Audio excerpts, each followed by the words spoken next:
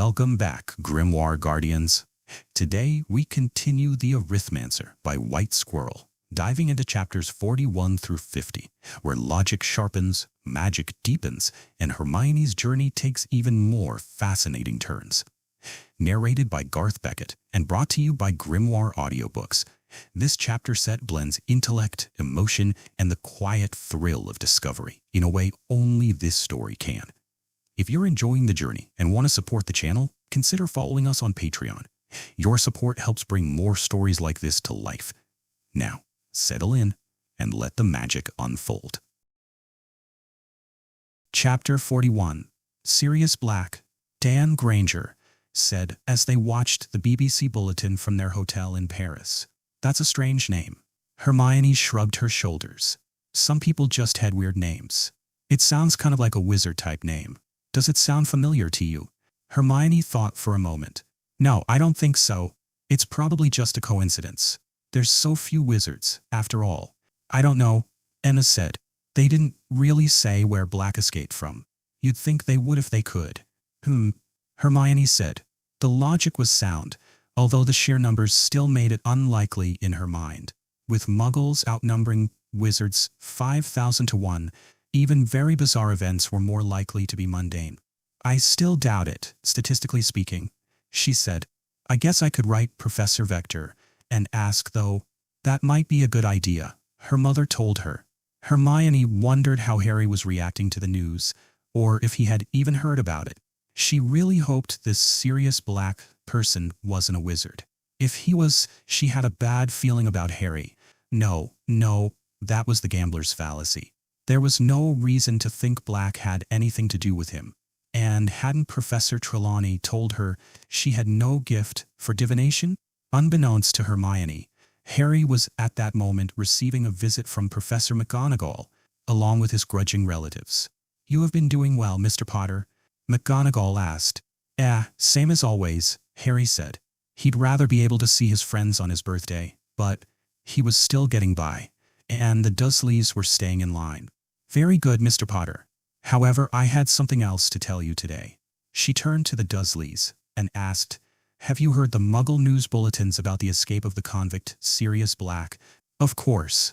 What? Uncle Vernon started, but his voice cut out, and he made a funny choking noise as the truth hit him. He's one of you? Aunt Petunia said in horror. I'm afraid so, McGonagall said. He was a particularly vile servant of he who must not be named. And is he going to be a problem here? Uncle Vernon said, threateningly. Professor Dumbledore assures me there is no danger here, McGonagall said coolly. I believe you're aware of the magical protections he placed on the house, Petunia? Harry spun around and stared at his aunt in surprise as she stood there, with her jaw hanging open. Uncle Vernon narrowed his eyes and glared at her suspiciously. They came with the boy, she snapped when she regained her voice. They're supposed to keep the bad wizards away from us, she whispered. Oh, well, fine, then, Uncle Vernon said, although he still didn't look too happy about having magic cast on his house. With that, Professor McGonagall turned back to Harry. Mr. Potter, Professor Dumbledore requests that you not leave the neighborhood until it is time for you to do your shopping and return to school, just out of an abundance of caution, of course. I apologize for the inconvenience. Oh, Harry said. Well, my friends are all out of the country until the end of summer, so I was going to do that anyway. I see. The professor felt a little better about that. I'm glad it could work out for you. Then, either I or Professor Vector will continue to come around to ensure there are no problems. Thank you, ma'am. This Potter, said Aunt Marge loudly, seizing the brandy bottle and splashing more into her glass and over the tablecloth. You never told me what he did? Uncle Vernon and Aunt Petunia were looking extremely tense. Dudley had even looked up from his pie to gape at his parents. He didn't work, said Uncle Vernon, with half a glance at Harry. Unemployed. As I expected, said Aunt Marge, taking a huge swig of brandy and wiping her chin on her sleeve. A no-account, good-for-nothing, lazy scrounger who he was not, said Harry suddenly. The table went very quiet. Harry was shaking all over. He had never felt so angry in his life. More brandy, yelled Uncle Vernon, who had gone very white. He emptied the bottle into Aunt Marge's glass. "You boy," he snarled at Harry. "Go to bed. Go on." "No, Vernon," hiccuped Aunt Marge, holding up a hand, her tiny bloodshot eyes fixed on Harry's. "Go on, boy, go on. Proud of your parents, are you? They go and get themselves killed in a car crash, drunk, I expect." Dong. Harry and Uncle Vernon both jumped, and Aunt Petunia nearly screamed. Harry was sure for a moment he'd exploded a clock or something with accidental magic, but the almost irrational rage and pressure were still there, unreleased. However, a split second later, they started to drain away as he realized the sound had, in fact, been the doorbell. Aunt Petunia, surprisingly, seemed to recognize the danger because she immediately said, "Get the door, Harry," to get him away from Aunt Marge. Harry didn't need to be told twice. He raced away to the front door, thinking, "Please be a teacher. Please be a teacher. Please be a teacher." He opened the door. It was Professor Vector. "Oh, Professor. Thank Merlin," he said, sighing heavily with relief. "I think I was about to do something I shouldn't." Vector immediately went on alert. "Why, Mr. Potter? What's wrong?" "My Aunt Marge is here," he whispered urgently. "She doesn't know about magic, and she's going on about how awful my parents were." "Well, who is it, boy?" Uncle Vernon demanded from the dining room. Harry thought fast. Social worker visit, Uncle Vernon," he called, thankful that Professor Vector was wearing muggle clothes. Her old-fashioned style might even help him in this case. "Social worker," a loud, boisterous, slurring voice called from the dining room. "I should like to meet the one who can handle a little beast like that." There was a loud, thumping sound of Aunt Marge staggering to her feet and stumbling down the hall. "Social worker," Vector whispered in confusion. "They told Aunt Marge I go to St. Brutus's Secure Center for Incurably Criminal Boys," Harry whispered back. Vector raised an eyebrow in surprise, but at that moment, Aunt Marge came around the corner. Faced with this large, beefy, mustached, and extremely drunken red-faced woman, Vector quickly drew herself up to her most imperious and intimidating pose. "Severus would be proud. Good evening, Ms." Vector started. "Marjorie Dudley," she hiccuped, not offering her hand. "Vernon's sister." "Pleasure," Vector lied. "Septima Vector, Department of Social Services," Uncle Vernon muttered. "Social Services, yes. I apologize for the late hour, but I needed to check on Harry, and things have been chaotic of late at the office. I can imagine if half of them are half as nasty as this whelp," Aunt Marge replied, poking Harry roughly. "I do hope the boy is being disciplined properly at St. Brutus's." Oh, yes, and thoroughly," Vector replied, suppressing an eye roll. "I might check into that if I were you. The boy is far too flippant about being beaten." "Beaten? There are actual muggle schools that still use beating?" "Well, he can get like that sometimes. You know the sort, they can talk big, but they're much different under pressure. You should have seen the thrashing he got last May for being out of bounds again. Couldn't even get out of bed until the next morning." Harry thought he saw a hint of a smile play across Vector's face. She might be enjoying this too much, he thought. "Well, tell them to keep it up. If you're lucky, maybe it'll sink in before he comes of age. It's about the only thing that will work on a troublemaker who's mentally subnormal." Vector coughed slightly. "Severus was the only teacher at Hogwarts who would testify to that. I was just telling Vernon and Petunia, it all comes down to bad blood," Aunt Marge continued. "Usually the mother. I should know. I see it all to time breeding dogs. The boy's mother was a bad egg. Did that woman just call Lily Potter a?" Vector thought, but she managed to restrain herself. "Mostly. Not this one," she said.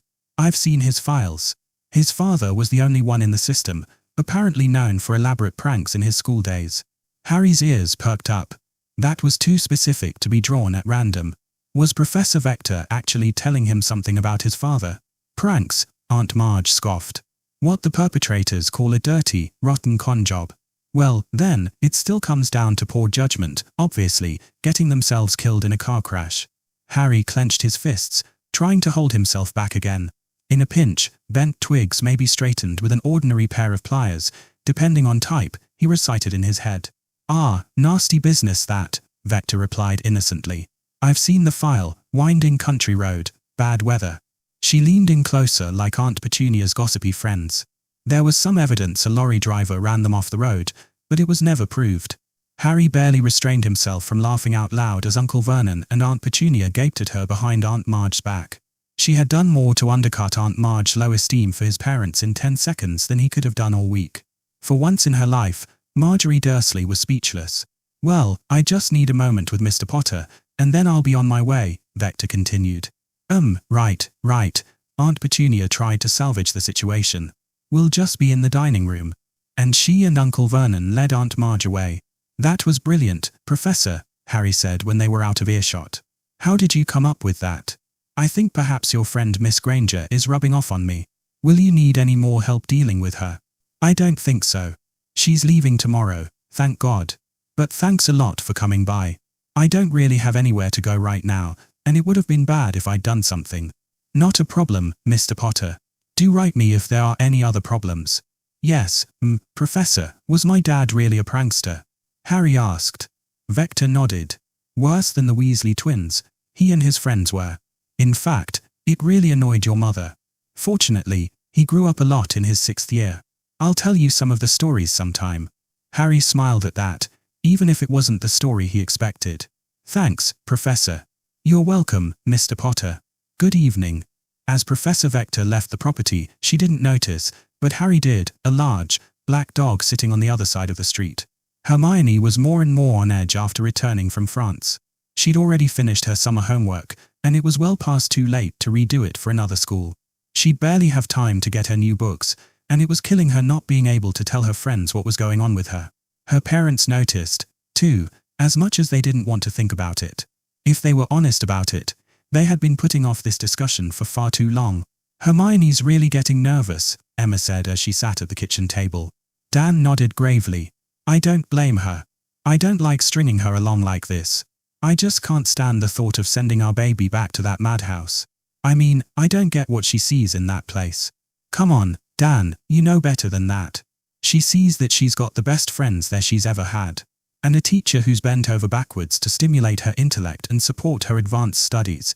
You know how hard we worked to get that for her in primary school, and she's finding a kind of strength there that, let's be honest, none of us ever knew she had." "Yes, by facing certain death 3 times, he exclaimed. "I know," Emma said soothingly. "I'm with you.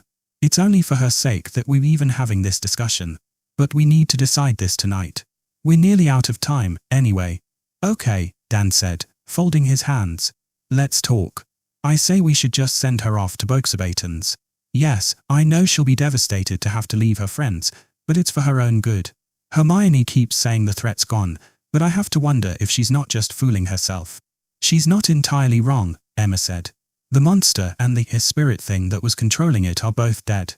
"Sure, and what'll be next time? Werewolves? Demons? What about this Sirius Black character?" Professor Vector said he was one of those pure-blood supremacist terrorists. "Even if the Ministry of Magic is providing security, I don't like it." That one was hard to refute. "I don't know," Emma said wearily.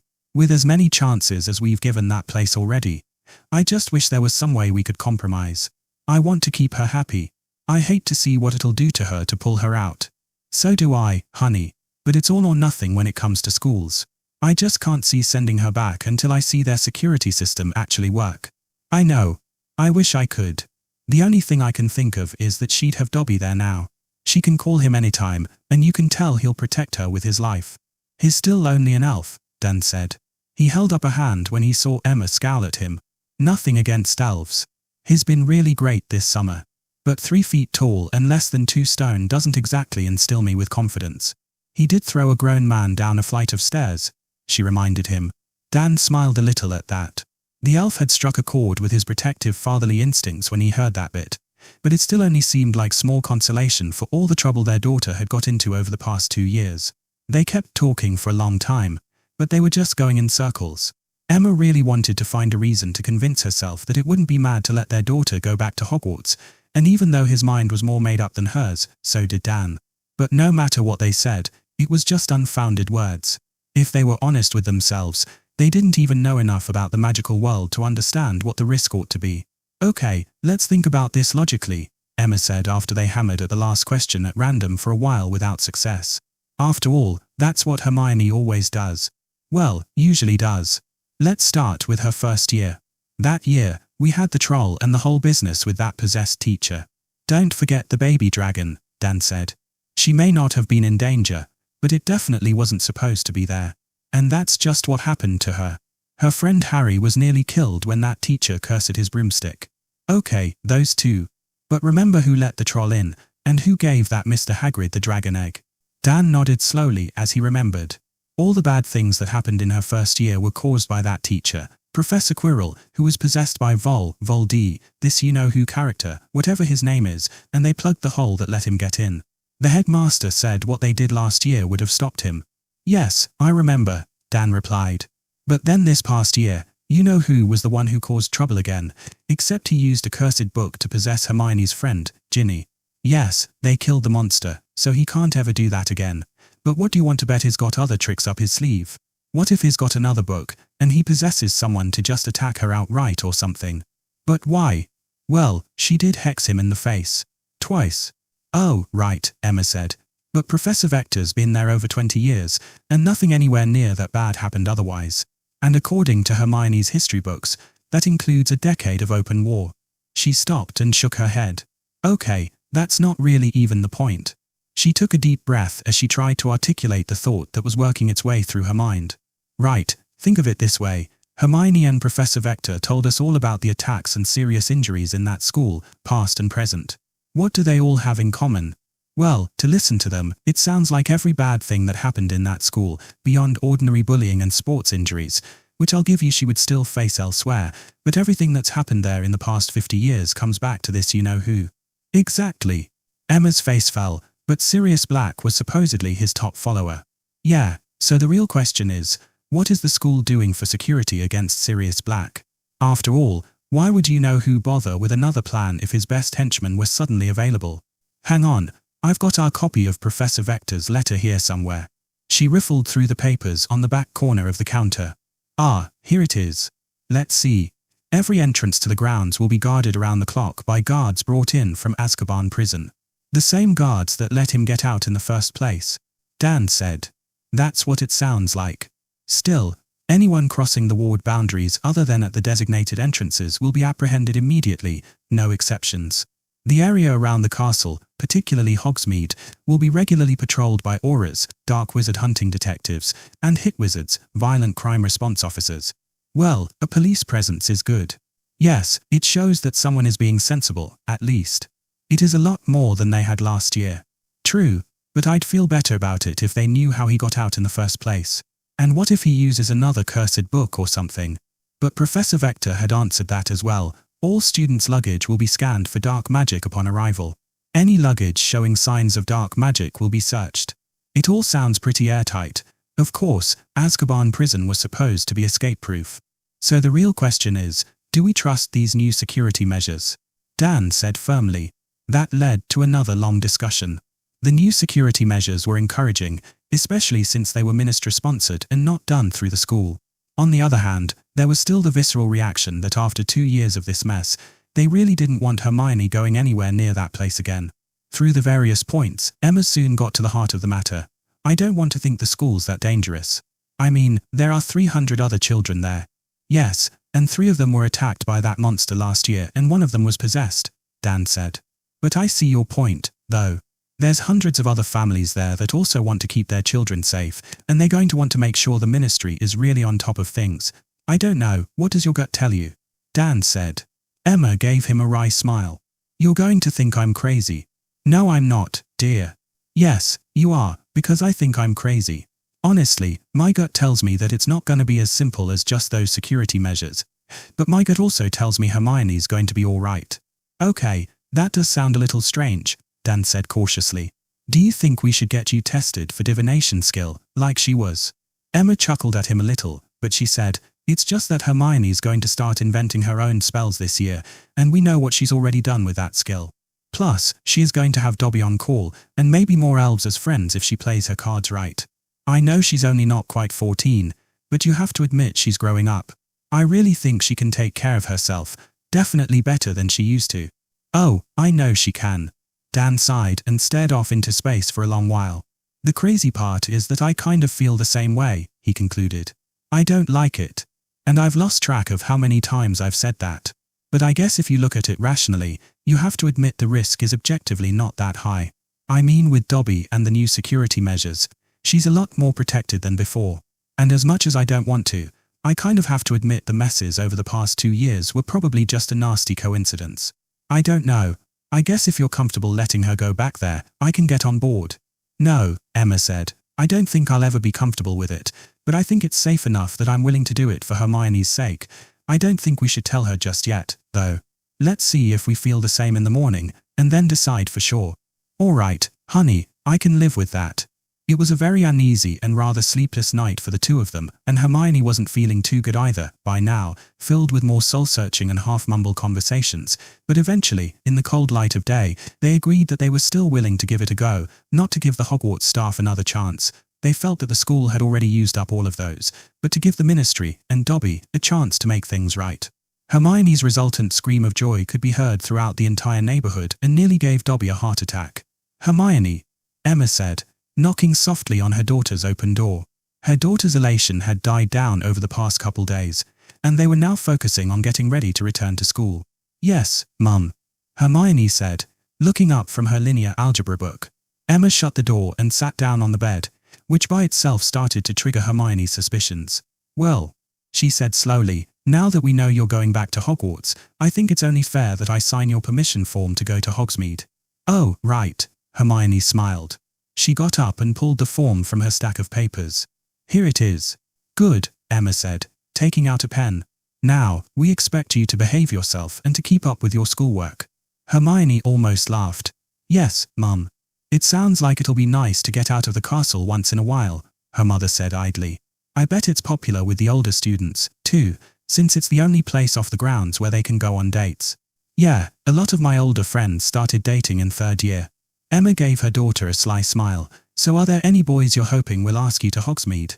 Mum, Hermione cried indignantly. I'll probably just be going with Harry and Ron. She honestly hadn't thought about either of them that way, or any other boy for that matter. Well, maybe Cedric. Well, you are nearly 14, dear, she replied coyly. You never know when some boy will catch your eye. Suddenly, Hermione's analytical mind put all the pieces together. She flopped back on the bed and covered her face, saying, Oh, no, you're going to give me the talk, aren't you? I'm sorry, Hermione, but it has to be done sometime. It's a rite of passage in every young woman's life. Mom, they give us all a seminar about all that before the first Hogsmeade weekend, she said. Emma was taken aback a bit at that. They do, she said in surprise. Yes, Alicia told me about it 2 years ago. It's basically the same as in the Muggle world. They want us to learn it properly before we learn it wrong from the older students. Except there are some things that Muggle-borns wouldn't know about. Like what? Emma said, feeling eerily like the tables had been turned. Hermione blushed deeply, but she tried to answer. Well, I've only heard this secondhand, but apparently accidental magic can happen in certain situations. And then they warn us about not abusing certain spells and potions. Despite her own embarrassment, she was a little pleased to see she made her mother blush a bit with that one. Does that happen a lot? She asked. I've tried to avoid the details, but with my roommates, I hear a lot of rumors. Anyway, and they also cover the incantation for the contraceptive charm. Emma choked in surprise. There's a charm, she said once she stopped coughing. Mom, do you really think wizards would go for thousands of years without inventing one? Hermione said flatly. Well, I didn't know how difficult it was. You've said that magic doesn't affect people as well as inanimate objects. It's not that hard. It's a simple barrier method. I could probably invent it myself after another year of Arithmancy. Emma blushed again, as did Hermione when she realized what she just said. And is it, effective? Emma asked. Hermione sighed. Mom, population growth in the wizarding world has been flat for centuries. Okay, I get it. But I still need to give you the talk, Muggle style. It's my duty as a mother. Fine, let's just get it over with. Hermione groaned. Fortunately for Hermione, Being raised by a pair of dentists meant that she was familiar enough with human physiology that the really embarrassing part didn't take long. After that, her mother really did have good advice about dating and relationships. True, she didn't think she'd be using any of it anytime soon, but she could agree it was good to be prepared. Professor McGonagall wrote Harry and told him that Professor Dumbledore recommended he not take the night bus directly to London, so as to cover his tracks a little more. Upon hearing this, the Grangers offered to give him a ride, so he took the bus to their house. Hermione answered the door and immediately hugged him. "Harry, it's good to see you," she said. "How have you been?" "Okay," he said. "The Dursleys weren't too bad this year, and I even got Uncle Vernon to sign my Hogsmeade form." "Oh, Harry, that's great. I was worried about that." "Yeah, me too. I think if Professor Vector hadn't shown up when she did, I would have either made him really mad or run away from home. Or both." Hermione frowned. She was afraid he'd have a rotten summer. She wondered again whether it had really been worth it to send him back to his relatives. Well, at least he was going back to school tomorrow for a hopefully normal year. "Anyway," he said, "so you convinced your parents to let you go back?" "Yes, or rather Professor Vector, Dobby, and I did. And even then, it's only because the Ministry's providing security. You've heard about Sirius Black, right?" "Uh-huh. I don't suppose your relatives care about you going back?" "Nope. They're happy to see me go, and I bet they'd be even happier if I didn't come back." "Harry, that's awful. You shouldn't talk like that." "It's still true. You all ready to go?" He quickly changed the subject. "Just about." Dobby was just. She was interrupted as the elf ran forward. "Harry Potter, sir." Dobby squealed, and he hugged Harry's legs.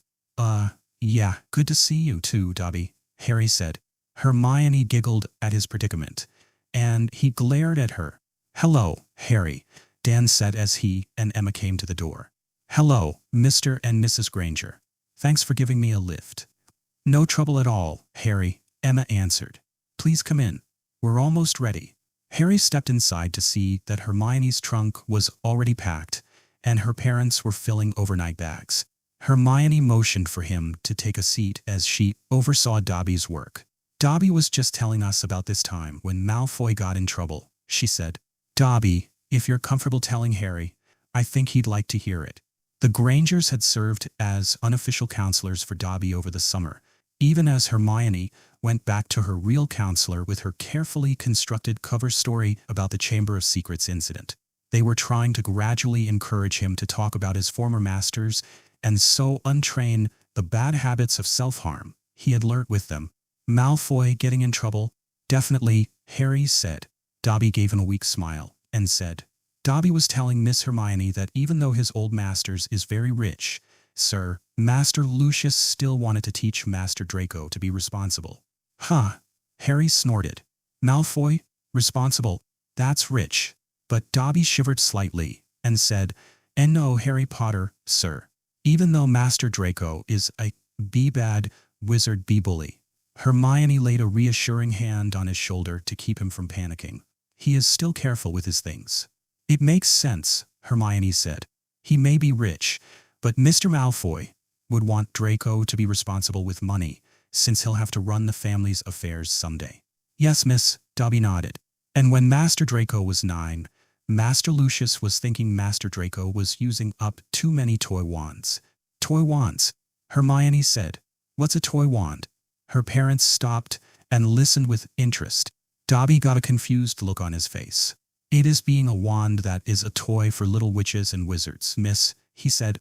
Hermione took a deep, calming breath and said, "I get that, but what do they do?" "They is only supposed to make lights and sparks, miss," Dobby said apologetically. "But Master Draco was casting real spells, and they was all burning out." Hermione's eyebrows rose into her hair. Her mind started spinning with the implications that meant for how spell worked, how magical artifacts worked, how real wands worked, and she let loose a flurry of questions. "Wait, they cast real spells? That's allowed? They're allowed to sell them? And they burn out? What does that even mean? Do you mean they burn out after a certain amount of use, like a light bulb? Or do they burn out if you put a certain amount of power through them, like a fuse?" "Oh, wrong person to ask." But do you know if they're made differently from regular wands? Dobby shook his head, sadly. Dobby is not knowing, Miss Hermione, but Dobby is thinking they would be, because they is sold as toys, miss. Hermione thought about that, and couldn't disagree. If they were sold as toys, they probably weren't traced by the ministry or anything like that. But that meant that they were toys that could, in principle, cast real spells. She sighed. Just another perk Muggleborns didn't have. We should see if we can find some in Diagon Alley, she told her parents. I suppose we can look, Dan said, cautiously, wondering what they were getting into this time. So what happened with Malfoy, Dobby? Harry asked, as his head stopped spinning from Hermione's tangent. Oh, Dobby is sorry, Harry Potter, sir. Master Lucius thought Master Draco was using up too many toy wands, and Master Draco blamed Dobby. But Master Lucius did not believe him that time because Dobby does not know how to use a wand, sir. Then Master Draco said he would do better if he had a real wand, but Master Lucius said he must learn to be responsible with toys first. Then Master Draco tried to use 3 toy wands at once so they would not burn out, sir, but they exploded and smashed Mistress Narcissa's favorite vase. Harry gasped with stifled laughter, but Hermione was confused. Couldn't she just use Reparo on it? She asked. Dobby shook his head. No, Miss Hermione. Master Draco had smashed Mistress Narcissa's vase before, miss, and the Reparo left cracks. Hermione remembered Professor Flitwick's warning that the repair charm worked less well with repeated use. Mistress Narcissa was very angry. She made Master Draco clean his room for a month and forbade Dobby from helping. The elf giggled conspiratorially. None of the humans thought it was quite that funny, but Hermione, at least, could see why an elf would think so. Once they finished packing, they got ready to go and loaded up the car. All right, Dobby, we'll be staying the night at the Leaky Cauldron with the Weasleys, so you can go on ahead to Hogwarts and get settled in there, Emma told him. Yes, Mrs. Granger, Dobby replied with bow. Dobby has been honored to work for the Granger family this summer. It's been good having you here, too, Dobby. We'll see you at Christmas. Oh, and if Sonia or any of the elves give you any trouble, let me know, and I'll try to straighten them out, Hermione added. Yes, Miss Hermione. Dobby nodded and popped away. You know, that elf's really grown on me, Dan said. Certainly handy to have around, Emma said, and really quite pleasant now that he's calmed down some. Harry only cautiously agreed. It was nice of Hermione to help him, but yeah, I guess he's pretty nice when he's not trying to jinx me. The ride to London went smoothly, except that Hermione kept extolling the virtues of Arithmancy to Harry, which made him start to wonder if he was getting in over his head. They met up with the Weasleys without mishap, and Ron was bursting to tell the both of them what a great time he'd had in Egypt, and to show off his new wand. Hermione tried to pay him back for the wand, but he refused, since the money came from their leftover lottery winnings. They got their books and other supplies, including copies of Spellman's syllabary and the Monster Book of Monsters for Ron and Hermione. Hermione couldn't see the usefulness of a book that tried to bite you and wondered whose idea it was to assign it. Harry also needed numerology and grammatica, while Ron needed home life and social habits of British Muggles, which Hermione thought looked woefully out of date. I'm so proud of you for applying yourself this year, Mrs. Weasley said. However, the group made one extra stop that day, at Hermione's insistence. After asking the Weasleys for directions, they quickly located Elvendork's enchanted toys. The toy shop, Ron said incredulously. What are you going there for? I wanted to get some toy wands, she replied. Toy wands? What you need toy wands for? You've already got a real one. I don't want them to use them, Ron. I want to experiment with them. That perked up 2 other sets of ears. Experiment, Fred and George said together. Yeah, figure out how they work, what they can do. It might give me some clues about real wands. Really? I hadn't thought of that before, said Fred. Do you mind if we, George started, join you with that? I guess if you don't destroy anything, Hermione said nervously. Us? Destroy things? Now what would give you that idea? It's just that Mum wouldn't let us get any, George clarified. After that little incident with Ron's teddy bear. Fred finished, and said they were a waste of money. George finished. I see, Hermione said, biting her lip. Now, Hermione, her mother said, your father and I exchanged some extra pounds to get you an early birthday present, but we don't want you spending a lot of money on toys, even if it's for experimenting. Didn't you say you'd like to get a pet? I do, Mom. I only want a galleon or so for this. Well, all right, let's see what they have then. They wandered around the shop and marveled at the wide variety of enchanted toys, from animated stuffed animals to building blocks that could be stuck and unstuck at will to make impossible structures. Finally, they found a rack containing a surprising variety of toy wands of different types. The cheapest were a sickle apiece and looked like ordinary wooden dowels from a Muggle hardware store, while the most expensive were a whole galleon and looked like real wands, except with few to no carvings. Those ones seemed pretty expensive toys considering a real wand was 7 galleons, toys for someone like Malfoy. After some cajoling and speculation on how much she could learn about wand making in general, Hermione convinced her parents to give her 2 galleons for her project, and she bought 1 galleon wand, 3 sickle wands, and 8 sickle wands. That way, she could try to take some apart and test others in different ways. She stacked up her purchases and approached the clerk. However, as he rang her up, she asked, so these toy wands aren't restricted by the restriction on underage sorcery? The clerk smiled and said, Muggleborn?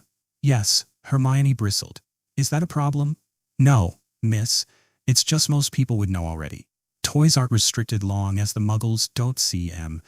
Oh, well, thank you. Do you know how they're made? I think about the same as regular wands, except with cheaper materials. And no, I don't know how the Ministry tells them apart. He guessed her next question. You'll want someone like Ollivander for that. Thanks, Hermione blushed. She checked her watch. Oh dear, I guess we don't have time. We still need to get to Magical Menagerie. Well, I'll figure out what I can on my own first. I'll go with you, Ron said. I want to get Scabbers checked out. He's been looking peaky since Egypt. He pulled his rat out of his pocket, and Hermione saw that he indeed looked thinner and more listless than usual. Come to think of it, Scabbers had to be getting pretty old for a rat. They walked back up the alley to Magical Menagerie.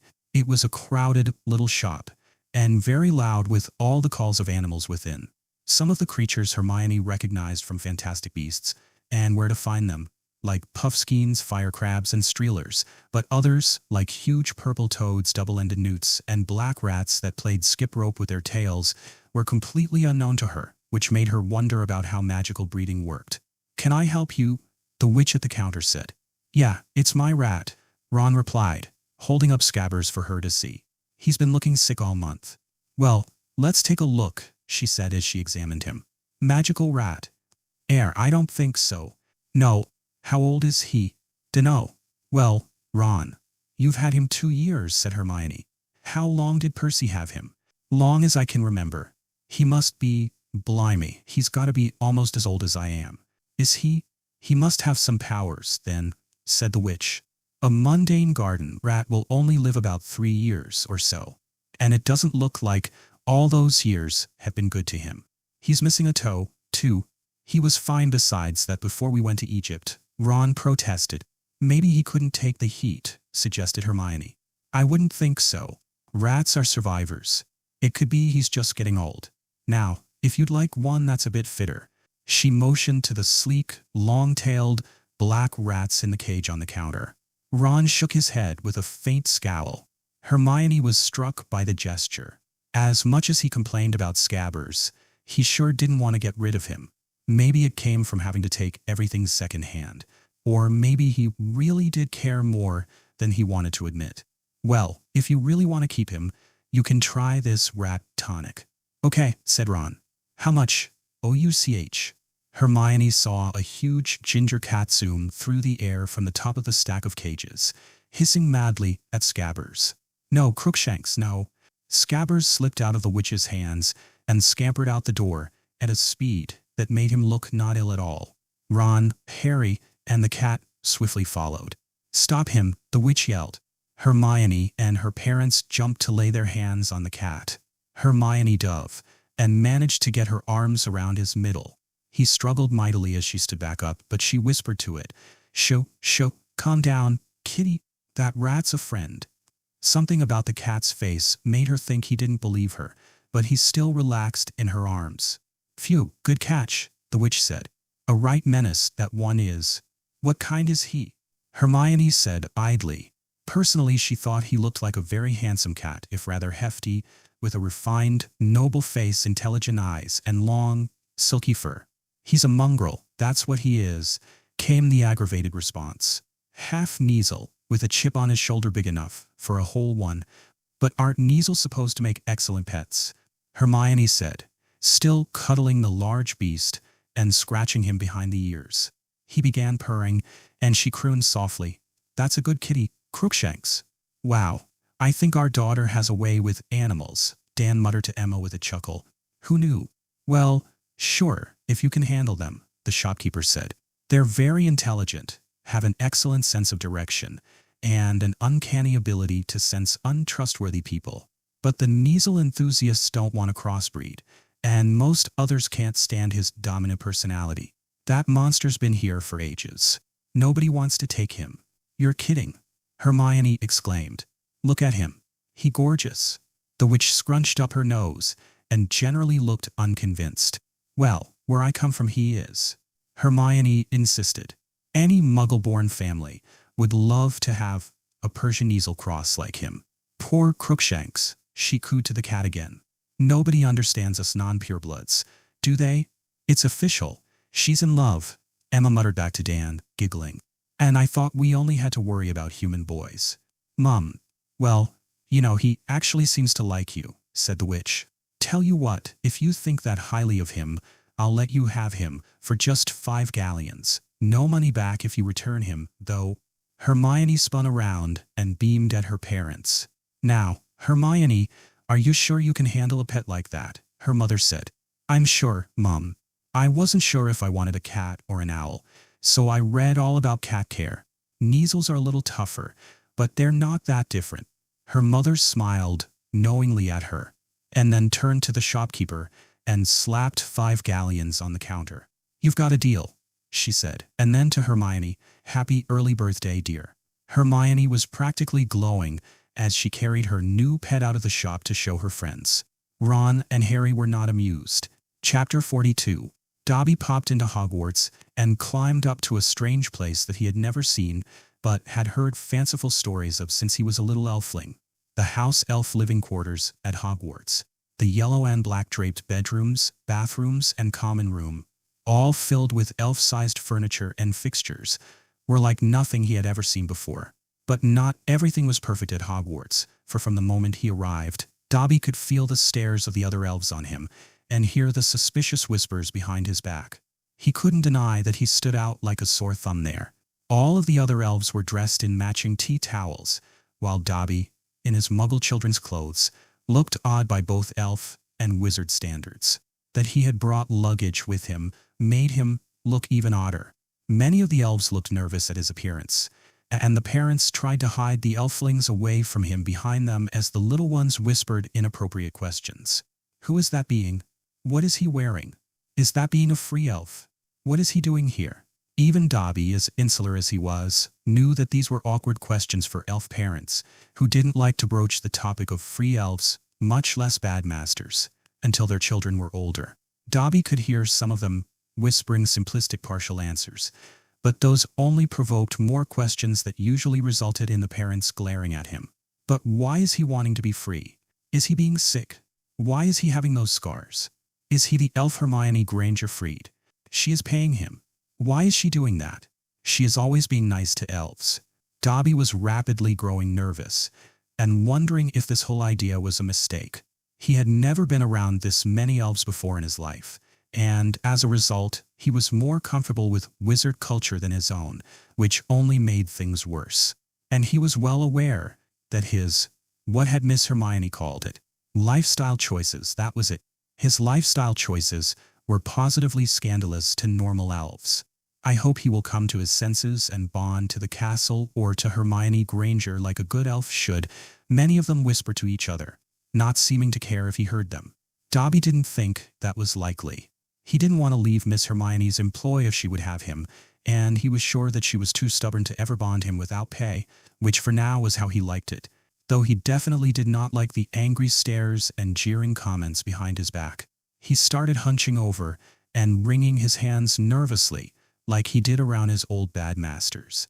Suddenly, a very old elf wearing an especially fancy tea towel came up to him, flanked by two more elves, one of whom Dobby recognized as Sonia, who glared at him with arms crossed. "You is Dobby?" the oldest elf asked. "Yes, I is Dobby," he said, forcing himself to stand straight again. "I is Florrie, the head elf," she replied, looking down her nose at him like a disapproving village elder. "Professor Dumbledore told me about your contract." She whispered the last word like a shocking taboo, which it really was to the elves. "You is reporting to me in all school business. I is reporting to Professor Sprout and Professor Dumbledore." "Yes, Madame Florrie. Dobby understands," Dobby replied. The title seemed appropriate for the proxy for the wizard masters of the school. "Your contract is saying you is not to work overnight shifts, so you is going to clean the boys' toilets in the dorms during the daytime shift," Florrie told him without further acknowledgement. "You is also to deal with all ambiguous clothes situations in the castle." Dobby noticed some smug nods from some of the other elves. It wasn't hard to work out that cleaning the bathrooms was the lowest-ranked job in school. He was sure he would have got the night shift, too, except that he needed to sleep at the same time as Miss Hermione, so he could come more quickly if she called him. And yet, he got the feeling that it would be helpful to them to have an elf around who could handle any clothes without consequence. "Yes, Madame Florrie. Tilly and Sonnet is helping you move in," she finished before turning around and hobbling away. "Hello, Tilly." "Hello, Sonia," Dobby told the other two elves. "I is Dobby." "I know you are," Sonia replied with an icy stare, looking only slightly mollified by his use of her nickname. "Is Hermione Granger being well?" "Miss Hermione is being very well, and she is very happy to be coming back to Hogwarts tomorrow," Dobby told her. "That is being good." Hermione Granger told Sonia to be nice to Dobby, so Sonia will be nice, but Sonia is still thinking Dobby is a sick elf and should not be giving Hermione Granger wrong ideas about elves. "Miss Hermione knows that Dobby is not like other elves, Sonia. She is not having wrong ideas," he defended her. Miss Hermione had told Dobby that Sonia was her best elf friend at Hogwarts, so it wasn't hard to guess that part of Sonia's dislike of him was jealousy, but he was still determined to be nice to the younger elf, for Miss Hermione's sake. "Please be following Tilly, Dobby," Sonia's grandmother interrupted. She also looked a little disapproving, but she was being more formal and polite than the other elves. "Your room is being this way. Have fun at school, Hermione, and stay out of trouble," Emma Granger said as she saw her daughter off for the new year. "Yes, Mum. And take care of yourself," Dan added. "We know this is going to be a harder year for you, and we don't want you overworking yourself like you did in your first year." "Me neither, Dad, but I've got Ron and Harry and Professor Vector to keep me in line. I'll be fine." "Okay, good luck, Hermione. We love you." "I love you, too." She hugged her parents and boarded the train, following Ron and Ginny into the car. She looked around for Harry, but Mr. Weasley seemed to have pulled him aside for a last-minute conversation. And it really was last minute. She felt a lurch as the train started to move. "Harry," she yelled at the same moment. Mrs. Weasley called to him, and he came running up to the edge of the platform. Ron held the door open, and she and Ginny grabbed him by the arms and pulled him inside. "Phew, that was close, Harry," she told him. "You wouldn't want to have to take the night bus again." "What was that about?" "I need to talk to you in private," Harry muttered to them. "Go away, Ginny," said Ron. "Oh, that's nice." Ginny turned to leave in a huff. Remembering her promise to be a better friend, Hermione stopped her. "Ron, don't you think that should be Harry's decision?" she said. She looked pointedly at Harry. Harry turned to face Ginny and seemed to think for a moment. "Ginny, you can stay," he concluded. "Thank you, Harry," Ginny said sweetly, blushing as usual. "Come on, Harry, really?" Ron complained. "She's my friend and your sister, Ron. She might as well find out, too." "Let's find a compartment," Hermione said, defusing the situation. Only the very last compartment on the train had enough room for the four of them. Surprisingly, the sole occupant of the compartment appeared to be the new defense professor. That put Hermione on alert considering how the last 2 defense professors had turned out. But no, that was the gambler's fallacy again. Oh great, now she was turning paranoid. In any case, Professor R.J. Lupin looked more sick than evil. He was fast asleep next to the window, even though it was the middle of the morning, and he looked pale and thin. That his robes had been patched in several places was even more telling. That meant they'd been magically repaired so many times that the charms wouldn't stick anymore. He must not have bought any new clothes for years for some reason. Hermione remembered that Lockhart had been the only person to apply for the defense job last year. Had things got so bad that Dumbledore had to hire a homeless man to teach? That didn't bode well. Anyway, Ron said, turning to Harry, "What did you need to tell us?" Despite no one being around awake at least to listen in, Harry automatically leaned in as he spoke. "Last night at the Leaky Cauldron, I overheard your parents arguing." He motioned to Ron and Ginny. "Well, that's not new," Ron said. "Sure," Ginny told him. "They were arguing about whether to tell me something." Harry continued. "Your dad wanted to tell me what's really going on with Sirius Black, but your mom thought it would scare me too much, as if facing Voldemort twice weren't scarier than that." Ron gasped at the sound of the name. Ginny choked a little, but kept it together better. "Honestly, Ron," Hermione muttered. "What's going on with Black, Harry?" "Well, for one thing, nobody knows where he is. No one's seen him, and no one knows how he broke out of Azkaban. But there's something else. Before he broke out, Black was talking in his sleep. He kept saying, 'He's at Hogwarts. They think Black's coming after me.'" "Eep." Hermione clapped her hands over her mouth in horror, then collected herself and slowly lowered them. "Why is it always you, Harry?" she asked. "I've been wondering that myself," Harry grumbled. Ron looked thunderstruck at the revelation. And Ginny, poor Ginny who was relatively new to this business, was trembling and staring at Harry in horror. "Oh my God, Harry," she said breathlessly. "No one's ever broken out of Azkaban before. And now he's after you? What are you gonna do?" "It'll be all right, won't it?" Hermione said, trying to convince herself. "I mean, the Ministry is providing security, right?" "I don't know," Harry said. "Mr. Weasley said Dumbledore doesn't really like the Azkaban guards." "Why wouldn't he like them? If they keep the schools safe, I guess they're kind of a bad sort or something." He didn't explain. "Well, still, they've got to be some good," Hermione said nervously. And I think Dobby will be able to track you at school. I'll ask him, so you can call him if you need help." Thanks. I think. There was something else that was strange, though." He turned back to Ron and Ginny. "When your dad talked to me before I got on the train, he made me promise not to go looking for Black." "Huh? What? Why would you go looking for someone who wants to kill you?" Hermione asked. "That's what I said," Harry answered. "You'd have to be a total nutter to do that," Ron exclaimed. "I mean, he was you-know-who's second in command, for Merlin's sake. You know, that's a little odd, too." Hermione said, "I noticed something in my reading. People talk about Black being Voldemort's second in command." Ron and Ginny flinched again, but she ignored them. "But in The Rise and Fall of the Dark Arts, it says he didn't really lead any attacks until the night your parents died, Harry. It sounds like he showed up out of nowhere and tried to take over after Voldemort disappeared, more like a sleeper agent than a second in command." "Sleeper agent?" Ginny asked. "It's kind of like a double agent, someone who pretends to work for the other side, but turns around and openly attacks them from the inside when they receive a certain signal.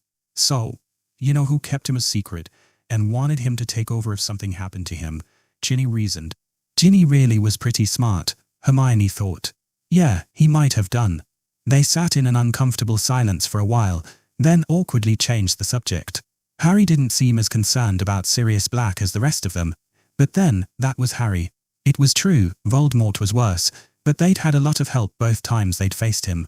Hermione could only hope that Harry's luck was better this year, especially if Black really was coming for him.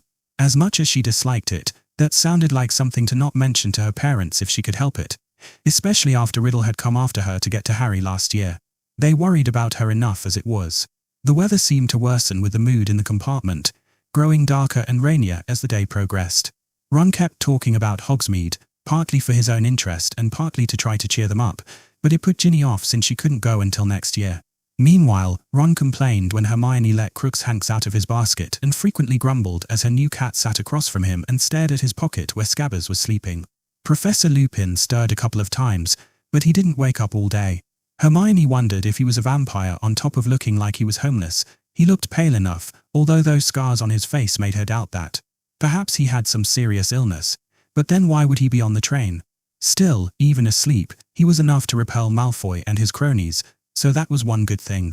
Night fell, and the rain seemed to grow colder and ominous, almost as if the chill and wet was seeping into the compartment.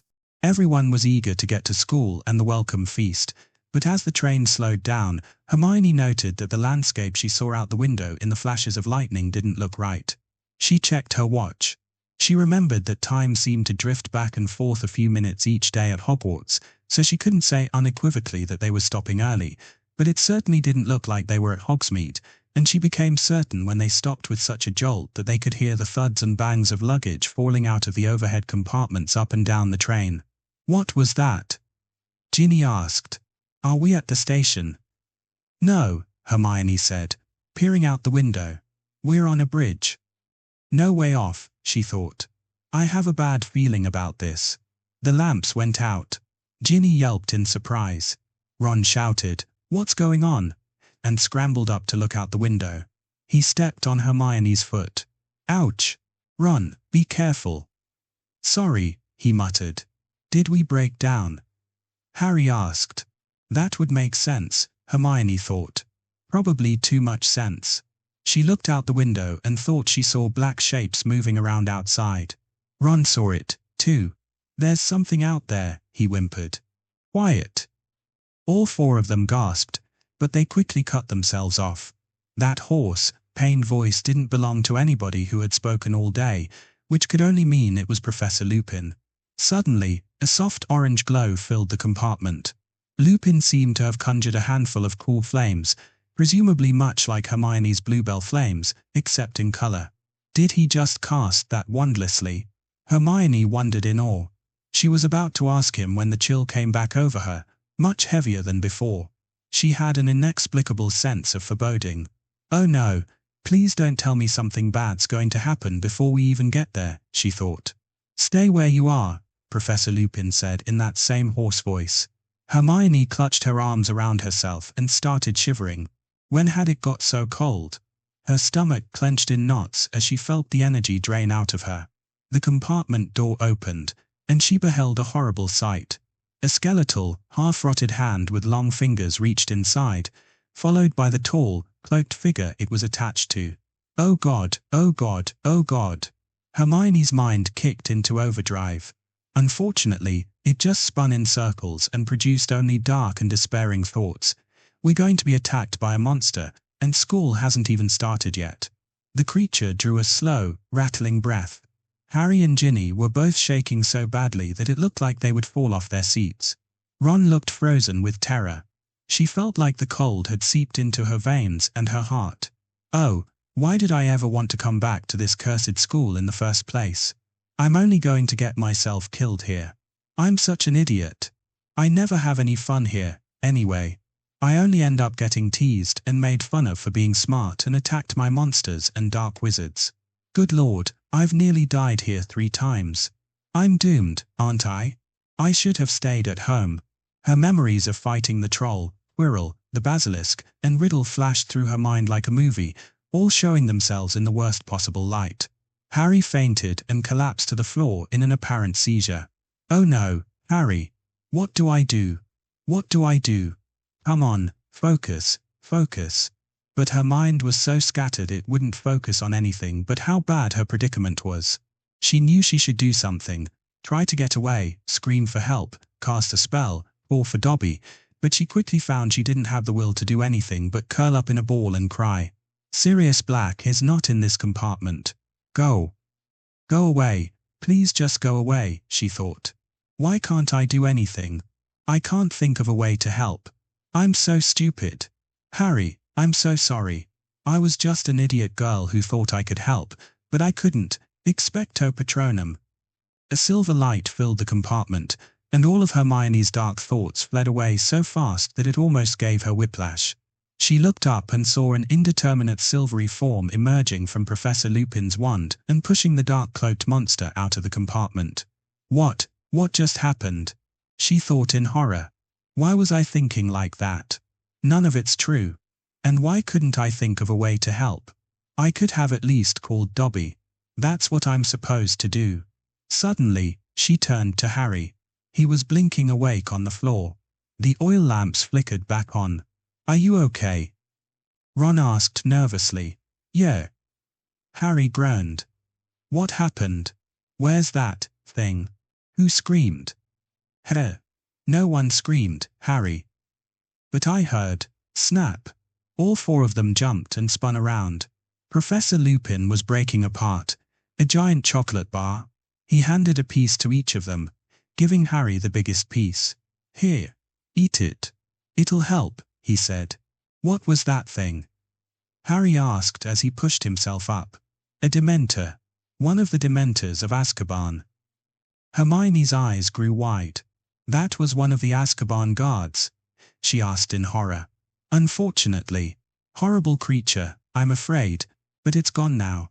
I have to talk to the driver. Eat the chocolate. It'll help. He quietly slipped out of the compartment. What happened? Harry said with a quaver in his voice. Hermione didn't think she'd ever seen him like that before, and his hands were still shaking. So were her own, now that she noticed it. You looked like you were having a seizure, Harry, Hermione said. Her voice felt weak, like she hadn't spoken in days. She heard a sniffling sound and turned to see Ginny curled up in the corner, sobbing. Hermione slid over and put her arms around the younger girl. Ginny shuddered and pressed herself close against her chest. I was so scared. Ginny spoke even more weakly than Hermione did. Everything went dark and cold and... She trailed off, unable to say more. Did any of you faint? Harry asked worriedly. No, nobody fainted. Ron said slowly, but I felt awful, like I'd never be cheerful again. Never be cheerful again. The thought struck Hermione, and she set her analytic mind to the experience and ran through her symptoms, whispering under her breath. Feeling of hopelessness, negative view of things I enjoy, loss of energy and motivation, loss of concentration, feeling of worthlessness. Oh Merlin, she exclaimed loudly. I think I just had a depressive episode. What were they thinking bringing those things here? None of the others had an answer to that. Absent-mindedly, she bit into her piece of chocolate and was stunned to feel the warmth flow back into her limbs. Wow, that's almost too stereotypical, she thought, but what she said was, that really helps. Ginny. She steadied Ginny's hand to take a bite. The little redhead immediately relaxed and slid away, albeit slightly. Even close, she leaned in and whispered in Hermione's ear, Hermione, I heard Tom. What? Hermione gasped, barely keeping her own voice to a whisper. I heard his voice. I remembered everything he made me do. It's okay, Ginny. It's gone, now. I don't get it, Harry spoke up. Why did it do that? And why was I the only one who fainted? I wish I knew, Hermione said. I do hope there's pudding tonight, the little blonde-haired girl said. Luna Neville thought her name was. He had tried to strike up a bit of a conversation with her, since Harry and his closer friends had gone off to do their own thing. But it was really uncomfortable with everyone else in the compartment calling her loony and conspicuously ignoring her. Yeah, Neville replied awkwardly. They always have just about everything at the welcome feast. No one had a chance to say anything more as the train jolted to a halt and the lights went out. Neville. Luna said nervously. I don't like this. I think there might be an umgubula/kilter coming on board, or a swarm of aquavirius maggots. The compartment door was forced open by a skeletal hand. Eek! Or a Dementor, she squeaked. Everyone in the compartment cowered back in fright. All of them were coincidentally purebloods, so they all knew at least basically what a Dementor was. Neville felt dizzy. He became vaguely aware that he was shaking badly and sinking to the floor. Somewhere, a high-pitched voice cried, Mummy, no. But that was the last thing he heard clearly because his ears began to ring with distant screams, horrifying screams, the screams of a man and woman in unimaginable agony that shut out everything else. Screams that, he only fully realized now, had haunted his dreams for the past 12 years. And then it was over. The Dementor left the compartment, and the screaming faded. Neville came to his senses on all fours, panting heavily. Slowly, he began to feel normal again, except for a strange pain in his hand. He looked over and saw the cause. Luna was lying on her side beside him, shaking, with tears in her eyes, and gripping his hand so tight in her own he was sure he'd sprained a finger. With difficulty, he pulled both of them back into the seats and wrapped the trembling girl in a hug. It was far more than he'd ever expected of himself around a girl, but it came naturally to him, as someone who had weathered similar storms. "Sure, it's okay," he whispered. "It's gone, now." "Oh, got a soft spot for Loony, do you, Longbottom?" a particularly disagreeable older Ravenclaw girl said, even as she still looked shaken herself and trying to dispel her own fear. "Shut the hell up!" Neville shouted, surprising himself again. He started to withdraw into himself at his own outburst, but he still managed to stammer out, Be thankful you don't have any memories this be bad." That sufficiently cowed the girl that she didn't say anything more. The sorting was quick, noting to write home about, although Hermione did notice one of the new Gryffindors, Romilda Vane, whispering to people who pointed out herself and Ron to her, presumably as Harry's friends, and she sent them a bit of a creepy look. Harry himself had been dragged off to the hospital wing over his protests for treatment for severe Dementor exposure. However, Professor McGonagall and Professor Lupin both assured her he would be fine. Hermione had felt the dark, brooding thoughts come back to her again when they passed a pair of Dementors coming in the castle gates. "Why did I ever come back here again?" her mind repeated. But whether because she recognized the depressed thoughts this time or because she wasn't as close to the Dementors, they didn't affect her as strongly. Even so, what kind of horrible creature could hijack your emotions like that? And what was the ministry thinking putting them around the school? That couldn't be good for the students. She said as much to Professor McGonagall when she escorted Harry, but she just replied, "The ministry believes that they are the best way to keep the school safe." Suddenly, her claim to her parents that the ministry would be on top of things was starting to ring a bit hollow. "What did I miss?" Harry said as he sat between Hermione and Ron. "Just the sorting," Ron said. "Nothing big." "Look, Professor Dumbledore's going to say something," Hermione said. Professor Dumbledore stood up and addressed the school before the meal, in contrast to his usual custom. He looked more somber than normal, and his first announcement was equally serious. "As you will know from their search of the Hogwarts Express, Dementors from Azkaban prison have been placed around the school as a security measure. They are stationed at every entrance to the grounds and will also intercept anyone attempting to enter or leave by an alternate route. I know that this decision has been controversial with a number of families, but I can assure you that this move has been fully sanctioned by the Ministry for your protection." Just like Harry had said, Hermione didn't think he looked too happy about the whole business. However, Dumbledore continued, his tone turning a couple of notes darker. "I must impress upon each and every one of you that Dementors are not creatures of nuance. They perform the task they are given, no more, no less. They do not differentiate between degrees of harm or disobedience, and they are not swayed by pleading or excuses. They are also not fooled by tricks or disguises, or even invisibility cloaks. Dementors are extremely dangerous and should be treated as such, and all of the staff will help to ensure that no student runs afoul of them." So they're half demon and half Terminator, Hermione thought. Got it. Still shaken by her ordeal, Hermione really needed a good night's sleep. She had applauded appropriately when Professor Lupin was announced as the new defense professor, and she and her friends got a big surprise when Hagrid was named the new Care of Magical Creatures professor, but her heart really wasn't in it for the feast that night. She felt much better in the morning, though. The trio made it to breakfast with only some brief trouble from Malfoy, and he was quickly forgotten as they dug into their food and Professor McGonagall handed out their timetables. Once again, McGonagall had been able to manipulate the class schedule to accommodate Hermione. She quickly noted that her fifth-year Arithmancy class was on Monday and Wednesday mornings before turning to her friends. "What's your first class, Harry?" she asked. "Arithmancy." "Excellent. I'm sure you'll do well. What about you, Ron?" I've got Muggle studies, he said, giving her his "what did I let you talk me into? Look, you." "Free period," Hermione said with annoyance. "First day, honestly." "You should have taken divination, Hermione," Lavender insisted from down the table. "It sounds like a lot of fun." "I told you," Professor Trelawney said. "I don't have the sight. And, anyway, I think I'll be better off with arithmancy.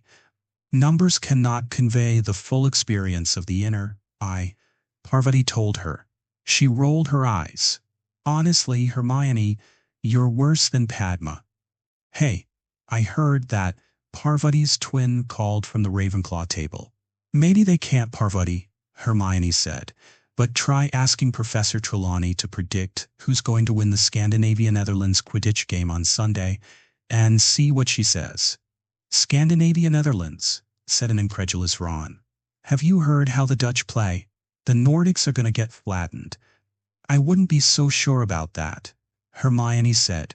"Most of the Quidditch pitches in Scandinavia are up in the mountains, and the game will be held at the Group C arena in Switzerland, so they'll have the advantage of being used to the altitude. Also, while the Dutch have been playing a good game all year, their best chaser, Van Brudel, is out with an injury, and the admittedly limited numbers suggest that she's more of a linchpin than most people seem to think. And I know the Nordics' own chaser line is lackluster, but their defense is consistently good. So, under the circumstances, I'd peg them as the favorites to win." Half the table was staring at Hermione by the end of that little speech. Lavender and Parvati glanced at each other in surprise, and then back at her. Ron was looking at her with something like awe. "Bloody hell, I didn't even think about the altitude," he said, "but blimey, since when do you even follow Quidditch?" "You've been talking about the World Cup so much. I thought it would be an interesting statistical exercise," she replied as she looked about nervously. "More importantly," Fred jumped in from behind her, making her flinch, "do you seriously think the Nordics are going to win, even without Van Brudel on the pitch?" "The Dutch are a tough act to beat, including their other chasers," George added. "I know, but I still think the Nordics are favorites. Van Brudel's flying may not be as flashy as the others, but if you look at the numbers for some of the specific plays, it's pretty clear she's the anchor of the squad." "You know, I think you might be on to something, Hermione," Ron said, looking lost in thought himself, probably thinking about the strategies involved. "I don't know, Ronikins," Fred told him. "I'd say it's just as likely our little Hermione's gone round the twist." "Well, she's always been a little off, Fred," George added.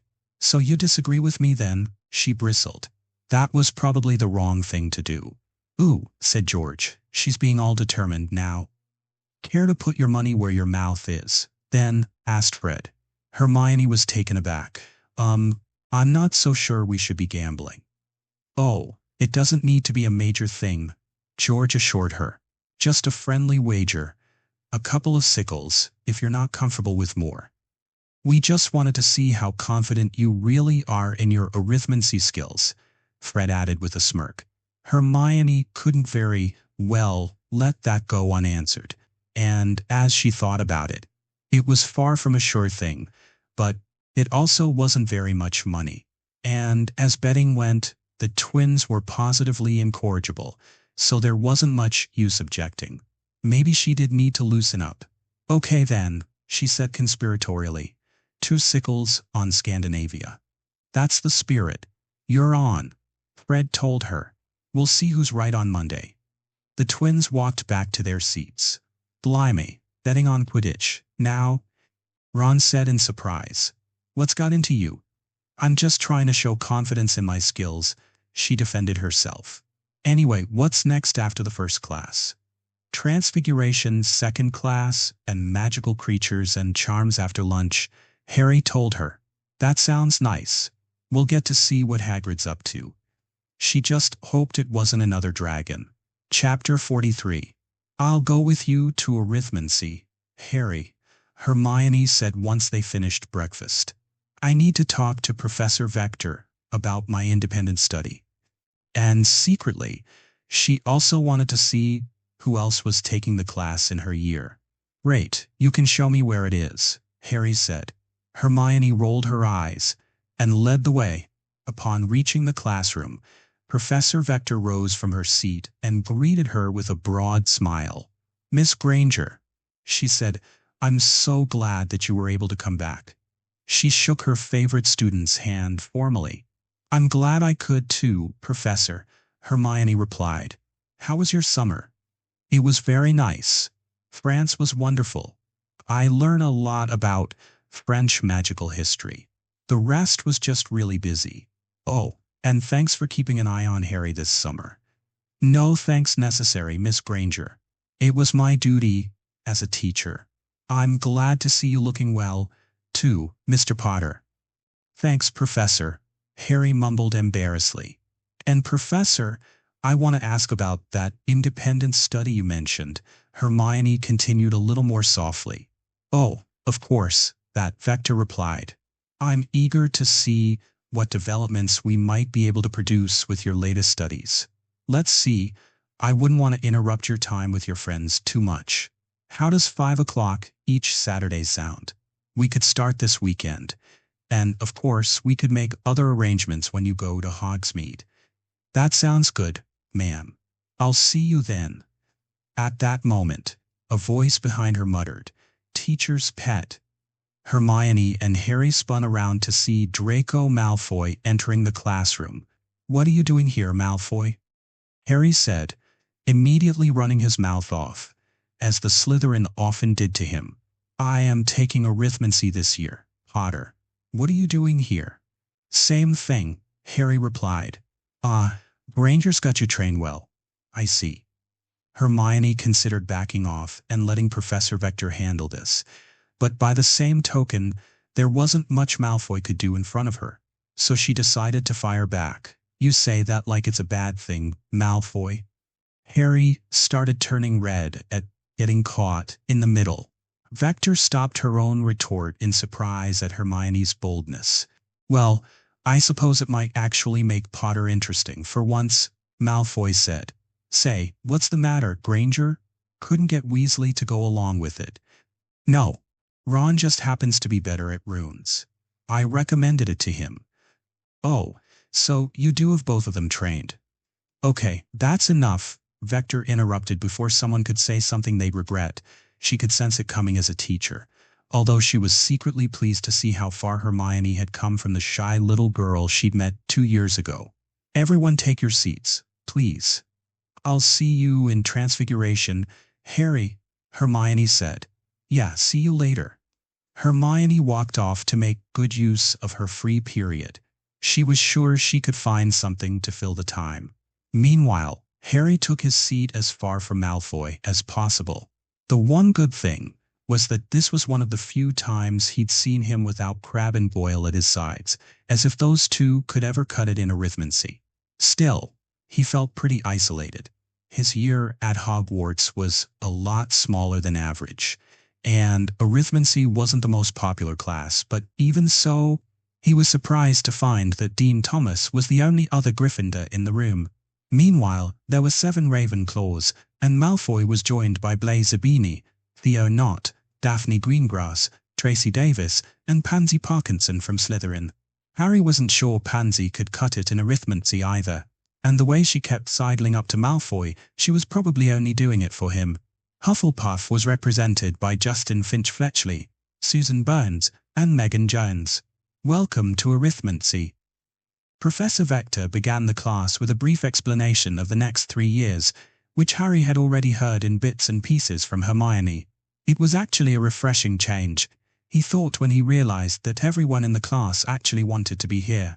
There were always a few, even Ron in his worst moments, who didn't particularly care for the required classes. However, Harry was the only one who was prepared for Vector's introductory quiz to see how good at maths they were. Most of the class groaned when she announced it, and he noticed that Malfoy grimaced in anger when she explained how Muggle-born students often did better on it than purebloods. Harry wasn't sure how well he would do himself. He hadn't been bad at maths in Muggle school, but he was out of practice, although Hermione had been trying to coach him for the past couple days. However, when he looked over the parchment and started solving the problems, he realized that it actually looked pretty easy. No, scratch that. Only the beginning was easy. Hermione might have been able to do this in her sleep when she was 9, but for mere mortals like him, the harder questions quickly escaped his grasp. On the other hand, he noticed Malfoy and the other Slytherins growing frustrated even faster than him. Maybe this wouldn't be such a bad class after all. Ron had a very different experience walking into Muggle Studies class. Officially, there was enough interest in Muggle Studies to justify splitting it into 2 sections, like the core classes, but his section was tiny. It was supposed to be the Gryffindor-Slytherin section, which was scheduled opposite Arithmancy because of the chronically low interest in Arithmancy in Gryffindor and the chronically low interest in Muggle Studies in Slytherin, but it didn't look much like it.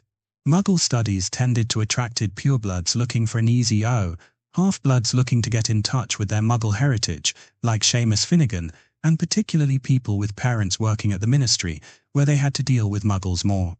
Ministry work often ran in families. That was probably the only explanation for the lone Slytherin in the class, Elizabeth Rincorn. Her father worked at the Ministry in the DMLE somewhere. There was also one Ravenclaw and one Hufflepuff whose regular section, Ron overheard, conflicted with ancient runes. Apparently, scheduling electives was more complicated than anyone let on. Probably a job for someone like Hermione. Charity Burbage was a middle-aged witch with a bit of a tired face and scruffy hair that had once been red, but was now a faded tan. Only her eyes, which were prominent and a deep forest green, looked lively and spirited. She was a pureblood, as everyone knew and joked about at times, and which made Hermione skeptical about the quality of instruction in her class, but no one could deny she had a passion for her chosen subject, much like Ron's dad. "Good morning," Burbage said happily, "and welcome to Muggle Studies. I know this course may be a little off the beaten path for some of you," she nodded at the small size of the class, "but I hope that each of you will find it as fascinating and informative as I have. The most important goal of this class, as per the official curriculum, is to be able to interact with Muggles comfortably and without raising their suspicions. Naturally, this means that we will focus a lot on the differences between us. Muggles wear different clothes than we do, read different books, listen to different music, have a different history and culture, and, of course, use electricity instead of magic." "Oh, so that's how it's pronounced," Ron thought.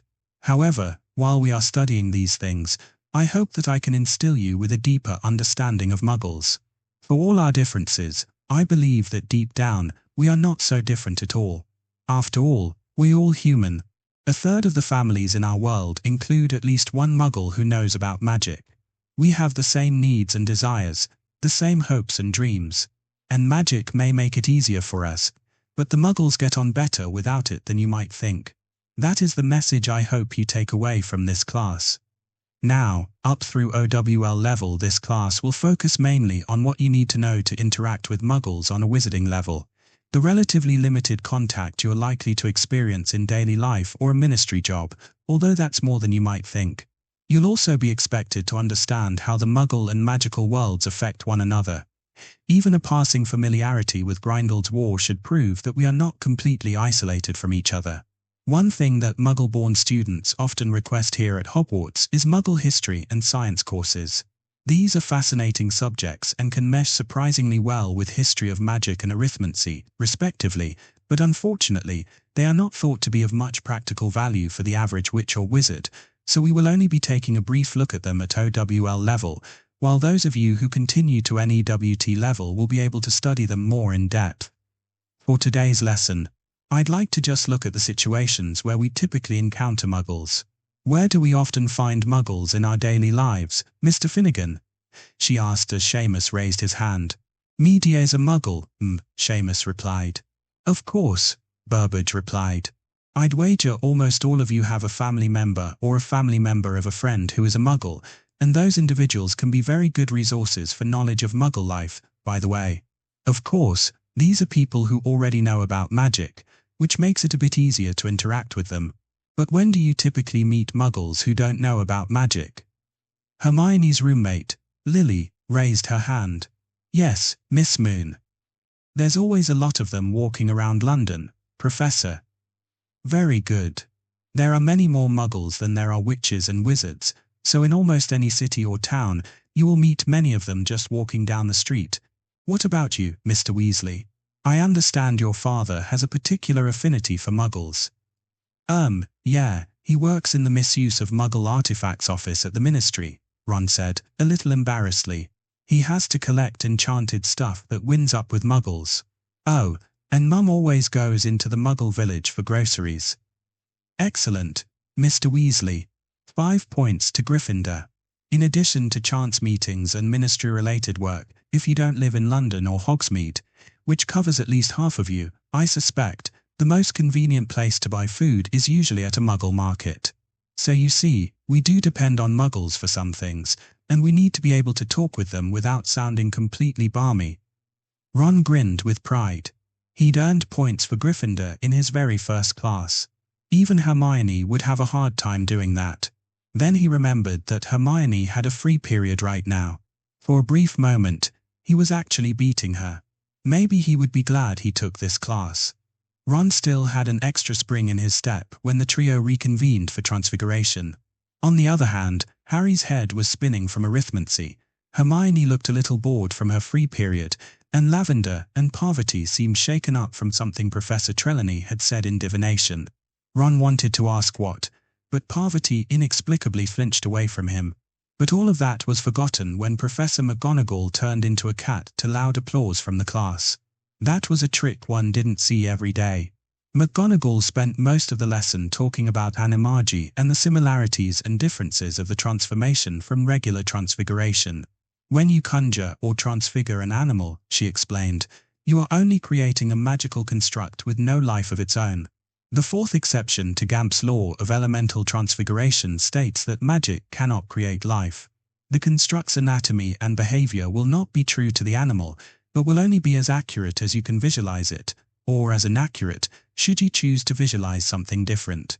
If you were to dissect such a construct, you would find that its internal anatomy would be wrong and often non-functional. However, I do not recommend doing this. The results can be disturbing. Disturbing? Hermione thought. Now half the class will want to do it, mostly the male half, and me, just to figure out what it means. On the other hand, knowing more about anatomy than most wizards, she could probably get it more accurate than most. Although she turned a bit green when she realized she could also more vividly imagine all the disturbing ways it could turn out wrong. Maybe that's something better left to Fred and George, she concluded. The animagus transformation is different, McGonagall continued. It preserves life, changing one living thing to another. And just as a real cat knows how to be a cat, so does my animal form, because that is part of its innate life, so I do not have to know the precise anatomy of a cat to achieve it, although it helps to be very familiar with one's animal form, especially when starting out. It was very interesting material, but by afternoon, Hermione was getting antsy for some practical instruction. Care of Magical Creatures promised just that, as anything Hagrid came up with was likely to be very hands-on, maybe a little too hands-on, knowing him. Unfortunately, they had the class with the Slytherins, including Crabbe and Goyle this time, who was still mocking at Harry for fainting on the train yesterday and also didn't look too impressed with Hagrid as a teacher. Hermione, Ron, and Harry, however, all waved to him happily as they approached his hut. He winked at the three of them before leading the class onward to a paddock the edge of the Forbidden Forest. Got a real treat for ye today, Hagrid told the class. Everyone gather round the fence here, and open your books to page. How? Draco Malfoy interrupted with annoyance. Hagrid. Hermione said softly. She held up her copy of the Monster Book of Monsters for him to see. It was bound with spellotape and was growling and shaking in her hands. Everyone else's books were bound, too. Harry had wrapped a belt around his, while others squished them between other books or clamped them with binder clips. Yeah mean, none o' yes been able to open your books. Hagrid said disappointedly. Ye've ye got to stroke the spine. Here, lemme see that, Hermione. She handed over her book, and with one swift motion, Hagrid ripped off the spellotape and ran a finger down its spine. The book shivered once and lay open limply. No, that's not creepy at all, Hermione thought. Oh, so that's how you do it. Malfoy drawled. And here I thought part of the class was gonna be training our books not to bite our hands off. Well, Hagrid stammered. Lemme just get the magical creatures, then. Hermione sighed. Hagrid looked like he was trying to be funny, but his sense of humor left a lot to be desired. God, this place is going to the dogs, Malfoy groaned. I thought this would be a good class. Wait till my father hears about that oaf teaching.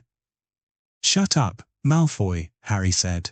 Malfoy sneered at Harry, but then he got a frightened look on his face and pointed and yelled, Dementor!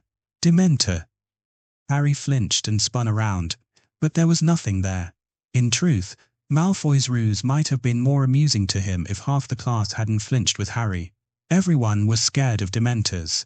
Even Hermione half flinched, but she caught herself. There couldn't possibly be a Dementor there because she wasn't feeling that icy grip of hopelessness and futility. That's not funny, Malfoy, she grumbled. Says you, Granger. But the argument was cut off when Hagrid returned leading a pack of very strange animals.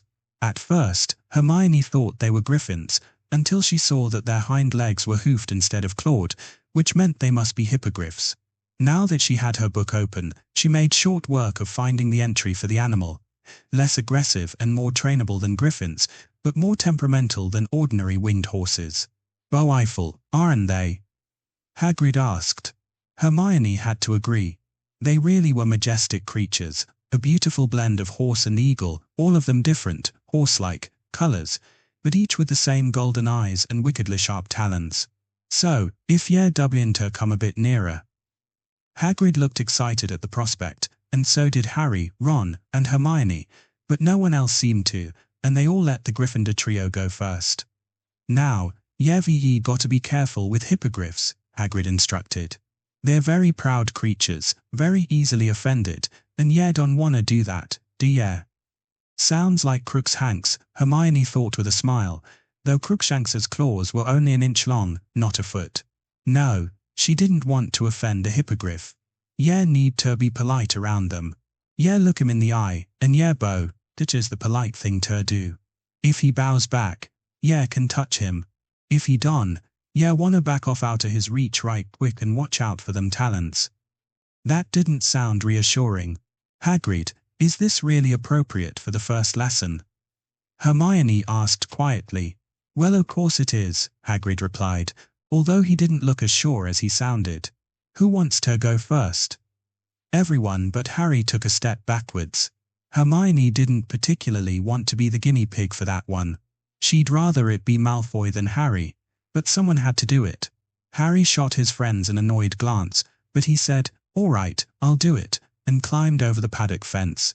At Hagrid's direction he cautiously approached a granite-grey hippogriff named Buckbeak and bowed. The creature stayed still and eyed him with a haughty look for so long that Hagrid started telling Harry to back off before Buckbeak bowed. Hermione couldn't help but wonder if that was some kind of test on the hippogriff's part, or else a joke, if it was smart enough to do either of those things. But Hagrid was elated that Buckbeak accepted Harry. Well done. Yeah, touch him, now. Go on, pat his beak. Harry slowly stepped forward and did so. The class applauded, except for Malfoy, Crabbe, and Boyle, who looked annoyed that Buckbeak hadn't taken a swipe at Harry. Then Hagrid suggested that Harry take Buckbeak for a ride. That was definitely above the level of the curriculum, Hermione thought, but there was nothing she could do about it now, and Harry, predictably, didn't want to look cowardly in front of the Slytherins, so up he went. She was greatly relieved when he proved to have almost as much of a knack for riding hippogriffs as riding brooms, even if he didn't look as comfortable. When he got back on the ground, however, things started to go wrong. Hagrid told the rest of the class to climb into the paddock and try to approach a hippogriff. Malfoy immediately made a beeline for Buckbeak.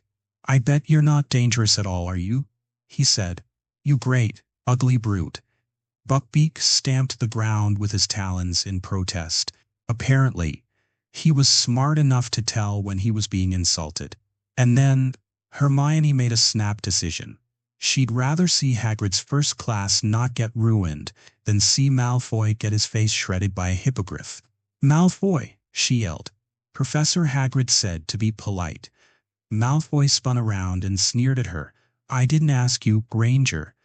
He turned back and took another step forward, even as Buckbeak screeched in protest.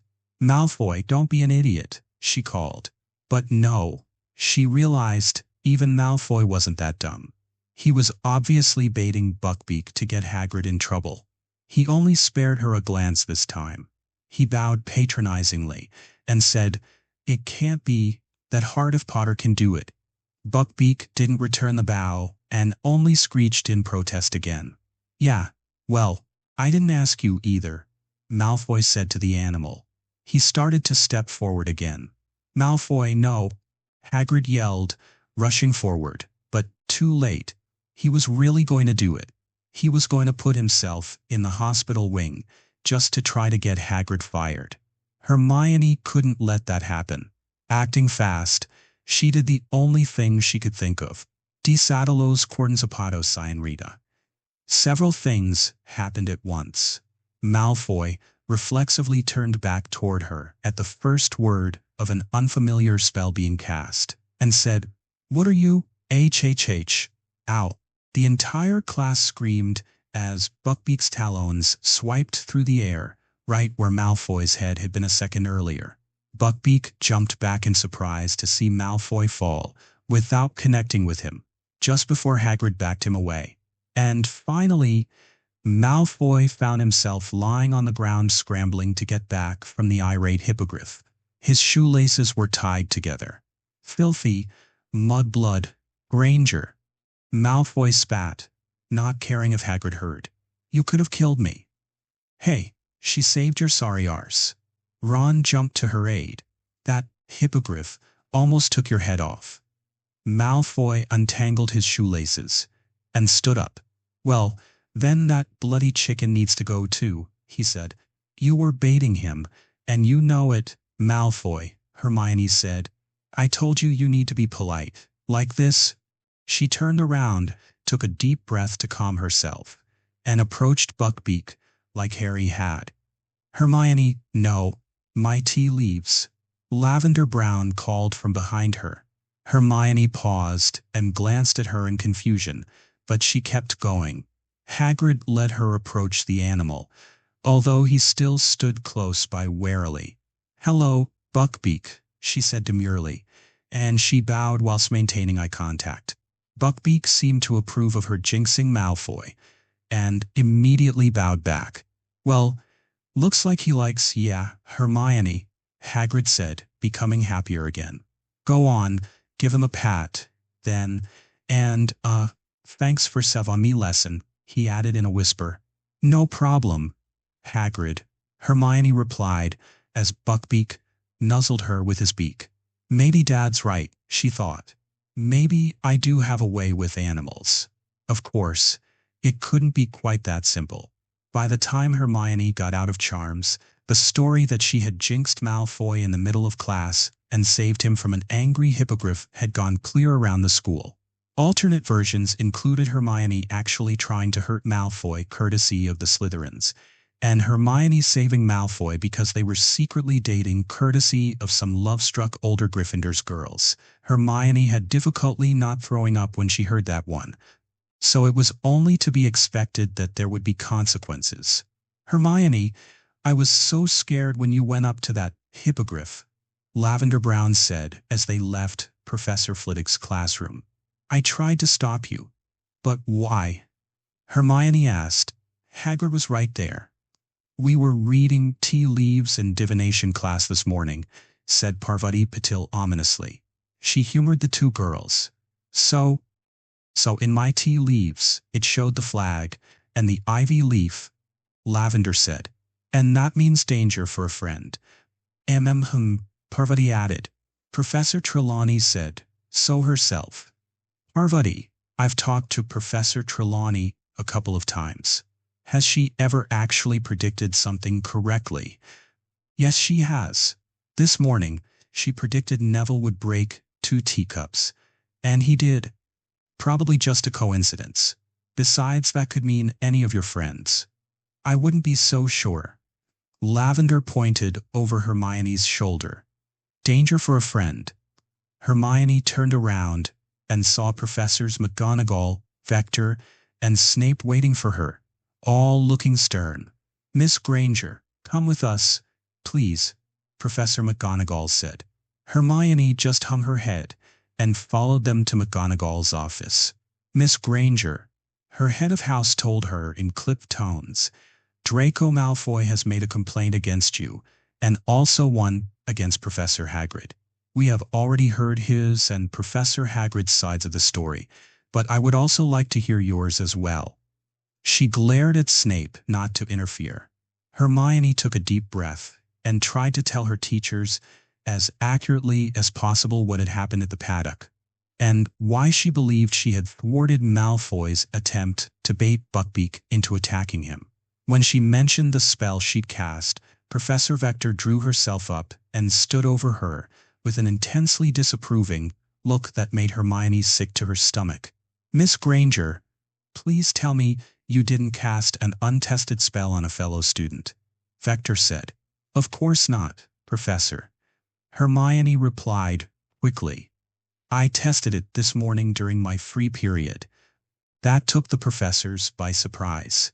"Then you mean to say," Snape asked suspiciously, "that you did indeed craft the spell you used on Mr. Malfoy yourself?" "Why, yes, sir. I did all the maths this summer for practice for Arithmancy this year. I just needed to get back to school to test it." "And how exactly did you test this spell?" Vector pressed. Hermione was a little surprised Snape wasn't trying to redirect the conversation to what she did to Malfoy. Maybe he knew a thing or two about spellcrafting himself.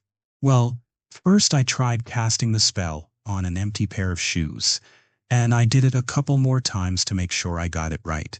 Then I tried casting it on my shoes when I was wearing them, and when that worked fine, I knew I had it." Vector nodded slowly. "For a spell that simple, that was probably safe enough. And if you had damaged your shoes in the testing," she continued, "I assume they were your shoes." Hermione shrugged. "They were my cheapest pair." Another nod. "Very well. One last question. Could you demonstrate this spell for us?" "Of course, ma'am." Hermione hitched up her robes enough to show her shoes, pointed her wand down at her feet, and said, "Desatelos cordon zapatos cyan rita." In a blink, her shoelaces untied themselves and tied themselves back together in a knot. With that, Snape snapped back to his usual acerbic self.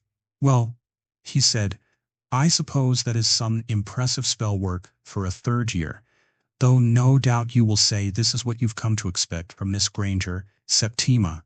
The fact remains that she used this spell on Mr. Malfoy in the middle of a dangerous situation. From the sounds of it, a dangerous situation that Mr. Malfoy caused." "Severus," McGonagall interrupted. "Mere hearsay," Snape dismissed her. "Of course, Miss Granger would corroborate Hagrid's story, as they have been friends for 2 years, not to mention to save her own skin." "And if we were to question the rest of the class?" Vector asked. "Would all of our Slytherins corroborate Mr. Malfoy's story?" "It would not take long, and Miss Granger has been quite open about the contribution of her spellcrafting to the incident. Hardly a sign of one who has something to hide." "She has admitted casting a spell to put Mr. Malfoy in danger," Snape growled. "It sounds to me like Mr. Malfoy placed himself in danger," Vector said, "and Miss Granger saved Mr. Malfoy's life, or at least his complexion." "Based on her own words, then we should question the rest of the students, since the evidence seems to be limited." "Severus," McGonagall interrupted, "I believe innocent until proven guilty is still current in this school. If Miss Granger acted irresponsibly, I give you my word I will discipline her accordingly. I expect you to do the same for Mr. Malfoy." Snape glared at McGonagall, but between her and Vector, he knew it was time to cut his losses. "Very well," he grumbled. "We will continue this discussion in the morning, Miss Granger, after we inquire with your classmates." Hermione struggled not to sigh audibly with relief. "Yes, Professor." Snape and McGonagall walked away, but Vector lingered back to speak with her. "A word, Hermione." "Yes, I don't anticipate any trouble for you once they get done talking to everyone. but I should advise you that that probably wasn't the best spell for that situation." "I know," Hermione said disappointedly. "I can think of a few others that would have been better. It's just the one I'd been working on, and it was the first one that came to mind. It's not even a very good spell. It's 13 syllables long." "Well, from a spellcrafting point of view, that's actually quite good for a first try, Hermione. You struck it lucky once with that color charm, but spellcrafting is often much more complicated than that. Most students' early attempts result in overly long incantations, impossibly complex wand movements, or idiosyncratic limitations. What did surprise me, though, was that your first attempt at spellcrafting was a jinx." "Oh, it wasn't. I wanted to charm self-tying shoes, but that still needs some work. A square knot is simpler than a bow." Professor Vector laughed. That was just so, Hermione. Chapter 44. Hermione was woken up on Friday by 8 small feet running across her bed. "Ah, Crookshanks, Gwendolen, stop it." Crookshanks was on the wild side as far as cats went, but it turned out he'd met his match in Lily Moon's insane calico, Gwendolen. The two cats spent hours chasing each other around the dorm room, and the girls had to forcibly separate them to get them to calm down. "Gwendolen, come here," Lily called. The cats ran towards her and around her legs until she tripped and fell back on her bed. Her friend, Sally Ann Perks, dove at Gwendolen, but she evaded her, and Crookshanks just ran her over. Hermione thought that being half Kneasel, Crookshanks might be wired for a larger space, but she didn't know what Gwendolen's excuse was. Finally, Lily grabbed her wand from her bedside table and said Immobulus, freezing her cat in place. Sometimes, the only way to get a cat to behave was magic. "TSK, Lily said as she picked the cat up. "It's a good thing you're fixed, Gwendolen. If I let you breed with a cat like that, the kittens would tear up the whole castle." "Come on, Crookshanks, you really need to slow down," Hermione said. She successfully got her own cat into her arms, but it was a struggle. She'd have to try to let him roam the tower a bit more. Hopefully that would help. Friday was, unfortunately, just as eventful as Thursday. Professor McGonagall informed Hermione at breakfast that Malfoy had been found to be acting recklessly and had been given detention. However, she also warned Hermione to be careful about her use of magic and that Malfoy's father still might get involved. Malfoy himself was fuming, but Snape was positively vicious in potions. Hermione wasn't sure if it was because of the Buckbeak incident, though, because Snape had been in a foul mood since the welcome feast. It started out innocently enough, even a little interesting. "This year, I expect fewer errors from you in your brewing," Snape had said. "By now you should be able to make minor adjustments to your potions and recover from mistakes without the disasters I have had the misfortune to witness in previous years. In particular, corrections to stirring patterns can be made with simple formulae that can be found in your book, so I do not want to see any submissions ruined because one of you dunderheads misplaced a stir." Hermione was happy to see the arithmantic aspects of potions coming out, but when Snape threatened to test Neville's horribly botched, shrinking solution on his toad, Trevor, that was a step too far. It was terribly cruel and questionably legal, not to mention that it could kill Neville's beloved pet. At that, Hermione flat out defied Snape to help Neville fix his potion. It cost her 5 points from Gryffindor, but it was worth it, and she would definitely be lodging a complaint against Snape when she got the chance. Actually, maybe she should start keeping track of the punishments Snape gave out in class. Everyone knew he was biased, but no one ever had hard numbers. It might help her case. "I don't get it. Why does Malfoy think I want revenge on Sirius Black?" Harry said as they left the class. Malfoy had shifted gears from his Dementor material and had started taunting Harry about Black for reasons as yet unclear. "It's like everyone thinks I'm gonna do something stupid and go after him. I'm not that bad, am I?" "Well, you do have your moments, Harry," Hermione replied cautiously. "But no, there's certainly no reason for you to go after Black." "I hope." Defense against the dark arts was her only other class for the day, and even after he'd handled the Dementor so expertly on the train, Hermione was wary of Professor Lupin. However, as she watched, he actually seemed to know what he was doing, tattered clothes notwithstanding. They'd got lucky this year. He jumped right into the practical lessons, banished Peeves with ease in the corridor, and led them to the staff room, where Snape took the opportunity to bully Neville again. Yes, something definitely needed to be done about him, and he introduced them to a boggart. Boggarts were not listed in Fantastic Beasts and Where to Find Them, which was pretty comprehensive for the British Isles, which meant they almost certainly weren't a type of beast, but rather a spirit. They were listed in the Essential Defense Against the Dark Arts, however. They were shapeshifters, and they took the form of whatever you feared most. That was a little disturbing to Hermione. She honestly wasn't sure what she feared most, and whatever it was, she wasn't sure she wanted it aired out in front of the class. She suspected a number of other people in the class wouldn't like it either, but Professor Lupin pressed ahead anyway. Hermione felt sick when Neville said that the thing that scared him most was Professor Snape. Her estimation of Snape fell even further, if it was possible. For a teacher to make himself into a student's worst fear was just plain wrong. And this was Neville, who, well, he'd never said. But she got the same feeling from him sometimes that she got from Harry, that he was haunted by some pretty nasty demons from his past. And yet, it was also intriguing. Neville had to face his worst fear twice a week in class and never said anything. Maybe he was more a Gryffindor than everyone thought. Anyway, seeing the boggart Snape in Neville's grandmother's clothes was some sweet payback. Hermione wished she'd had a camera. The way to banish a boggart was to use the spell Ridiculous to turn it into something funny. In front of Dean Thomas, the boggart turned into a crawling, disembodied hand. He must have seen the Addams Family one too many times, Hermione thought, and with the application of Ridiculous, it was caught in a mousetrap. For Seamus Finnegan, it became a banshee, who lost her voice, for Ron, a giant spider, which he put on roller skates, and for Parvati, it was a mummy, which tripped over its own bandages. The scariest part of the lesson for Hermione was when Padma faced the boggart, and it turned into a giant cobra. She started having flashbacks to facing the basilisk in the Chamber of Secrets. But it thankfully didn't last very long, as Padma cast Ridiculous, and the boggart transformed into a giant, very creepy-looking jack-in-the-box. "Padma, that's not funny," Lavender Brown cried. "Can I change my fear to that, now?" asked Kevin Entwistle. Lupin didn't give Harry or Hermione a chance to face the boggart, which Hermione was relieved and disappointed about at the same time. It was probably intentional for Harry. Lupin probably thought the boggart would turn into Voldemort.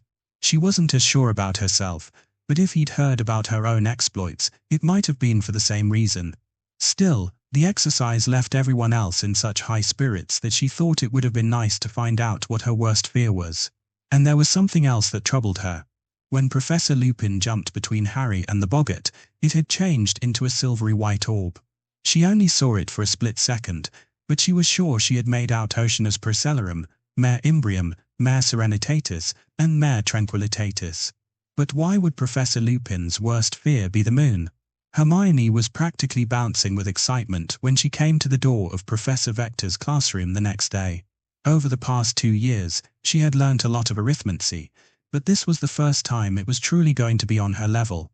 With her math skills leaving everybody else in class in the dust, she had never been pushed to work to her fullest potential in that class until now.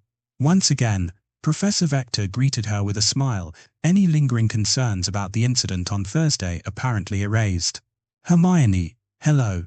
Please come in," she said. "Hello, Professor." She entered the room, and Vector directed her to sit at a chair across the teacher's desk. "It really is good to see you," Vector said. "I've been wanted to hear more about your summer. I take it Dobby worked out for you." "Oh, Dobby's been excellent. Well, he did nearly burn our house down his first day, but after that, we've barely had anything to complain about." "Burn your house down? How could he do something like that?" It took a few minutes for Hermione to adequately explain a gas stove to her pureblood teacher for her to understand how Dobby went wrong that first day. "I'm glad you're all right, then," Vector told her. "I didn't realize mixing the magical and muggle worlds could be so, well, combustible." "Me either, but like I said, the rest of the summer was pretty good." Hermione gave her the highlights of her summer, especially her trip to France and also her visits with Harry and Ron. She also mentioned her crash courses in Muggle science and history in addition to her math studies. "Well, it certainly sounds like you were busy," Vector told her. I hope you remembered to relax from time to time. Really, it's like that girl never stops. Don't worry, my parents made sure of that. It's just that I want to be able to pick them up fast if I decide to go to university after I graduate. I want to keep my options open. Oh, and I've also got my article in Magizoology Monthly coming out in a couple of weeks. Ah, that's right. It's good that you could do that. If you face down a basilisk and live, you deserve to get some recognition out of it. I look forward to it. Hermione giggled a little. So, Vector continued, you said you were planning to start learning linear algebra. Did you go through with that? Yes, I have my book here. Hermione pulled a university-level textbook out of her bag and set it on the table, flipping it open. I've got up through the chapter about using matrices as linear transformations on vector fields. I was just about to start in on studying vector spaces proper. She trailed off and started giggling that much harder. Something amusing? Her professor asked. And no, Professor, it's not. I mean, you must get those puns all the time, right? Vector smiled. Just you wait till next year, Hermione. I'm perfectly capable of holding my own with the puns. Hermione raised an eyebrow with skepticism, but she said nothing. Meanwhile, Vector pulled out a small tome that seemed to be bound from a sheaf of notes. Since you told me you were working on linear algebra, I went back and compiled all of my old notes on the subject. It's probably not as comprehensive because it's near the limit of what Arithmancers typically use, but there's still a good reference. I thought we could start by comparing them with your textbook. Okay. They started comparing. It was confusing for a while until they sorted out the different notations, but it quickly started to make sense. Even if they were presented in a different order, Vector was able to get a good understanding about what concepts Hermione's textbook was showing. Well, your book is definitely more thorough, she concluded. You're probably better off continuing with that, and we'll use my notes for the magical side of things. Of course, I'll continue to help you out with the maths. Now, my goal for this independent study is to introduce you to arithmetic concepts that we won't be covering in class. You're probably not prepared to go too in-depth yet, but I can definitely give you a survey of where things stand in the field. For example, you've probably noticed that in class, we focus much more on the arithmancy of charms than of transfiguration. Do you have any idea why? Hermione said. I've been wondering about that, but I think I'm starting to understand why. Since transfiguration deals with transformations, while charms usually don't, it stands to reason that the spells tend to be described with linear algebra rather than the analytic equations we used last year. Precisely. We'll be describing some simple transfigurations this year in terms of matrices, but the why is largely beyond OWL level, so I wanted to show you how those simple spells are constructed in the more general context of linear transformations, which is a much more powerful tool for transfiguration spellcrafting. Hermione followed along with interest. What little she had learnt of transfiguration spells seemed to make much more sense when described in this way, much more systematic. She could think of a few charms that would potentially fall under this field, too, like the engorgement and shrinking charms, but she filed that thought away for later. Most of all, though, she was glad for the one-on-one instruction. She was sure that she would learn the material that much better that way. She thanked Professor Vector again for letting her do it when she left for dinner. Hermione found the tiny, elf-sized passages leading up from the Great Hall to be a little more cramped than last year. She measured with her hands and estimated that if she ended up as tall as her mom, she could still get through them with no trouble, though she wouldn't want to gain too much weight. The way Ron kept growing, on the other hand, it might become a tight spot for him. Of course, Ron and Harry didn't often come up here with her. Anyway, she was the only one who really took an interest in the elves. As she crawled, her thoughts wandered to what she was going to write to her parents tonight. It seemed things were never simple at Hogwarts. Dear Mom and Dad, my new classes are great so far. Hagrid's teaching magical creatures, and I got to pet a hippogriff. Draco Malfoy tried to sabotage him, but I stopped him with that jinx, I invented. Don't worry, I wasn't in any trouble. I'm sure I'm really going to enjoy my independent study with Professor Vector. 2. We're going to study the deeper maths behind transformation spells to start. Oh, and one other thing. It turns out the Azkaban guards aren't actually human. They're demons that literally make you feel clinically depressed just by standing near them. I don't know how Sirius Black ever got past those monsters, but it's a good thing they're only at the entrances to the grounds.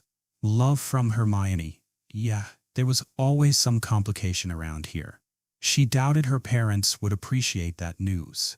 Hello, she called when she reached the elves' quarters. Several elves popped their heads out of their rooms, but she was dismayed to see that she wasn't mobbed by the excited little creatures like last year. They looked much warier now that she'd shown her true colors, so to speak. Hello, Sonia, Dobby, Tilly, are you here? Sonia and Tilly are here, Miss Hermione Granger, the high-pitched voice of her closest elf friend said. Sonia stepped forward along with her grandmother and greeted Hermione, not quite as warmly as she used to, but she at least wasn't afraid to approach her. She looked like she was trying to grow her hair out this year. Hermione thought that maybe she was trying to look more mature by elf standards. She knew Sonia had recently turned 20, but the elf's hair was so scraggly that she thought it looked better cropped short. Hello, Sonia. Hello, Tilly. It's good to see you. Is Dobby around? Dobby, Sonia said with an edge, is cleaning, miss. He should be back soon. Ah, so how have you been doing? Sonia is being well, miss. It is good to be seeing you, miss. We was not sure if you was coming back. Neither was I, but I convinced my parents to try it for another year. It took half the summer, but I did it. We knows, Tilly said. Dobby has been saying it. He is liking his job very much, miss, and is glad he can keep it. Is you wanted to play cards, miss? Sonia asked, pulling her little, elf-sized exploding snap deck from a pocket on her belt. Oh, sure, I could go for a game. If you is having any gobstones, miss. Hermione giggled, slightly. No, thank you, Sonia. I only take bets I can win. Even after 2 years, Sonia was still trying to get her to wager gobstones on their exploding snap games. Tilly was still giving her disgruntled looks, and Hermione was still turning her down. It was ironic, she thought. Sonia didn't approve of Dobby being paid, and yet Tilly looked even more disapproving of her gambling than that, though most of the other elves didn't. A strange thing, elf culture. The game was in full swing by the time Dobby walked into the elves' common room in his small children's clothes, looking a little grimy and tired after a long day's cleaning, but when he spotted Hermione he was as bright-eyed and excitable as ever. Miss Hermione, is you needing Dobby? Just visiting, Dobby. I wanted to see how you were settling in. She glanced around.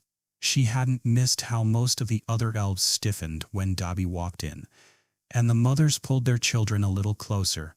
He was getting worse stares than Harry had got his first year. Do you want us to deal you in? Dobby will play, Miss Hermione. By Dobby is not so sure he should be betting with Sonia anymore. Sonia. Hermione spun around to glare at the younger elf, but she just smirked at her. Sonia has won some good gobstones from Dobby. You cheeky little. You've got to be careful with Sonia, Dobby. There's a reason I never play for keeps with her. And she thinks Dobby is the crazy one. Go on, Sonia, deal him in. No betting today. Yes, Miss Hermione Granger. So, Dobby, what have you been doing here? Hermione asked when the game resumed. Dobby is to clean the boys' toilets in the dorms. Miss. They've got you on toilet duty? Dobby is being new, miss, Sonia said with a hint of smugness. Head elf Florrie is not letting just any elf work in the kitchens. A plausible explanation, Hermione thought. It was probably even true, but even so, she suspected that there were other jobs Dobby could have done that were being overlooked. And as a former family elf, Dobby was qualified for just about every job. Typical discrimination. There ought to be a law. Hermione shook her head at her own silliness. Technically speaking, she was thinking about anti-discrimination laws to protect the free workers from the slaves. Her world was mad.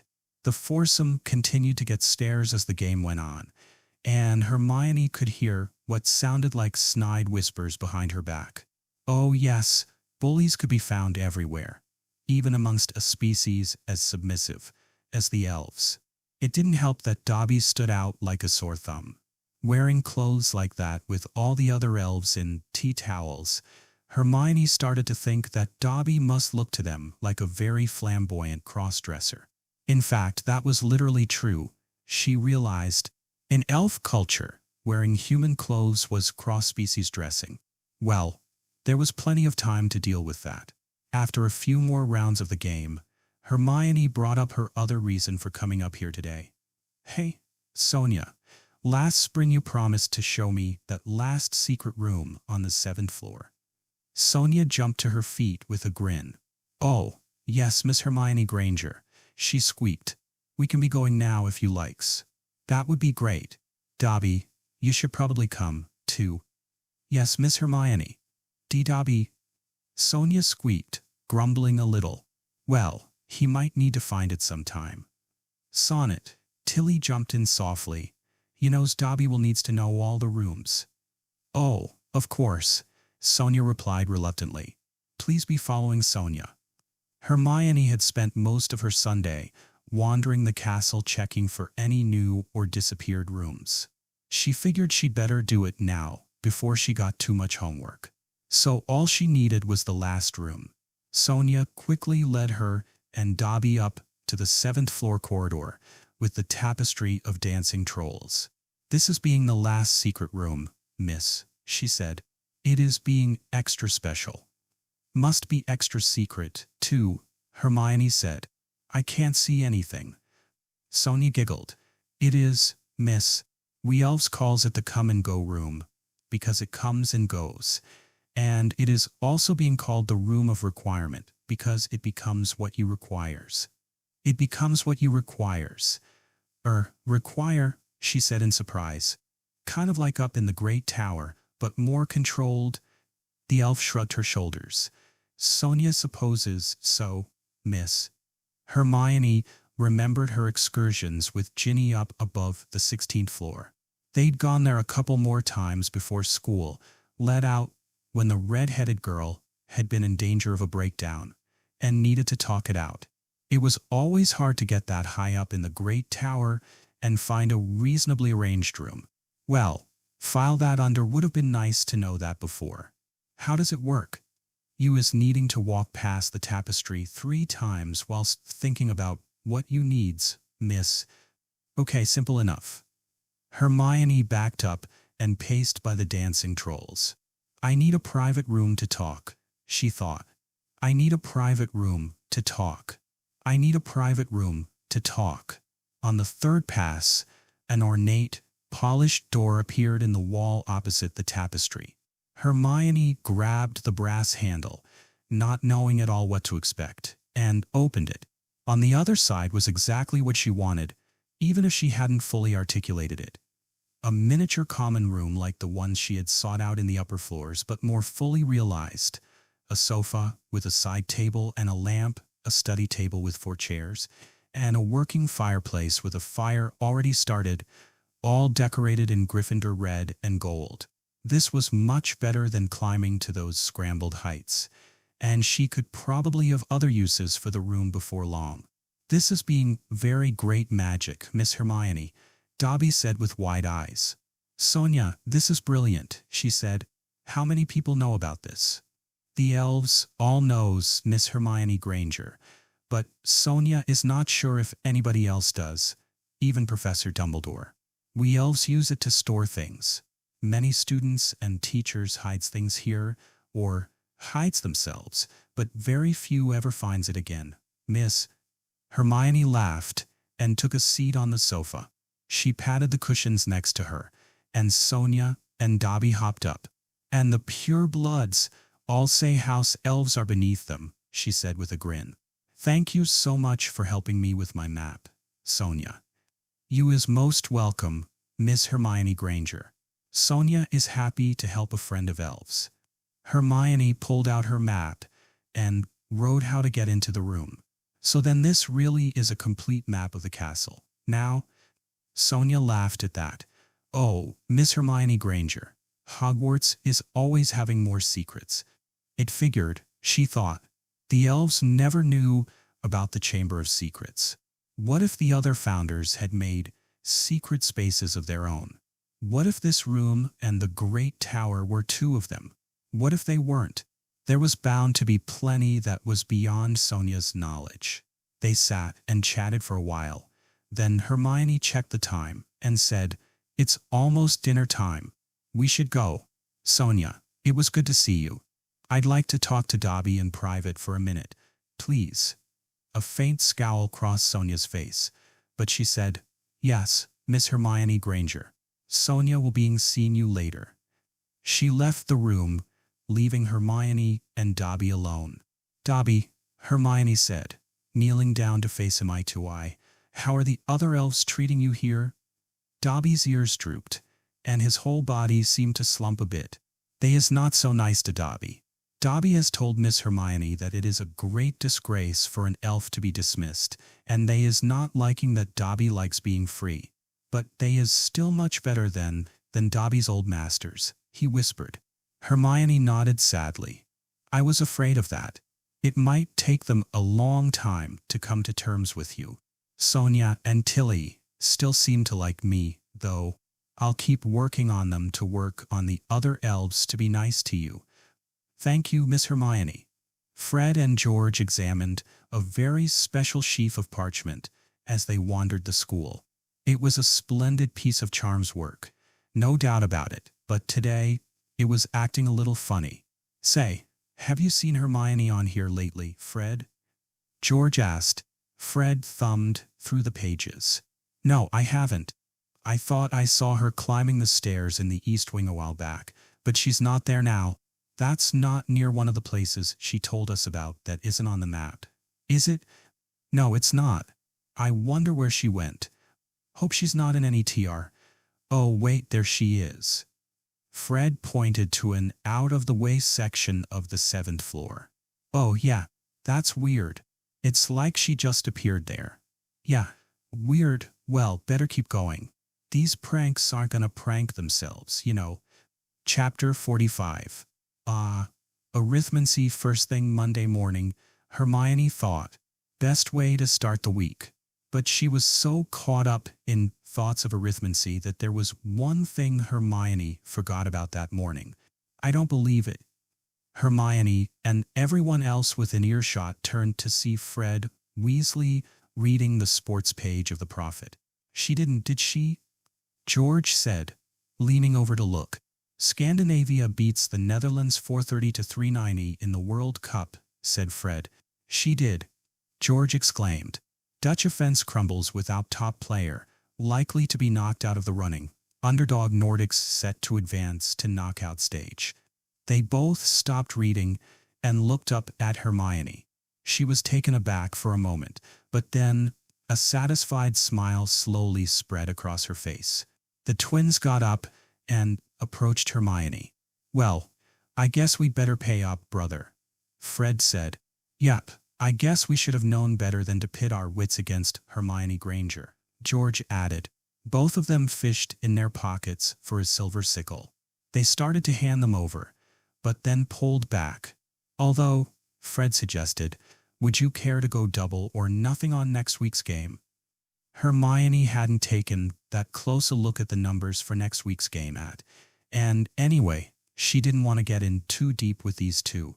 "Easy there, boys, I'm new at this game," she told them, snatching up the sickles. "I'll just take those and get back to you in a few days." "Fair enough," they said in unison, "but we do expect to see what you can make of the rest of the tournament," George added. "Will do," she replied.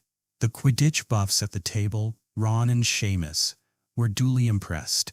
Harry was a bit harder to read. He liked to play Quidditch, but He didn't seem to be much of a fanatic for the professional league. That was brilliant, Hermione, Ron said. Even I thought the Dutch were shoo-ins until you explained it. How'd you figure all that out? Hermione blushed a little. Elementary arithmetic prognostication, she said, shooting a glance at Lavender and Parvati. I'm sure Harry will be able to do it by the end of the year.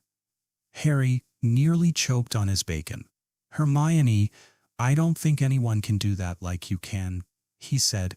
Hermione blushed harder and turned her attention back to her breakfast. Harry was probably thinking a little highly of her. After all, there were people who made a career out of this. She put her thoughts of Quidditch aside as she finished up and went off to Professor Vector's classroom. Hermione took her seat in the front row as her fifth-year class was beginning to file in. Alicia Spinnet, the dark-complexioned Gryffindor chaser, was already there. Roger Davies of Ravenclaw waved to her as he came in. He seemed to have cleaned up his look a bit this year, wearing his hair shorter and carefully coiffed to one side. Right behind him was his housemate, Rebecca Gant. She hadn't really paid the girl much attention until running into her a couple times outside of class last spring. She was slight and unassuming and could fade into the background, but Hermione checked the rankings and found that Rebecca was the closest competition with Cedric Diggory for the top of the fifth-year class. She paused by Hermione's desk. "Hello, Hermione," she said curtly. "Hi, Rebecca. So, I heard you got a head start on the spellcrafting this year." Hermione shrugged. "I was bored the last few days of summer."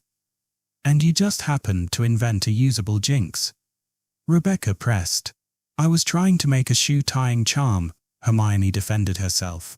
She wasn't sure why Rebecca sounded critical. Hermione herself wasn't much one for casting unnecessary jinxes. Through after the past 2 years, she'd become more liberal about it, but she didn't think it was that big a deal.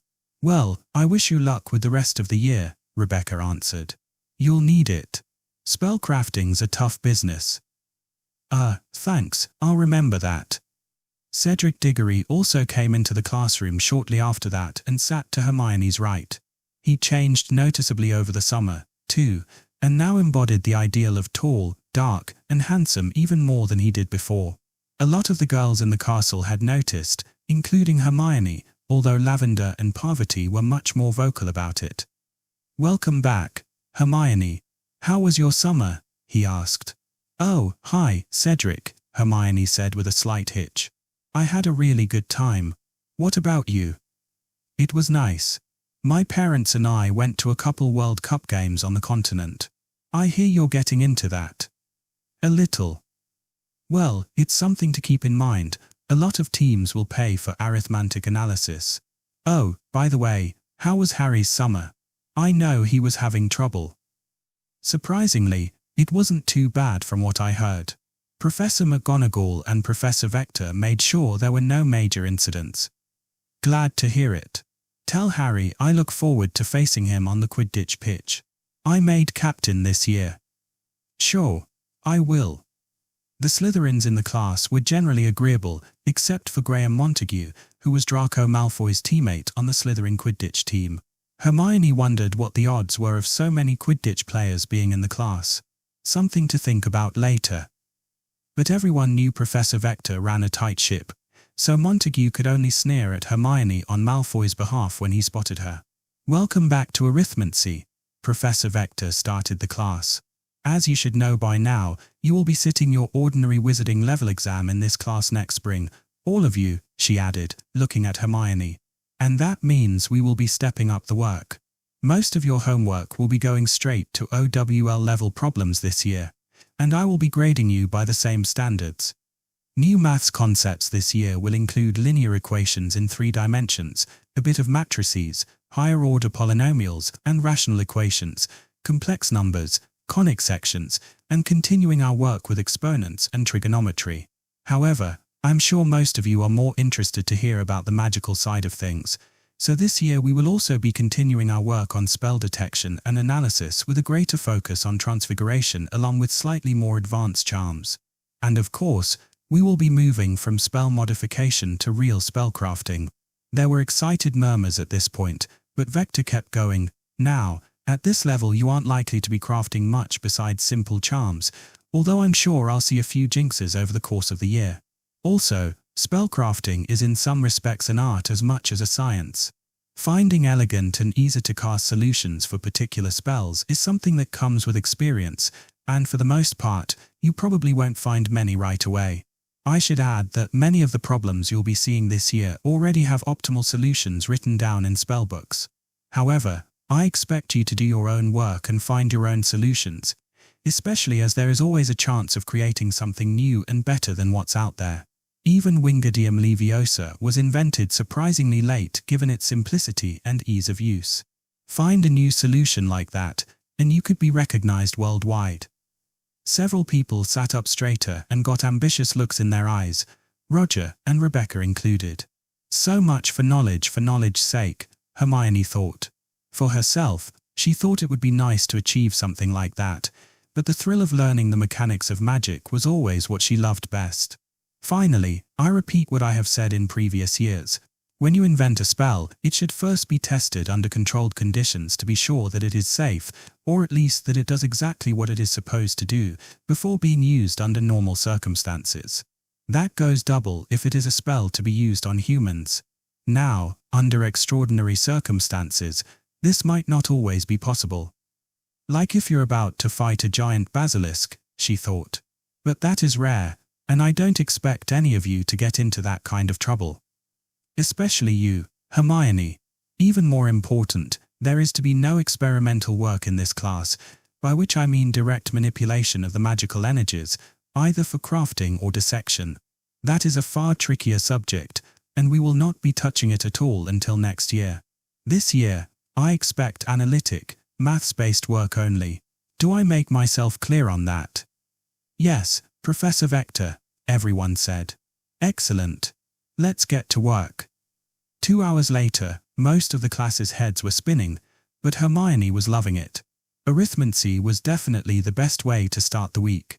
Monday was Hermione's busiest day, however, with herbology, defense, ancient runes, and history in addition to arithmancy. She always enjoyed the hands-on aspect of herbology as a break from her regular classes. It was one of those little things that kept her sane. The single defense period on Monday was more theory and textbook-based, but Professor Lupin still made it interesting. And no one liked Binz's history classes except to sleep. But ancient runes, that was the other new and interesting class of the day, and the only one Hermione shared with Ron and not Harry. Surprisingly, Neville was there, too. Both Hermione and Ron had met Professor Babbling a few times at her seminars on Latin runic magic, but they didn't really know what to expect from the class. As in the seminars, Professor Babbling looked stern, but she sounded quite nice when she spoke. Perhaps the look was to keep troublesome students in line. However, she sounded less enthusiastic about the class than she had about the seminars, and she began to explain why after she called the roll. As a class, she explained, the study of ancient runes is far too often derided as little more than the study of a dead language. It is often taken as a filler class, a fallback choice for people who aren't interested in any of the other electives. Many of you will know by now how I feel about that, Babbling said sharply. The Board of Governors seems to be determined to make the class as uninteresting as possible by insisting that runes be taught as a language first and a magic system later. Yes, it's important to understand the meaning of the runes to understand their function, but it's by no means necessary to be fluent in Old Norse to use them. The truth is that runes are an incredibly rich and diverse branch of magic with connections to warding and curse-breaking, geomancy and lithomancy, ritual magic, enchanting, and alchemy. The very oldest and most powerful forms of magic, magic involving stone circles whose power can ripple throughout the whole country, falls under the umbrella of ancient runes. Throughout the subject, the subtleties of materials and methods are almost an art form unto themselves. Imagine the power to tie an entire runic network into a single point, to control it as fingers on piano keys, to shore it up against attack or set it to come down at the right moment, all by simply choosing a different tool. And all that's just if you keep to the standard Norse runes. For years, my goal in this class has been, within the official curriculum, to truly demonstrate the beauty, complexity, and versatility of runic magic. Runes can do anything that wands can and so much more, and it is a tragedy that they are so neglected in the modern magical world. I have striven to turn that tide and do my part to renew the love of runic magic in Britain, and I hope that all of you will come to see them as useful as I have. Well, that's new, Hermione thought. She knew Professor Babbling was passionate, yes, but she always seemed so practical-minded in the seminars. Perhaps it was because she had a full-year course to teach here that she was able to let loose with her words, but the woman had poetry in her soul, appropriate, really, since she spent her whole life working with words. Hermione wasn't sure how much she would like this class with her mind being so rational and filled with numbers. She looked over at Ron. Ron was good with words when he wanted to be, which sadly didn't include most of his homework, but he didn't strike Hermione as a poet. However, she saw him watching Professor Babbling with what seemed to be cautious interest. Babbling's solution to the conundrum of the curriculum was elegantly simple. Where the curriculum called for typical vocabulary and grammar lessons for Old Norse, many of the examples she used were actual runic spells. And where they were expected to write, they would work on writing and casting the runic spells, although for now, they didn't get that far. The first lesson was all about writing the runes in perfectly proportioned rectangles, which would give them the most power and stability. They wrote on slates, for the most part. Most of the magical work, Babbling explained, would be done on slates instead of parchment or something more indelible, so that they could be erased quickly if something went wrong. All in all, Hermione wasn't particularly enthused by the class, but she could see it would be interesting and useful. Ron, a little to her surprise, seemed to be withholding judgment for now. Neville looked discouraged by the complexity of the whole thing, but he was definitely making an effort. It could be an interesting year. The last class that Hermione hadn't had yet was astronomy, and that came with a bit of a problem. What Hermione hadn't noticed at first was that her astronomy class was at midnight Tuesday night, or more accurately, Wednesday morning. That was fine for the rest of third year, who had a free period the next morning, but she had Arithmancy bright and early at 9 o'clock on Wednesdays. Well, it was just a price she would have to pay. So just before midnight on Tuesday night, the Gryffindor and Hufflepuff third years climbed up to the top of the astronomy tower. Astronomy was a little unusual, Hermione had noticed after asking around, in that Gryffindor was absolutely never paired with Slytherin. The teachers probably wouldn't admit it, but she had to wonder if it was because of the risk of people trying to throw each other off the tower in the dark. Of course, the other unusual thing about astronomy was the fact that it was of no real practical use to most people except for astrology and probably some old druidic rituals. Hermione suspected it was a little like the classics, like how Muggle schools kept teaching Latin long after most people stopped using it. But she liked astronomy, so she wasn't complaining. Professor Sinistra met the class at the top of the tower, carrying her customary lantern with a red filter over it. People joked that Sinistra's name was well earned because, while she was kind and well-mannered, the red light glinting off her eyes as they shone from her dark-skinned face made her look sinister indeed, and the first years were sometimes frightened of her in their first class. Tonight, though, the lantern wasn't too necessary, since the moon was out, hanging low in the east, not quite at third quarter. Sometimes, Hermione's math skills felt like a blessing and curse all in one. It was almost subconscious how her brain estimated the phase angle on the moon's disk, calculated the time to the nearest full and new phases from its orbital period, and counted back the days. Then, she stopped cold and did it again consciously to make sure she hadn't made a mistake.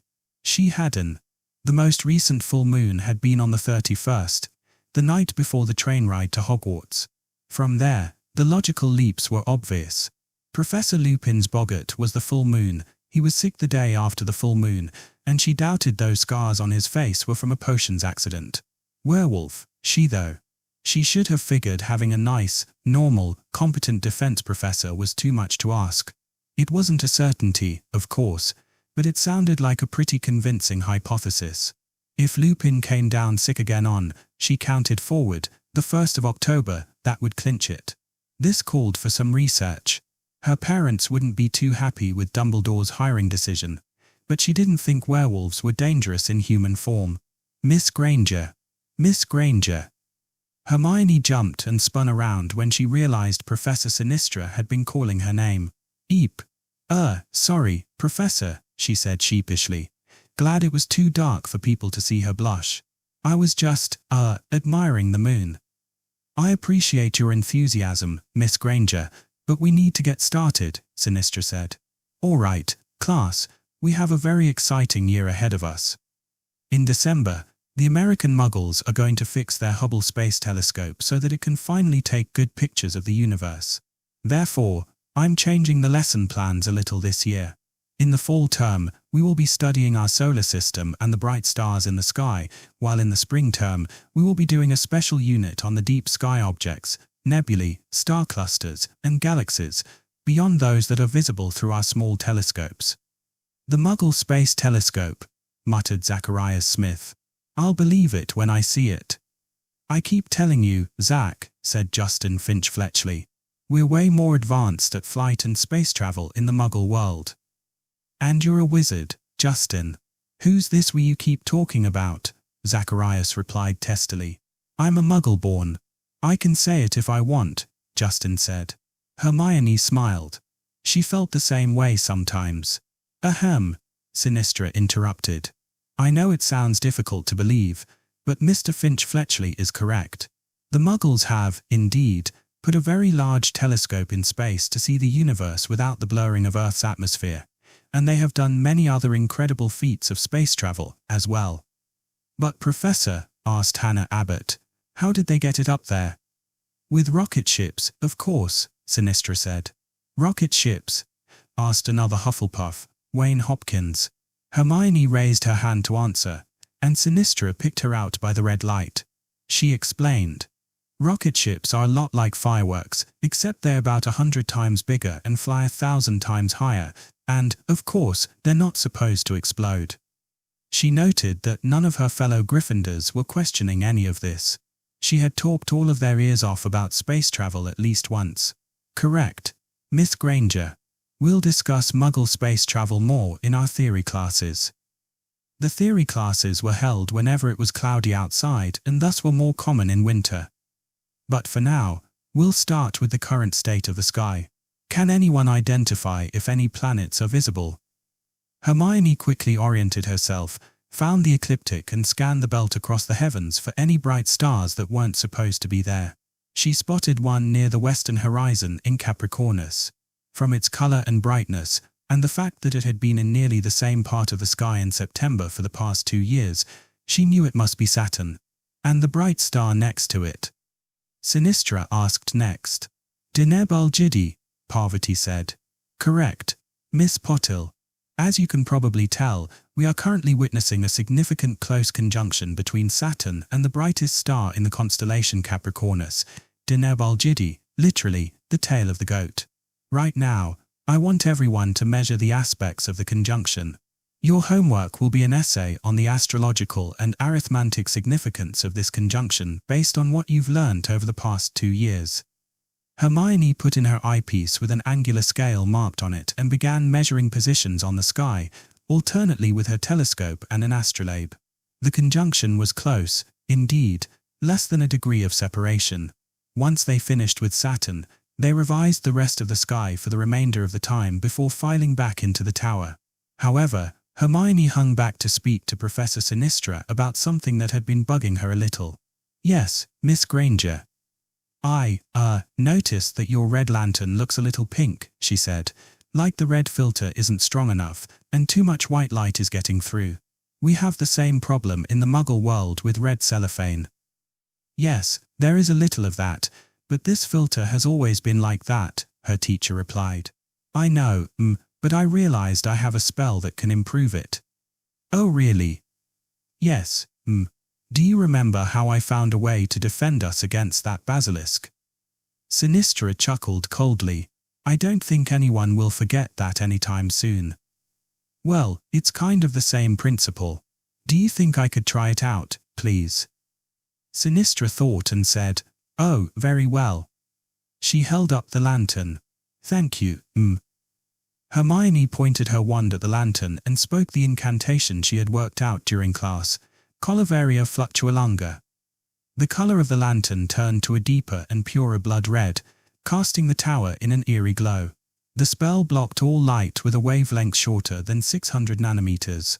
It wasn't as bad as it might have been. She only had to block the blue-green sensitive rod cells that were needed for night vision, not the more problematic green cone cells. Impressive, Sinistra said. Thank you. I think that will help. Was there anything else? No, Professor. Hermione turned to go, but then stopped herself. Actually, yes. I've noticed that time of sunrise and sunset varies by up to half an hour from day to day. I assume that's the castle's way of keeping its location secret. That's right. We can't have people working out where the school is just from the positions of the stars. Well, I thought it might be useful to have a table of sunrise and sunset times for the school and moonrise and moonset times. You know, so you don't have to guess if you want to see it. Would that be possible? Professor Sinistra stroked her chin in thought. Well, that's an interesting idea, she said. I've never had much need of it, but I can see how it would be useful, especially if you wanted to do precision work. I'll talk to Professor Vector and Professor Babbling about it. I suspect there's a way to determine it at least a few days in advance by reading the wards. I'll let you know next week.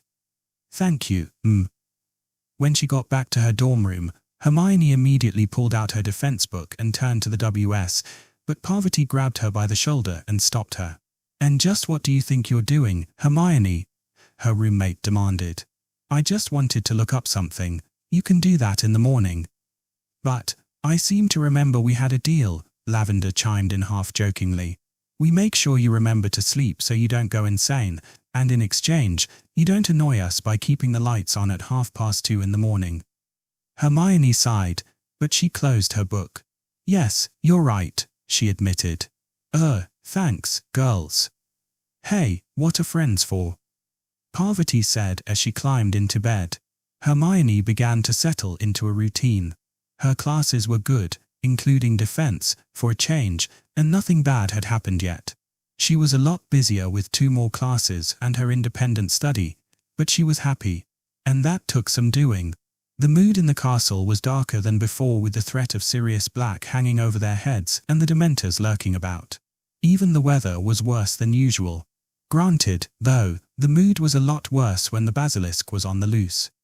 She tried to keep up with all of her friends, especially Ginny, who felt a bit left out, being a year behind so many of her own friends. She was doing better after the summer, but she was still having problems coping with what happened last year. Hermione showed Ginny the room of requirement so that she would have someplace more reliable to go if she didn't want to be disturbed.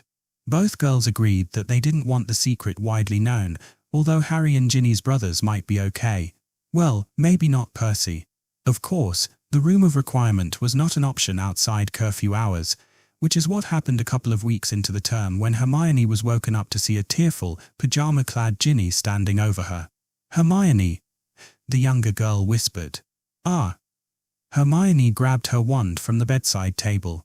Lumos Sol, oh, it's you, Ginny, she whispered, hoping she hadn't woken her roommates. What are you doing here? It's... She grabbed her watch. 4:45. I had a nightmare, Ginny said nervously. I'm sorry. I just needed to talk to someone. Oh, here, it's okay, Hermione said. She pushed herself out of bed and put her arm around Ginny's shoulders. Let's go downstairs. They climbed down to the common room, where Ginny quickly curled up on a sofa. Hermione sat next to her as close as she felt comfortable. So, bad one, she said awkwardly. Ginny sniffled and nodded. Did you want to talk about it? Ginny bit her lip and seemed to steel herself before speaking. I was in the chamber. I must have been watching from above or something because I saw myself on the floor. Then Harry came into the chamber. But he was alone. You'd been petrified. There was a cave-in in the tunnels that trapped Ron, and Professor Vector wasn't even there. Harry thought that. He thought Riddle was going to help him, and he just let him take his wand. And then Riddle started taunting him and called the basilisk. I wanted to help, but I couldn't do anything because I was still lying on the floor. Then, Harry got the sword, somehow. He killed the basilisk and destroyed the diary, but he'd been bitten. He died before I woke up. Ginny broke down, sobbing. There, Hermione whispered. patting her on the back. It was just a dream. Although, she thought, why do I get the feeling that that's exactly the kind of thing Harry would do? I'm sorry I woke you up, Hermione. I was so scared I couldn't just lie there. It's okay, Ginny. I told you I'd be here for you if you needed me. But it's so awful, she cried. I know Aridle's gone, but it's like I can still hear him whispering to me sometimes. These things take time to get over, Hermione told her, remembering her own carefully cover-storied counseling sessions over the summer. I still have nightmares about all the stuff I've got up to around here, but it's not that many anymore, and I've learned to get better at dealing with them. You will, too.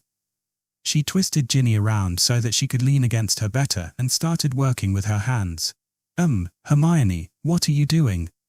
Plaiting your hair. Why? Honestly, I'm not really sure. Lily did this for Sally Ann last year when she was freaking out about, you know. Did Lavender or Parvati do it for you? I turned them down. I don't like people messing with my hair. That's a little hypocritical, isn't it? Ginny smirked. You don't have a problem messing with my hair. Ginny, I don't like to mess with my hair. It's too much hassle, and it creates unrealistic expectations. Although, I wonder if a hair braiding charm has been invented yet. It can't be much harder than tying shoes. Oh, carré. Ginny interrupted her thoughts. Anyway, I wish I knew how you do it. You always seem to keep it together so well. Hermione snorted. Only with a lot of help. I have it together a lot less than you think. What? No way. Ron talks about you. He says you're really organized and always get your homework done first, and you almost never freaking out about the crazy stuff that happens here. The older girl sighed. Ron's a boy, remember? Oh. Ginny said disappointedly. I was freaking out plenty when either Draco Malfoy was out to get me last year. And as for the other stuff, did Ron tell you what happened in our first year with the troll? Of course. Did he tell you what led up to it? Ginny screwed up her face in concentration. He said he made fun of you, and he shouldn't have done. Hermione shook her head.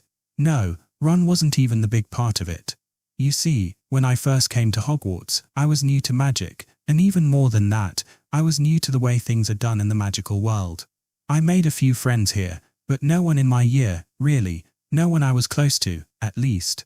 I wanted to do my best, and I felt like I was so far behind that I started reading. A lot.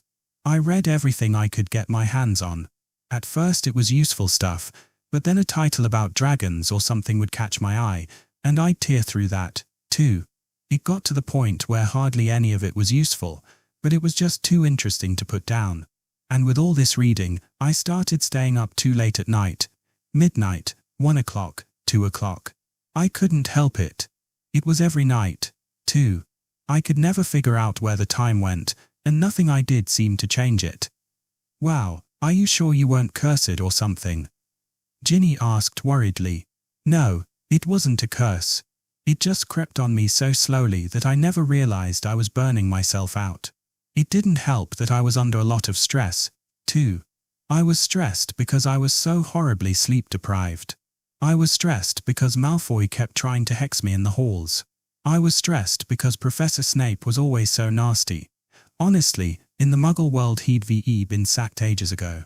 And with all this going on, I started having trouble getting my homework done, which only made me more stressed, and one day, I couldn't take it anymore, and I snapped.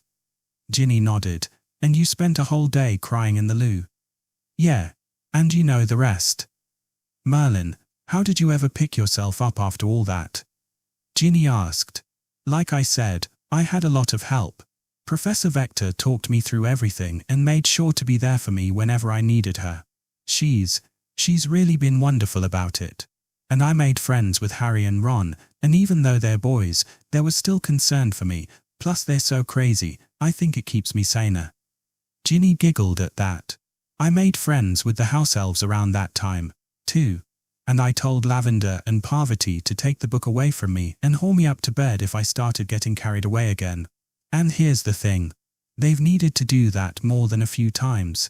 I probably hide it well, But I still feel like I'm on the edge half the time, like I could slip into those bad habits again if I didn't have anyone looking out for me. When things get tough, I always have to research more or practice more or eventually spellcraft more, and it's so easy to slip like that. Wow, I had no idea it was so hard for you. Yeah, I don't like to bring it up too much, but it's just like everything else. You learn to deal with it. And it taught me something really important. What's that? You don't have to do it alone. A tear trickled down Ginny's cheek, and she turned around and hugged Hermione. Thank you so much, she whispered. Thank you for being here for me. It's not a problem, Ginny. What are friends for? Other people started to come downstairs now, so they broke off and waited until it was time to go down to breakfast. Ron did a double take when he saw them. Ginny, are you wearing pigtails? Hair, she said, twirling one of her plaits with her finger. Hermione thought I should try a new look. What do you think? Ron shook his head. You don't even look like you like that. Beth, Ginny said, turning up her nose at him. I think it looks nice, Harry said. Ginny nearly tripped. Really? She squeaked. Really? Ron echoed. Yeah, Alicia wears her hair like that sometimes. You look more like a Quidditch player that way. Thanks. She stood motionless until the boys had passed by.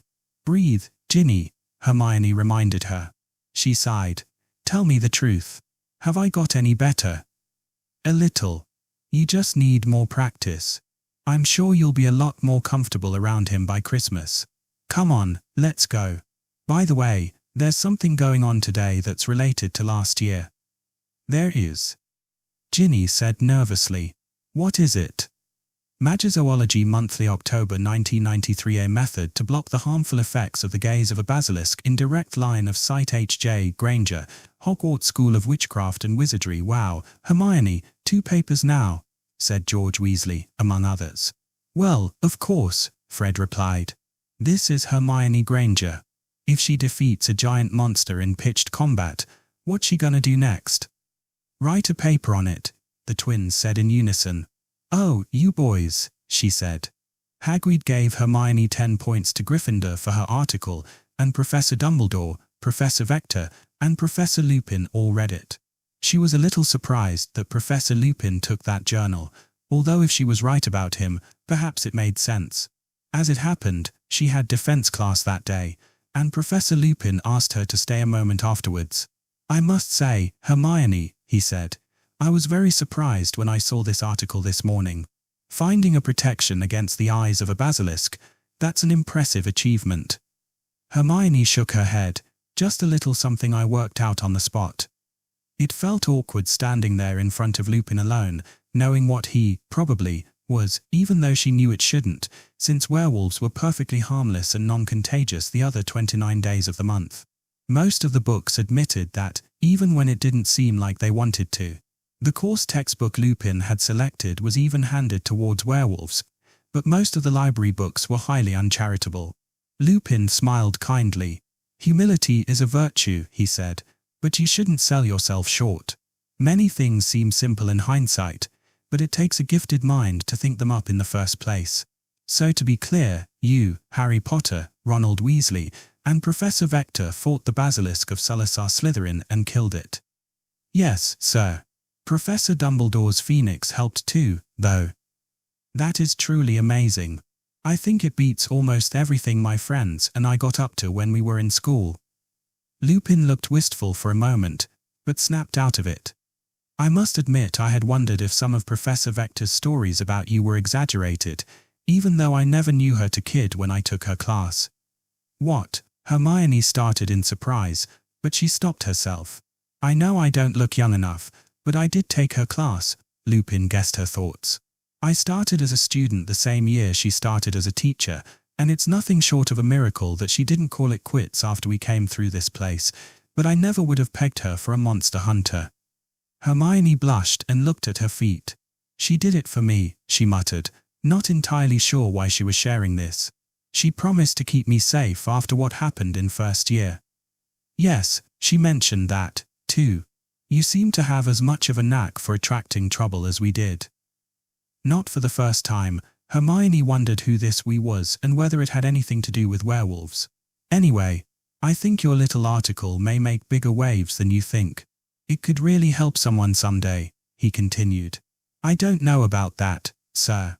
How many other basilisks could there be around? You might be surprised. There are a lot of dark things in this world, and as a practitioner of defense myself, I appreciate your efforts to shed some light." "Thank you, Professor," Hermione said. "You know, all the other teachers speak very highly of you, and not just because of your, frankly, phenomenal arithmancy skills. Imagine my surprise when I learnt this was the second article you had published." Hermione actually laughed at that. "That," she said. "That was even more trivial. All I did was teach my parents to brew potions." Professor Lupin laughed in return. "All I did," he chuckled. "Only a Muggle-born would say that. It's trivial in hindsight, remember? It is a rare mind indeed that can render the hitherto non-existent blindingly obvious." Hermione's eyes grew wide. "You read Douglas Adams, sir?" she asked.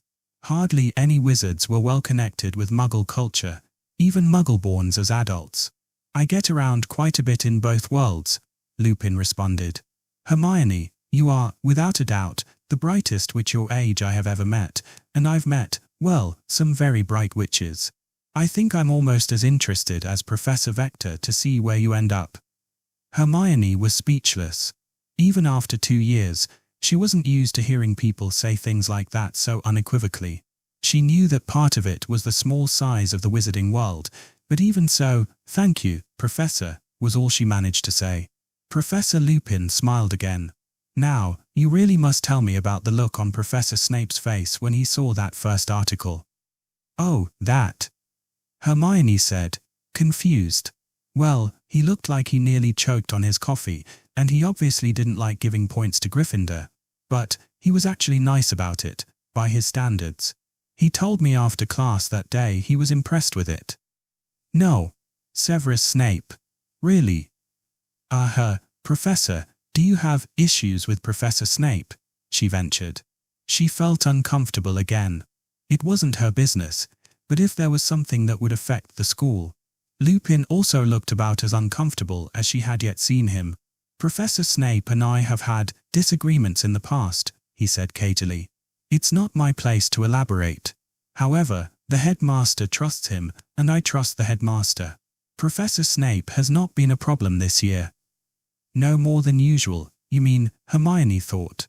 Could it be that Snape was prejudiced against werewolves? It wouldn't surprise her. Snape seemed to be prejudiced against everybody. She again considered asking Professor Lupin directly, but she didn't think he'd take it well. "I understand, Professor," she said. "Thank you." Chapter 46. The 30th of September came around, and Hermione was ready. Professor Sinistra, Vector, and Babbling put their heads together and figured out what time the moon would rise according to the Hogwarts clocks. The calculations would only be accurate a month in advance, but it was good enough. At the correct time, Hermione listened intently at her window. She didn't hear any howling, but that didn't prove anything. Professor Lupin, or any other werewolf, for that matter, could simply be too far away to hear. The real proof came the next morning, when the class was seated for defense, and in through the doors walked not Professor Lupin, but Professor Snape, his black robes billowing behind him. How does he get them to do that? Hermione wondered. Apparently, Professor Lupin was ill. She had no idea how Snape had time to teach defense, since he was also teaching his own core class, but teach defense he did, and he was even more unpleasant than usual and obsessed with werewolves. Hermione nearly broke down when Snape called her an insufferable know-it-all. She knew she had a tendency to be overzealous and to answer questions out of turn, but that was uncalled for. The ironic thing was that Ron called her a know-it-all about twice a week, and he was the one defending her. With Ron, though, she understood the spirit he meant it in, but she couldn't bear that kind of insult from a teacher, even one she didn't like to begin with. It was like primary school all over again, the bad years. She thought it was sweet of Ron, though she would have preferred he not get detention on her account. Her real consolation was adding the incident to her list of complaints against Snape. She was trying to be fair and only record incidents that would be unambiguously unacceptable in a Muggle school, but even so, that list was becoming somewhat alarming, whereas all the other teachers she recorded for comparison were at least mostly professional. Yes, Snape would get his soon enough. She allowed herself a knowing smile afterwards. It was time someone cut him down to size. By Monday, Professor Lupin was back and looked as well as he ever did. He cancelled the long essay on werewolves that Snape had ordered and went back to his planned syllabus, to general relief, although Hermione felt like she'd wasted her time writing it. She only had a few minutes before she had to get to ancient runes, but she told Ron to go on ahead of her and stayed behind to speak to Professor Lupin after class. "Can I help you, Hermione?" he said. "I just wanted to let you know, either what Professor Snape did was really unfair." "Well, of course, skipping to the end of the book like that when he knew you weren't ready. Not about that, Professor. I mean, well, he didn't actually come out against werewolves, but it was pretty clear how much he dislikes them. And it's not fair because most werewolves never did anything wrong. They're just sick, and they're perfectly safe most of the time. They shouldn't be treated like animals just because of that, and a lot of the books basically say they are." Professor Lupin froze up when Hermione started rattling off her views on werewolves, but he made the connection easily, and he was pleasantly surprised to hear she was being so tolerant. "That's kind of you to say, Hermione," he replied softly. "Unfortunately, in most of the wizarding world, that is how people think." "Well, I'm a Muggle-born, Professor, and where I come from, well, I guess we do have something similar with AIDS, but at least people are coming around on that." "True. Very true. I know a little about that issue," Lupin said. "Well, I imagine for someone with your intelligence, it was obvious why Professor Snape assigned that essay." Hermione bit her lip nervously. Professor Lupin raised his eyebrows and tilted his head slightly, waiting for a response. "Actually, Professor," she said, "I figured it out a week after school started. I saw the moon phase in the first astronomy class, and my brain kind of did the rest." Lupin chuckled softly. "I should have known," he mused. "With a mind like yours, that's only to be expected. Although I have to ask, do you think anyone else has figured it out?" "I don't think so, sir, or else they'd be talking about it. Honestly, they all seem pretty obtuse about it. Don't worry, I won't tell anyone. You're the only good defense teacher we've had so far, and you don't deserve that." Her teacher smiled. "You know, you remind me very much of an old friend of mine, Hermione. She was also a Muggle-born, and very bright, and very kind. You wouldn't know her. She died in the war." "I'm sorry, Professor." "Well, such is life. But I do appreciate your sentiments. Not many witches and wizards are willing to associate with werewolves." "Well, most witches and wizards don't think much of house elves, ghosts, or squibs either, and I can say from experience that they don't know what they're missing," Hermione said. Lupin chuckled again. "A wise sentiment. Well, you'd better get going. I'll write you a note in case you're late." "Thank you, sir." "Hermione, keep your stupid cat away from Scabbers." "He's not stupid, Ronald. He's very clever. You just don't approve of his lifestyle choices. Crookshanks, come here." "Lifestyle choices. He keeps trying to eat Scabbers," Ron yelled, trying to fish his squirming rat out from under a sofa in the common room. Hermione managed to grab the equally squirming Crookshanks around the middle and lift him up. The cat continued to glare at Ron. "He likes to catch his own food. It's healthier for him, anyway. Besides, a small pet like Scabbers shouldn't be out and about so much, especially since he's ill. Crookshanks isn't the only cat in the tower, after all." "And whose fault is it he's ill?" Ron demanded. "You're the one who said he took ill in Egypt." "I'm just trying to help," she huffed. "Don't mind Hermione, Ron," Lavender Brown jumped in. "She doesn't think other people's pets matter very much." "That's not true, Lavender. Crookshanks, go back upstairs, I say. The way Ron let Scabbers wander so much, he's lucky one of the other cats didn't get him already. Come on, go back to bed, Crookshanks." "I'm just going to astronomy. I'll be back in 2 hours." Dominant personality was right, but she could be strong-willed, too. It took some pushing, but she finally convinced Crookshanks to go back up to her room. Lavender continued to glare at her. "Honestly," she muttered to herself, "I'm sorry about the rabbit. All I said was you can't be dreading something you weren't expecting." Lavender was convinced that Professor Trelawney had predicted her pet rabbit's death, even though the supposed prediction didn't fit the facts. "Come on, Lav, we're gonna be late," Parvati called, and the remaining Gryffindors left the common room to head up to the astronomy tower. Professor Sinistra looked as excited as a schoolgirl tonight, an eerie effect in the light of Hermione's red filter spell, and Hermione had a good idea why. Her parents had mentioned it in their last letter. "Ladies and gentlemen," Sinistra said, practically bouncing on her feet, "I have recently received some most interesting news. Next July, a comet is going to collide with the planet Jupiter." The reaction was not what Hermione expected, though perhaps she should have. Half the class gasped in horror, and Lavender and Parvati actually screamed. "I knew it!" Lavender cried. "Professor Trelawney keeps saying something horrible is coming. It must be Jupiter getting destroyed. Oh, Merlin, what will this do to my horoscope?" No, class," Sinistra said frantically. "I'm sure I've mentioned before that comets are not huge balls of fire. They're tiny pieces of ice surrounded by clouds. In fact, most of them are too faint to see with the naked eye, not big and bright like Halley's comet a few years ago. A comet cannot possibly destroy Jupiter. It's far too small. But what we do hope is that it'll make for some interesting fireworks when seen through a telescope. And the Hubble telescope should be working by then, so we'll have great pictures." That snapped the class out of their horrified state, and they started asking questions, especially the boys, who were naturally more interested in the fireworks. "The comet is called Comet Shoemaker Levi 9 because two muggles named Shoemaker and Levi discovered it," Sinistra explained. "Yes, I keep telling you their telescopes are bigger and better than ours. It was captured into orbit around Jupiter, and Jupiter's enormous gravity shattered it into 21 pieces. And all 21 of them are going to crash into the planet next July. No, unfortunately, it is too faint to be seen.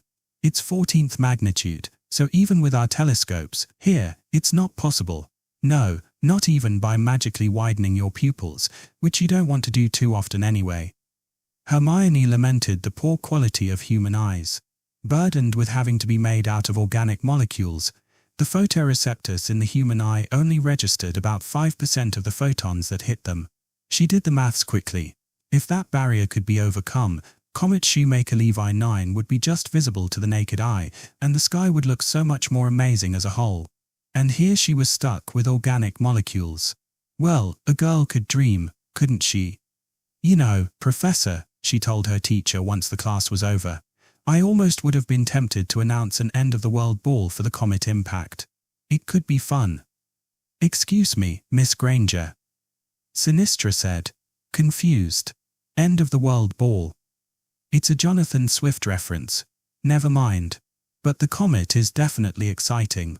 I've always have admired how much you know about Muggle astronomy." "Half-blood, Miss Granger," Sinistra replied. "My father introduced me to the subject the Muggle way, which is as good or better than our methods in nearly every respect. Far too many witches and wizards never pay attention to Muggle science." "Yes, I've noticed that," Hermione said. "I do hope the Hubble telescope mission works out." "As do I, Miss Granger. But I think there's not too much cause for worry. The Muggles have usually been reliable about such things." Hermione considered mentioning her idea about enhancing night vision to Professor Sinistra, but she decided against it for the time being. She wasn't confident enough in the concept quite yet, but if she happened to be struck by a fit on inspiration, it would be another story. Halloween came the following weekend, and with it, the first Hogsmeade weekend. The visit had been moved to Sunday instead Saturday, as it usually was to fall on the holiday. Hermione had to wonder if Halloween being the day after the full moon had anything to do with it, but she dismissed that. In any case, with the feast in the evening to finish off, it was sure to be an exciting day, and despite the last 2 years, she refused to allow herself to believe that anything bad would happen. "Well, we've definitely got to hit up Honeydukes," Ron said, being the expert on the subject thanks to his older brothers. "You won't believe all the kinds of sweets they have there. And Fred and George are always nuts about zonkos. And then we got to see the Shrieking Shack. It's the most haunted building in Britain, Hermione, Harry, and Ron all said together. Well, yeah, it'll be nice to get out of the castle for a day, Ron muttered. Ginny looked put out at being stuck in the castle for another year when she met them at breakfast, but she told them to have a good time and wandered off. The trio made their way down to the entrance hall, where Filch was checking them off a list. The caretaker just barely cracked a smile when he faced Hermione. Giving him a few rune-powered potion-making spells each month continued to do wonders for his personality, though he still had a reputation to uphold in public. He was just about to pass them through when Professor McGonagall showed up, seemingly out of nowhere. "Mr. Potter, you are going to Hogsmeade," she said. "Why, yes," Harry answered. "You are aware, of course, that Sirius Black is still at large." "Professor, he can't be here, can he?" Harry said worriedly. "They wouldn't make him stay behind, would they?" "We certainly hope not, but there have been sightings in the area, so you must be very careful. Also, Professor Dumbledore has asked me to urge you not to leave the village streets at any time, including to visit the Shrieking Shack." "What? Why?" Ron said. "Because, Mr. Weasley, it is too far from the rest of the village to patrol adequately. For your safety, Mr. Potter, you will have to pass it up for now." Harry sighed, but nodded reluctantly. "Yes, Professor." "It's not fair," Ron said as they climbed into the thestral-drawn carriage. By now, the sight of the skeletal horses barely fazed the trio. "You went to all that trouble to get your uncle to sign your form, and you still can't see the whole village." "Professor McGonagall's right, Ron," Hermione said. "With Sirius Black out there, Harry needs to stay safe. We should be thankful she let him come at all." Ron opened his mouth to reply, but he stopped when he saw Harry. He was shaking. Hermione started to feel cold. She was starting to think maybe it wasn't a good idea bringing Harry along. What if Sirius Black was here? What would he do if he saw them together? No. It was the Dementors again. Merlin, she hated those things. It was like they sucked all the happiness out of the room. I can see why my dad doesn't like them," Ron said once they were safely past. Harry was sitting very stiffly and staring into space. "Why do they affect me worse than you, though?" he said. "I don't know," Hermione replied. "I tried to look them up in the library, but a lot of the information on them is in the restricted section. Although, I might be able to convince Professor Vector to give me a pass." But a brief encounter with Dementors wasn't enough to ruin their day-to-day. Hermione was excited to see an authentic all-magical village, and Ron and Harry were just excited for a day on the town. Hogsmeade was a quaint little village, all high-pitched roofs and tall chimneys, looking quite a bit older than Diagon Alley. Its look was actually more subdued at that place, where all the shops and stalls were constantly flashing their wares, but Hermione felt immersed in the wizarding culture here in a way that she never had in London. Being separate from the rest of the world, this was the ideal place to live, by wizard standards.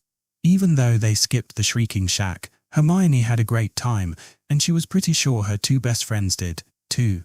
They all loaded up on an excessive amount of sweets at Honeyduke's. She justified it by saying it was Halloween, the one day her parents didn't raise a fuss about eating a lot of candy.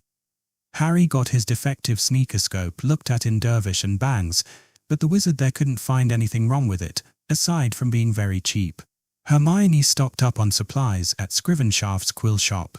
Ron insisted they go into Zonko's joke shop to grab a few things, even though his brothers were the masters of that domain. In fact, it was those two boys that they met in the shop. "Well, looky here, George," Fred called. "It's the new kids." "Hey, guys," Harry waved back. "Dare I ask what you two are up to?" Hermione asked them. "Probably not," the twins said in unison. "Say, Hermione," George added, "would you care to lay odds on next Saturday's Quidditch game?" "Next Saturday? But there's not." "Oh, you mean Gryffindor versus Slytherin. I hope you're not planning on betting on yourselves." "Of course not," Fred replied indignantly. "We just want to see how your predictions fare," George said. "You've been doing a pretty good job with the World Cup," Fred continued. "Oh, well that's easy," Hermione said. "You're the favorite to win. Upwards of 4-1 on. You've got a real veteran team, and Malfoy is not much of a seeker. Too true, Hermione, Fred replied. Yeah, we'll give you what for, said George. By the way, if you haven't been already, we highly recommend going for a butterbeer over at the Three Broomsticks. Highly recommend. We were heading there next. Sounds good to me, Ron said. I've been wanting to try that. Mum wouldn't let any of us drink it till we were 13. That she knows of, said the twins, grinning. The Three Broomsticks was clearly the centre of social life for Hogsmeade, a small but crowded inn and pub filled with all sorts of unusual characters, including a couple of goblins and an old woman Hermione was pretty sure was really a hag. Madame Rosmerta, the innkeeper, was a middle-aged woman with a sharp stare and a firm hand to deal with all the rowdy wizards who came through the place. Hermione judged she was quite pretty, though, especially if Ron's blush was any indication as he went up to order drinks. Hermione found she liked the butterbeer. It tasted like cream soda with a healthy dose of butterscotch and a very mild kick to it that her parents probably wouldn't approve of, but they couldn't really talk because they had no problem giving her a glass of wine at dinner parties. Actually, if they made this stuff about twice as thick and added a dash of nutmeg, they'd probably have some form of eggnog. She could see why it was so popular. A lot of other students were in the pub. Many of them waved to Harry as they came in, and one couple soon approached Hermione. She was only a little surprised when she saw Roger Davies and Rebecca Gamp arm in arm. Roger was grinning, but Rebecca was stared at her oddly. Hey, Hermione, how are you liking Hogsmeade so far? Roger asked. It's really great. We need to be able to get out of the castle once in a while, and it's a lot of fun here. So, you too? She inquired. We thought we'd give it a try, Rebecca said, breaking into a smile. Hogsmeade's more fun when you have someone to do it with. I can guess. We just came from the Shrieking Shack, Roger continued. Have you seen it yet? Hermione and Ron looked awkwardly at Harry. No, Hermione said. We might have to do that another time. Oh, too bad, Rebecca replied. Say, Hermione, I was wondering, what have you been doing in Professor Vector's office on Saturdays? Hermione's eyebrows rose in surprise. She wasn't keeping it a secret, but she didn't think anyone would notice her Saturday afternoon meetings. I'm doing an independent study with Professor Vector, she said. Rebecca coughed, and her eyes grew very wide. You? She said incredulously. What could you be doing an independent study on?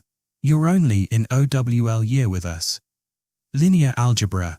It's mostly more advanced work with matrices. We're mostly studying more general principles of spellcrafting in Transfiguration with it. Oh, well, how nice for you, Rebecca said, but she didn't sound like she thought it was nice at all. Do you think there's any chance Professor Vector would be interested in taking on another student for that? Hermione shrugged apologetically. You could ask her if you wanted. If you can keep up with the linear algebra work, I wouldn't object. I think I will, thank you very much, she replied with an air of superiority, and she walked off, dragging a confused Roger with her.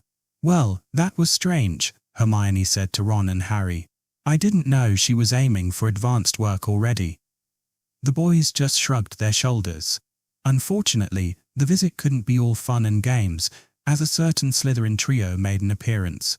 Hey, Granger, Draco Malfoy said. I hear you don't think much of my flying skills. Upwards of 4-1 on Potter, was it? Apparently, the twins had been spreading her prediction around. Hermione didn't let him faze her. Actually, that was for the teams as a whole.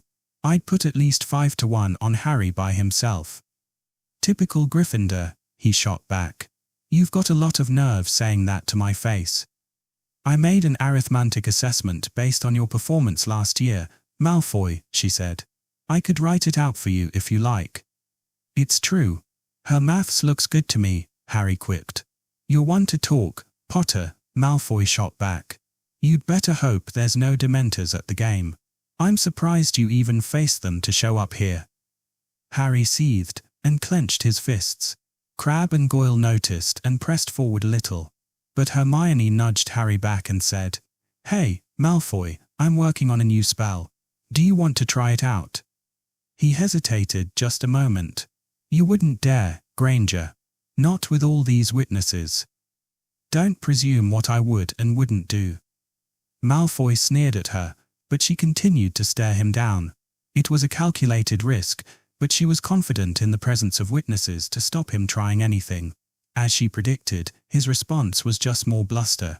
Well, if you ever feel Gryffindor enough to try a real duel, you know where to find me. Come on, Crabbe, Goyle. They three of them went back to the bar for butterbeers of their own. That was bloody brilliant, whispered Ron. Just strategic thinking, she said. He can't do anything in here any more than I can.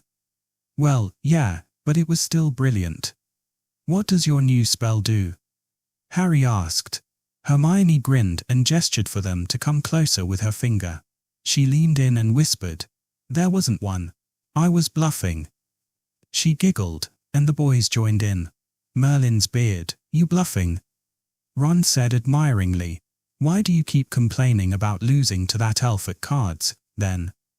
Because Sonia is superhuman at it. No one can compete with her. Mere mortals like myself have to settle for outwitting Malfoy. Here's to that, Ron said, raising his glass. You three go on ahead. I need to wash up, Hermione said as the foursome made their way to the Great Hall for the Halloween feast. They had met back up with Ginny and showered her with Honeydukes candy to try to make up for her being cooped up in the castle all day. Hermione was sure she had eaten too much candy already, and she still had the feast coming up, but at least she could work it off with all the stairs she had to climb around here. However, when she wandered into the bathroom to get ready for the feast, she was greeted by a disturbingly familiar sound. Someone was crying. Hello. Looking down the row of stalls for the source of the high-pitched sniffling, she got to the end and saw the feet of someone in a familiar pose, sitting on the floor, back against the wall. The girl was very small, she could tell, a first year or a small second year. She was also barefoot. Her skin was very pale, and her voice was high and a little squeaky. Hermione didn't know all the girls in the castle, but she had a pretty good idea of this one. Luna. Is that you? The sniffling broke off. What was that? Did someone say something? Luna Lovegood. It's me, Hermione Granger. Can I help you? Hermione. Oh, hello, Luna said in a crude imitation of her usual serene voice.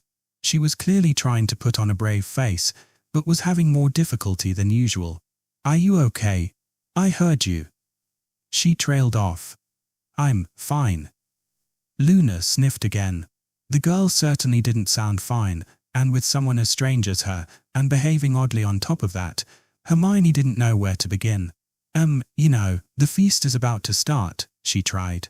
If you come out, we can go down together. I'm sorry, I'm not really hungry right now. Well, to be honest, neither am I, too much candy. But it's not good to miss the Halloween feast. Believe me, this happened to me in my first year, and I nearly got killed by a mountain troll. There was a long silence. Even Luna Lovegood seemed to have trouble digesting that one, and Hermione couldn't think of anything else to say. Finally, Luna said in a small voice, That sounds very improbable. Were there Raxperts involved? I have no idea. But I do know people will be worried that you're not there. She heard another sniffle. That's nice of you to say, Hermione, but I don't think anyone will notice if I'm gone. Trust me, they will. I didn't think anyone would notice I was gone either, but they did. Luna didn't answer that at first, but then she slowly began to stir, rising to her feet and sliding the door open. Hermione nearly gasped when she saw her. Her long, blonde hair, which descended to her waist, was unkempt and more frazzled than Hermione's own, making her look like she was wearing a lion's manner on her head and trailing down her back. Her wand poked out from the mass, apparently being tucked behind her ear. She had no socks or shoes, nothing below the knee, which couldn't have been comfortable in this weather. Her Ravenclaw tie seemed to be missing, too, and her eyes were very red, as if she'd been crying all afternoon. Without another word, Hermione grabbed her and wrapped her arms around her. Luna went stiff with surprise, but she gradually started to relax. As the shock wore off, she said, Oh my, this is very nice, but what is it for? Hermione pulled back and held her at arm's length. You just looked like you needed a hug. She cocked her head and replied, "I think you are right. Thank you, Hermione. So, did you want to talk about it?" "Well, I have been having a very difficult day today." "I sort of guessed," Hermione said, looking her up and down. "May I ask if there's a reason you aren't wearing socks?" "All of my socks and shoes have gone missing."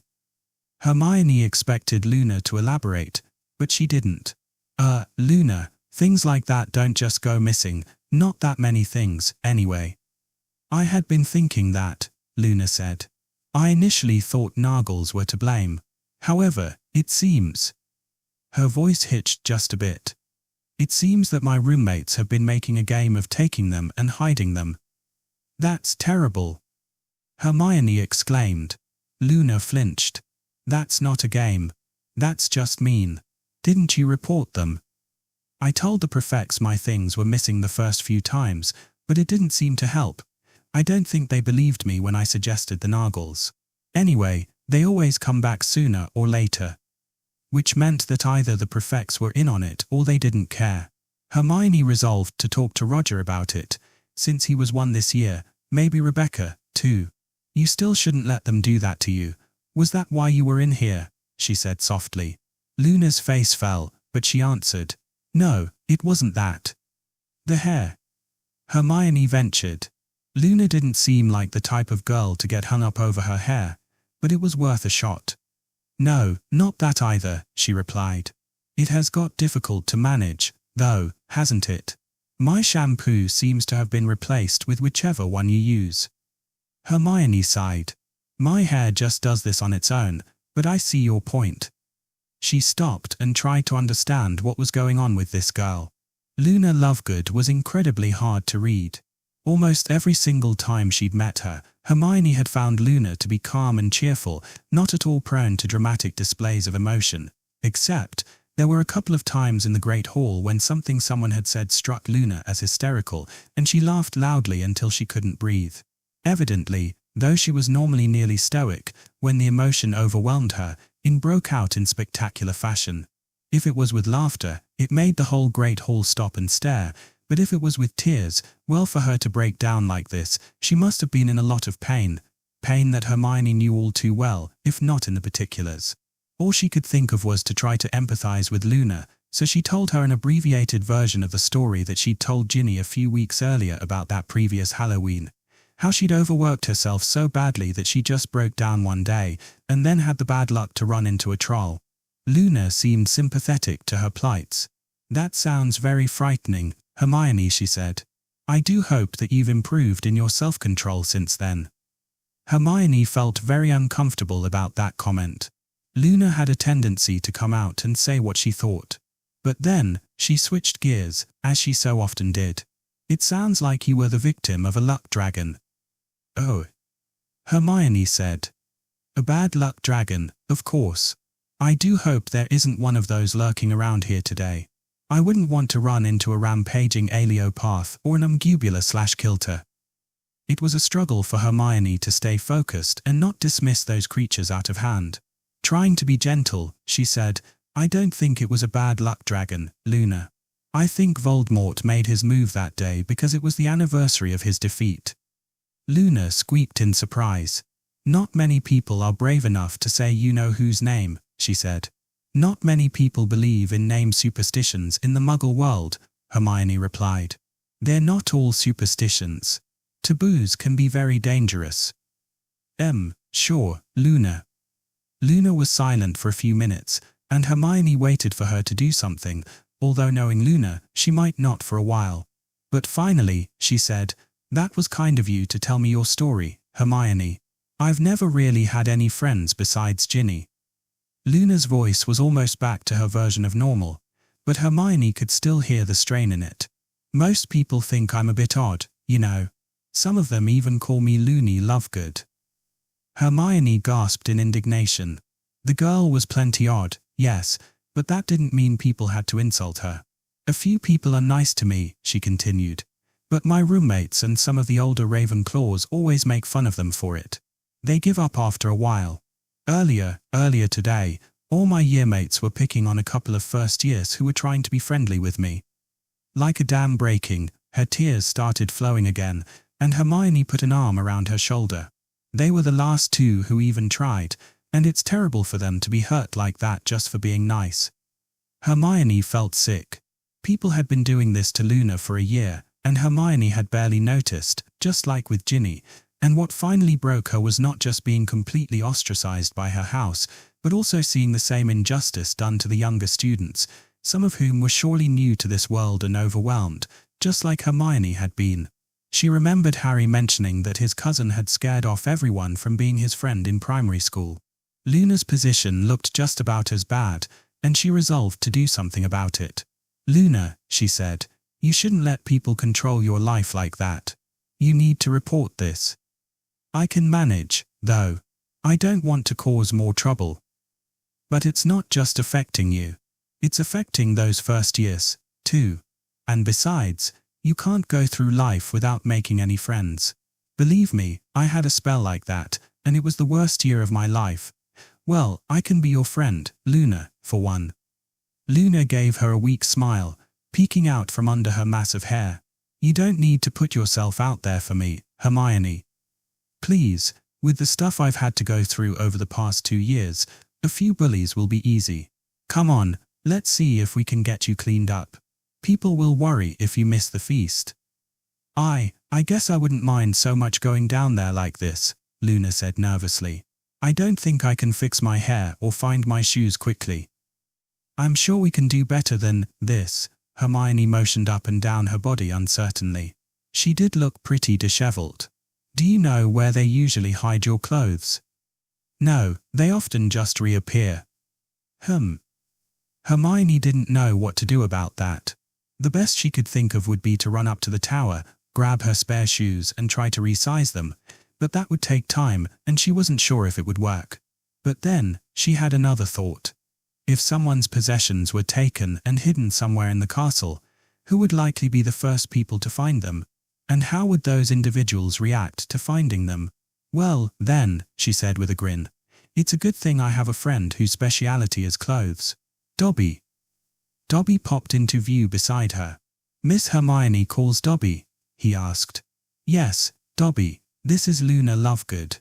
Luna, this is Dobby. He works for me." "Hello, Dobby," she squeaked. Even allowing for the fact that this was Luna, Hermione was surprised that the girl didn't react at all to her having a paid elf. "Dobby, have the other elves asked you to retrieve any clothes hidden in odd places today, especially shoes and socks?" Hermione asked. The elf's eyes grew a bit wider. "Yes, they has, Miss Hermione. I think some of them belong to Luna. People have been hiding them from her. Students hides Miss Luna Lovegood's clothes from her." Dobby said. "So that is what is happening. The other elves is not liking it, Miss Hermione. Some of them is thinking that someone is trying to free them, miss." She groaned. "And I'd be at the top of their suspect list," she thought. "One more reason to tell people to cut it out. I'll see if I can talk to them about it, then," she replied. "Could you check them and bring a pair of her socks and shoes if there are any?" "Yes, miss, Dobby can." And then, he leaned close to Luna and sniffed deeply. Dobby, what was that?" "Dobby must learn which is Miss Luna Lovegood's scent, miss. We elves sorts laundry by smell when it is being mixed up."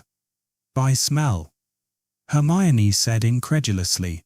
"Yes, miss. All of the robes looks alike, so elves must have another way to be telling them apart, miss." "Oh, and here I thought it was magic. Silly me," Hermione replied sarcastically. "Just when I thought I'd learnt everything about elves."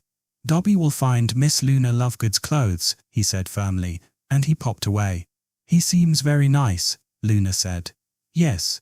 We hired him after we got him away from the Malfoys last spring. He's been really great to have around, especially since most purebloods hardly ever think about elves, no offense." "It's all right. I've found that many people have very closed minds," Luna replied calmly. Hermione couldn't help but feel like that comment was partly directed at her. A few minutes later, Dobby reappeared with an armful of clothing, mostly socks, ties, 2 pairs of shoes, and most alarmingly, 2 pairs of knickers. Dobby truly never did anything halfway. These is all of Miss Luna Lovegood's clothes that Dobby has found, he said eagerly. Luna beamed and matched a pair of socks and shoes and put them on. There, now my feet will be warmer, anyway. Thank you, sir, she said as she grabbed a tie, too. Sir, Dobby said in awe. I like her very much. Hermione giggled. That settled it. If Dobby liked her, she was definitely going to be a friend. Dobby, please take the rest of these to Luna's room, and also take things of hers that you find back there right away, but rest first if you need to. After Sonia had overexerted herself, Hermione made sure to count the number of apparitions if Dobby was doing something intensive. Yes, Miss Hermione. Dobby will do that. He took up the rest of the clothes and vanished. There, Hermione told Luna. She looked much better already with a full uniform. Now, for your hair. She hadn't quite been telling the truth that she didn't have a new spell, but it was true that she didn't have anything brand new that she could use against Malfoy. I'm not good with hair, but I have a new spell for Arithmancy that might help. Do you mind if I try it? Not at all. I've studied some Arithmancy myself. It's very interesting. Oh, we'll have to talk about it sometime. Hermione turned Luna around and gathered her mass of hair into 3 bundles. Luna pulled her wand from behind her ear so that it wasn't in the way. Then, Hermione waved her own wand and said, Fasciculi Pillis Plectori. She watched with pleasure as Luna's hair plaited itself, but only down to her shoulders, leaving a bushy tail hanging down her back. Still needs some work, I guess. It worked on mine. She hadn't considered needing to test it on very long hair. For lack of a better option, she went with a little adjusting of the braid and 2 more applications of the charm, and Luna's hair was plaited all the way down her spine. She withdrew a hair tie from her pocket and tied it off at the bottom. There, now you look perfectly presentable. Are you ready to go to the feast, now? I suppose so. Luna's eyes were still red and puffy, but she finally looked cheerful again, so she washed her face, and they were off. Hermione wondered how people would react to the 2 of them walking into the feast late. Since Luna seemed to attract the wrong kind of attention, it could get unpleasant. However, it turned out they were in luck. They walked in at the same time the ghosts entered the hall en masse, so most of the attention was diverted. She led Luna up the aisle between the Gryffindor and Ravenclaw tables until she found the rest of her friends. She was about to offer to let Luna sit with them, but the Ravenclaw found a spot at her own table. Her housemate scooted out of the way, obviously not out of politeness, but to get away from her, and she softly said, "Thank you, Hermione," and sat down. "You're welcome," she answered, and she sat down next to Ginny and across from Ron and Harry. She heard whispers from behind her of how'd Looney get cleaned up. And what's Granger doing with her? But she ignored them. "Hey, Hermione, where were you?" Ron demanded. "Just helping out a friend," she said as she loaded up her plate. Ron looked past her to the Ravenclaw table. "Who, Looney? What's the big deal?" Hermione shot him her best glare. "Her name is Luna, Ronald," she said loudly enough for the people behind her to hear. Then, she leaned in and whispered, "I found her crying in the bathroom. I happen to have some experience with that." Ron turned red as he remembered how he had set off that incident 2 years ago. "Is she okay?" Ginny said with concern. "She's better now. I'm gonna try to help her with people picking on her from her house." "Well, good luck with that.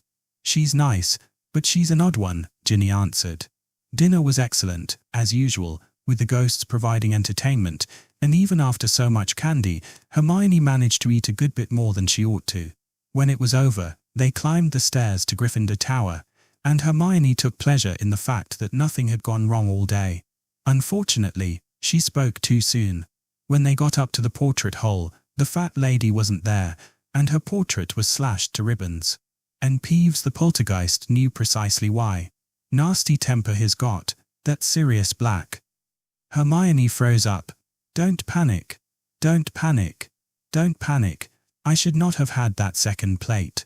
"All students return to the Great Hall at once," Dumbledore ordered. The Gryffindors turned around and hurried back down the stairs. Hermione was still feeling like she was about to throw up when she felt a tug on her arm. She now noticed that her hand was going numb from someone's white-knuckled grip on it. It was Ginny.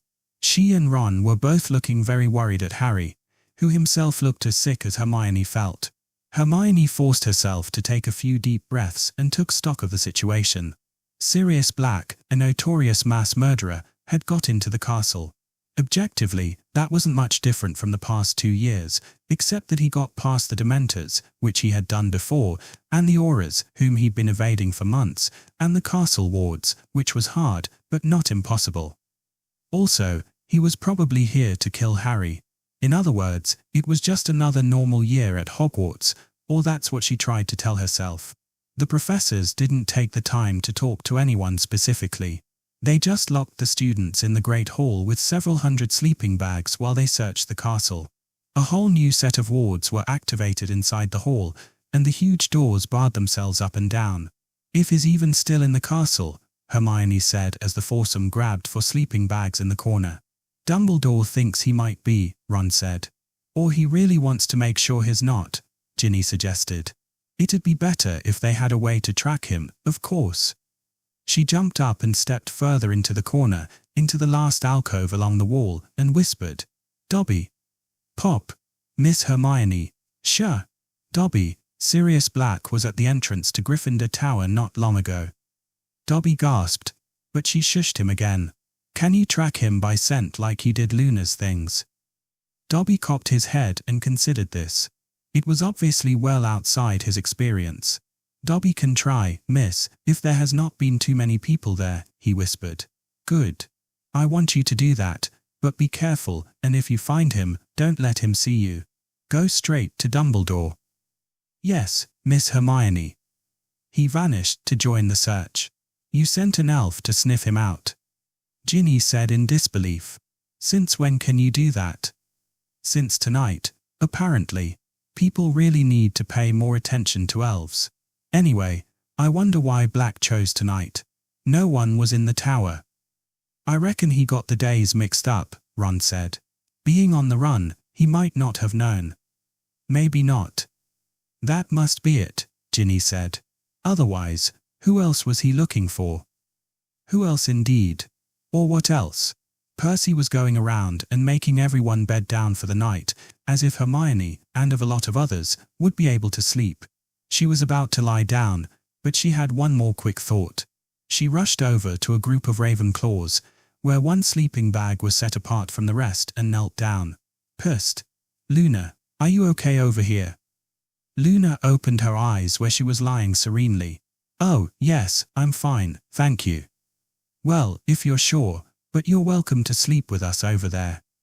"That's very kind of you, Hermione, but I'll be all right. The wards feel quite safe here. You can sleep with me if you like if you're uncomfortable." Hermione felt very uncomfortable and now very awkward on top of that. Luna tended to do that to people. Luckily, she was saved when Percy yelled, "Lights out," and she said, "Thank you, but I think I'll be okay, too," and ran back to her group. Hermione got very little sleep that night. She and her friends listened for news each time a teacher came in, but Black was never found. Professor Snape implied that Professor Lupin might be involved, but Dumbledore dismissed that out of hand. Hermione did too, though for a different reason. Seeing as it was the night after the full moon, Professor Lupin was probably too ill to be of much help to anyone. It wasn't until the early morning that Hermione heard from Dobby again, when the little elf came up to her, wringing his hands, and said, "Dobby is sorry, Miss Hermione. Dobby could not track bad wizard Black." "I suspected as much," she said sleepily. "Do you know how he got away?" "Dobby is thinking that he masked his scent, miss." "Masked his scent?" "From elves." "Dobby is not thinking he cares about elves, but he could be caring about Professor McGonagall." "Professor McGonagall?" She was also tracking Sirius Black by scent. "What, as a cat, of course. Well, it's good to see someone else thought of it. I bet Mrs. Norris was up there, too. Thank you for trying." "Dobby is happy to serve, Miss Hermione." Chapter 47. "Professor Vector, I'm really worried," Hermione said. She had staggered into the Arithmancy classroom early enough for a private chat, though red-eyed from worry and lack of sleep. She'd also been harassed by the new portrait guardian on the way up to get her books, some mad knight from the North Tower. "So are we all, Hermione," her teacher replied wearily.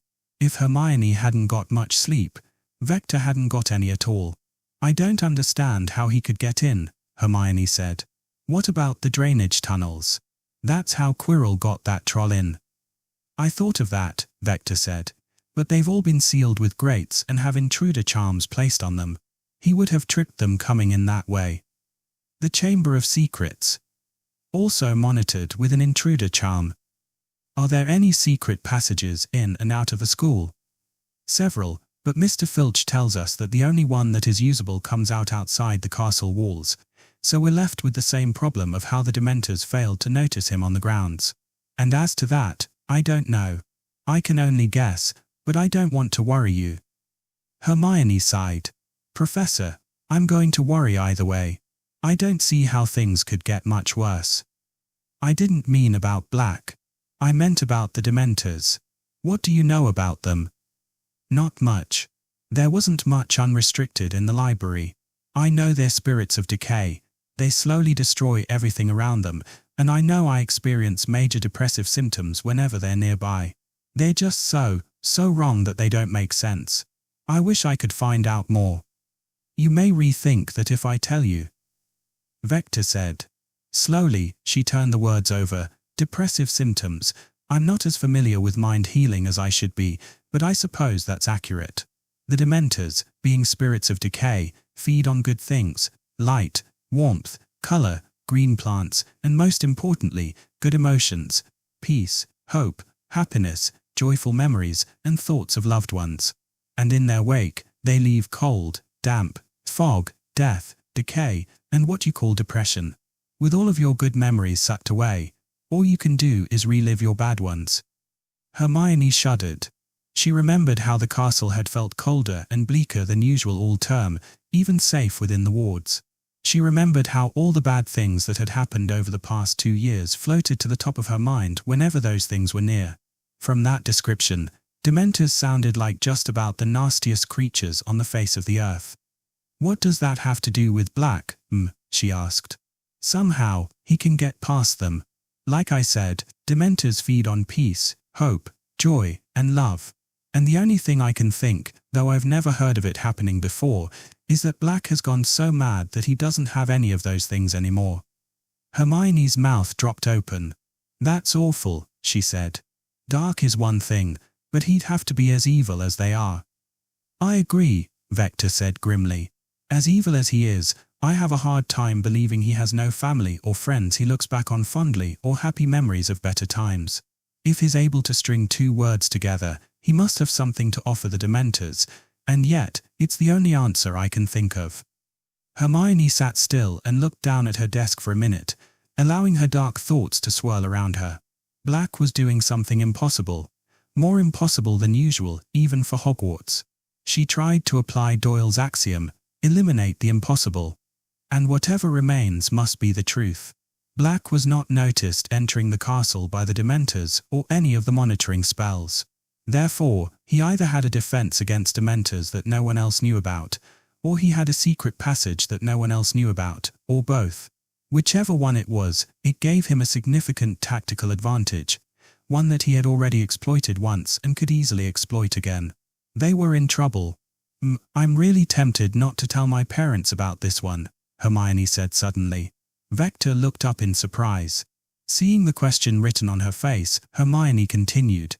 "They only let me come back here because they were confident in the Ministry security, and now it's obvious that's not good enough. Dobby's great, but I don't think they'd let it come down to him being my only line of defense." Vector pressed her lips together with concern. "I can't tell you what to do about that, Hermione," she said. "I can only repeat what I said 2 years ago. You have already been more open with your parents than almost any Muggle-born I've met, and that was extremely brave of you. It's more than you should have to bear, and there would be no shame in holding some of it back. But at the same time it puts a lot of strain on a family to keep secrets. I think your parents have been right in allowing you to return so far, but this school has had an extraordinary run of bad luck, being threatened 3 years in a row." She stopped to collect her thoughts for a moment. Hermione waited patiently. "I'm not sure I ever told you this," she said when she continued. "I never settled down and had children of my own, but I do have a nephew. And his daughter, Georgina, starts school next year." Hermione's eyebrows shot up. She hadn't known that. "So believe me when I say I am very concerned for the safety of this school. We've had bad luck the past 2 years, but after last night, perhaps it's time we faced facts and admitted that Hogwarts, indeed, magical Britain, isn't safe anymore. And because of that, maybe it's time you started holding back from your parents, or maybe it's time you pursued your education elsewhere. But you are the only person who can answer that." Hermione was speechless. That was definitely not the answer she was hoping to hear. Although she could guess it was probably what she needed. She still didn't know what to do, but she now realized how big a decision this was, and that it was a decision she had already started making. "Professor," she said, "I already decided not to tell my parents something else, that, well." She glanced to the door to make sure no one was about to come in and whispered, "I know that Black is after Harry." Vector gasped softly, but then she said, "Of course you do." She nodded. "I also didn't tell them that Riddle came after me to get at Harry last spring. Or that I'm pretty sure Voldemort's spirit," Vector suppressed another gasp, "tried to possess me 2 years ago when it attacked Harry. I didn't want to give them the chance to tell me to stop associating with him. I could leave Hogwarts, but I couldn't do that. Harry deserves better than that with the life he's had." Vector smiled weakly. "You're a very good friend, Hermione. And a true Gryffindor." "I've been friendless like Harry used to be once," Hermione said resolutely. "Good friends are worth the risk." "Yes, indeed they are. But it's up to you to decide how far to take that. And if I can give you one other bit of advice, it might be to consult some of your older friends. They're closer in age, at least. Their perspectives might help." "Thank you. I think I'll do that." "Miss Gamp, I can see you're very eager to advance your studies," Professor Vector told Rebecca when she confronted her after class. "However, I don't just make special arrangements for anyone." "Professor, I'm sure I can work above my class level," Rebecca said. "And Hermione's been doing that for 2 years, now." "Miss Granger was a special case," Vector said stiffly. "Her talents would have been wasted sitting idle for 2 years, so I let her start the class as a whole early. However, even then, her maths was a self-study. But I fully recognize that you are a gifted student, Miss Gamp, second in the class, even. However, if you wish to work ahead, I suggest finding someone like Percy Weasley to tutor you. Then, I will be happy to let you try to test into the 7th year class next year. But there is little point to doing an independent study unless it is above an EWT level." "And if I can do that maths?" Rebecca asked. "I can give you some of the linear algebra notes I've been working on with Miss Granger," Vector replied. "If you can keep up with that work, then by all means, you're welcome to join us. Otherwise, I'm afraid there's not much I can do to help you." Rebecca took a deep breath. "That's fine, Professor," she conceded. "I'll take a look at those." "It's a tough call, I'll grant you that," Cedric Diggory agreed when Hermione told her study group her dilemma the next day. "It seems worse than last year around here," Roger said. "I mean, we had a couple Muggleborns transfer out last year with the heir, but Black's a crazy murderer, and he's not just after Muggleborns. A lot more people might leave because of this." Alicia Spinnet shook her head and replied, "Yes, but Hermione is a Muggleborn. It's not like she's in any more danger." "But the danger I was already in involved me almost dying multiple times," Hermione thought. "I don't know," Cedric said darkly, lowering his voice.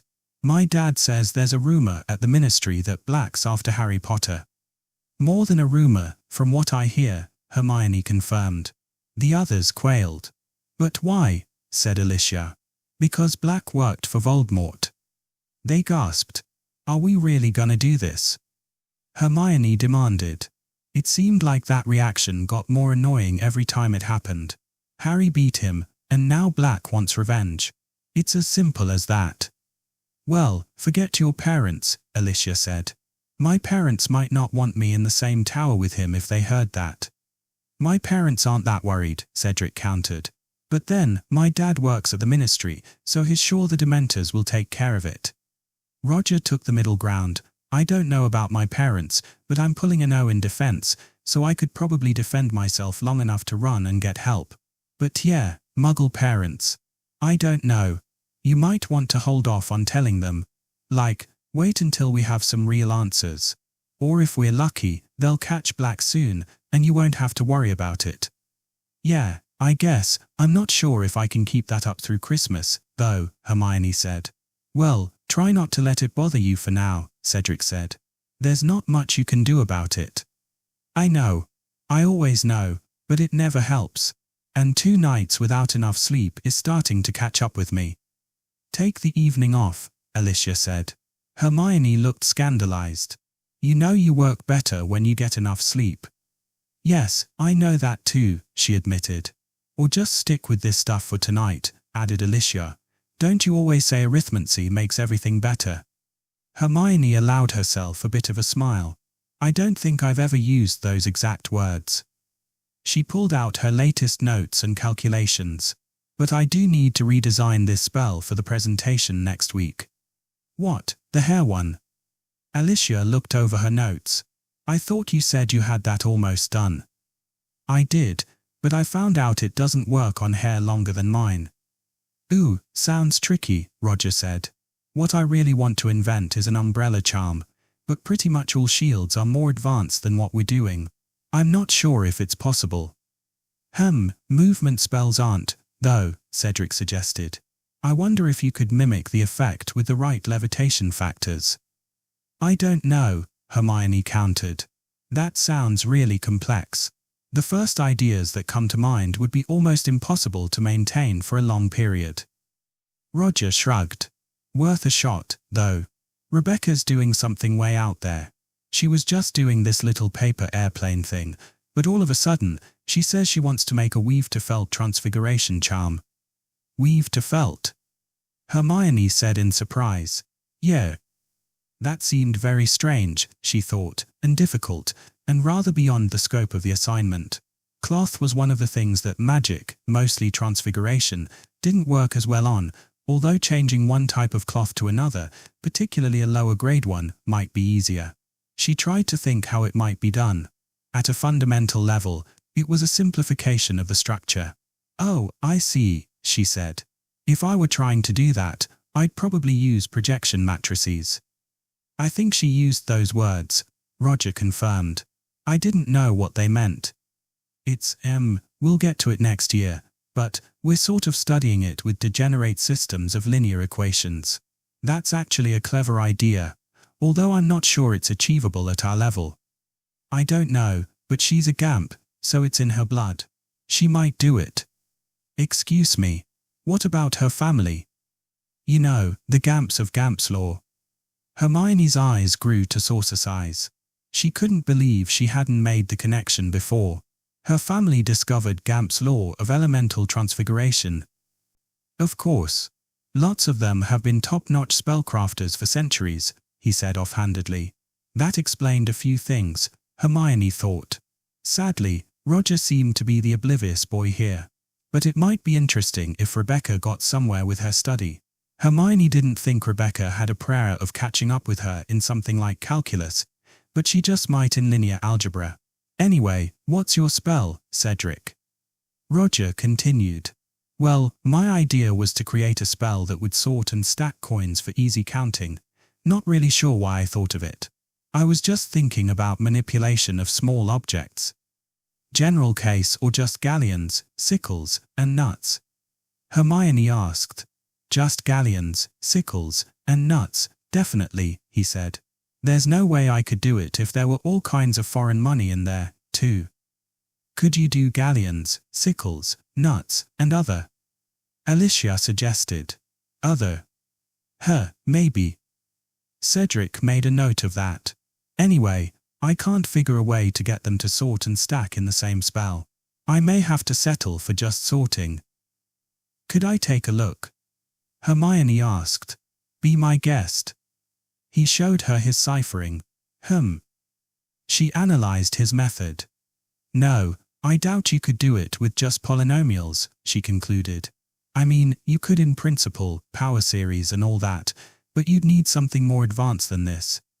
Just sorting should be plenty for the assignment, Alicia assured him. We're only crafting simple charms.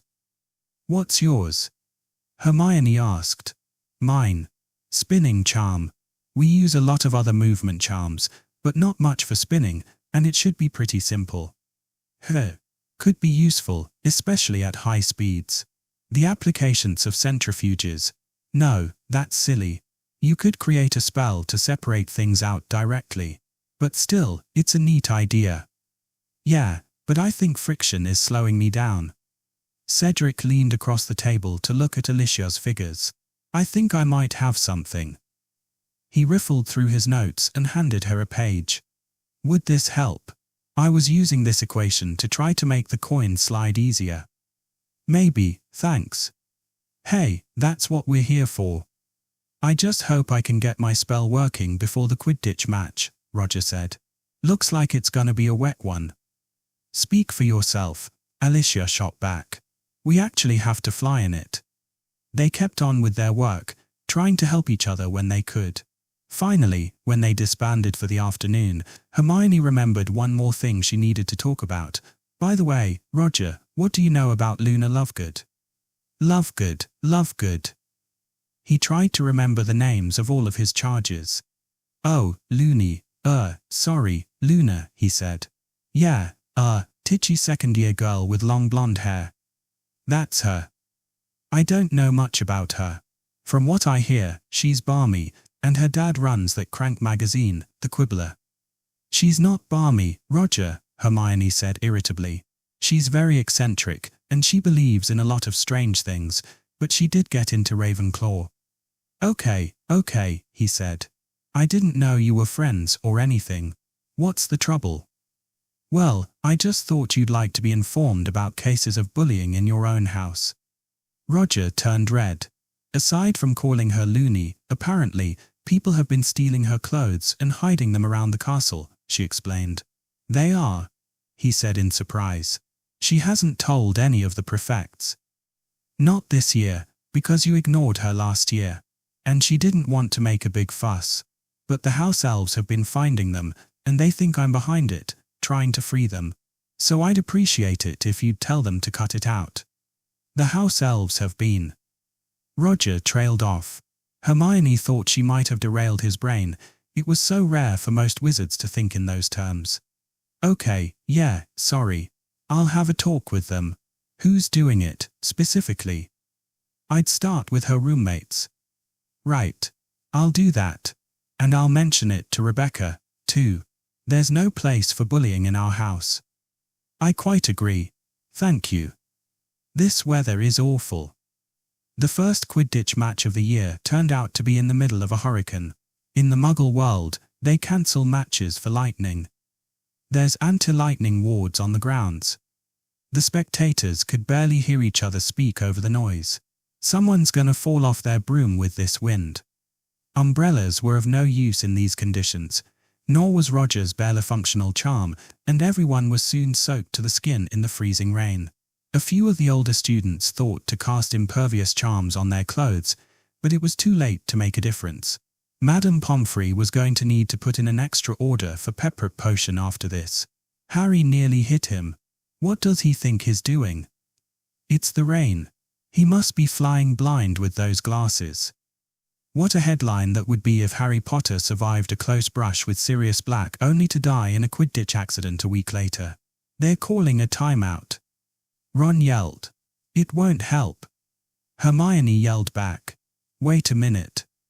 If an impervious charm worked on clothes. Be right back. She ran down to the pitch and cast that same charm on Harry's glasses. The water immediately ran off them, and he could see clearly. Oliver would look like he was going to kiss her, and she took an anxious step back, but they just took off again, with Harry finally able to fly straight. Hermione hoped Harry would be able to catch the snitch soon. Now, Quidditch kept going, day or night, but playing at night in these conditions would be an exercise in futility or worse. Malfoy wasn't any better. Far from it. Harry had said the Slytherins hadn't practiced as much in rough weather, and it showed.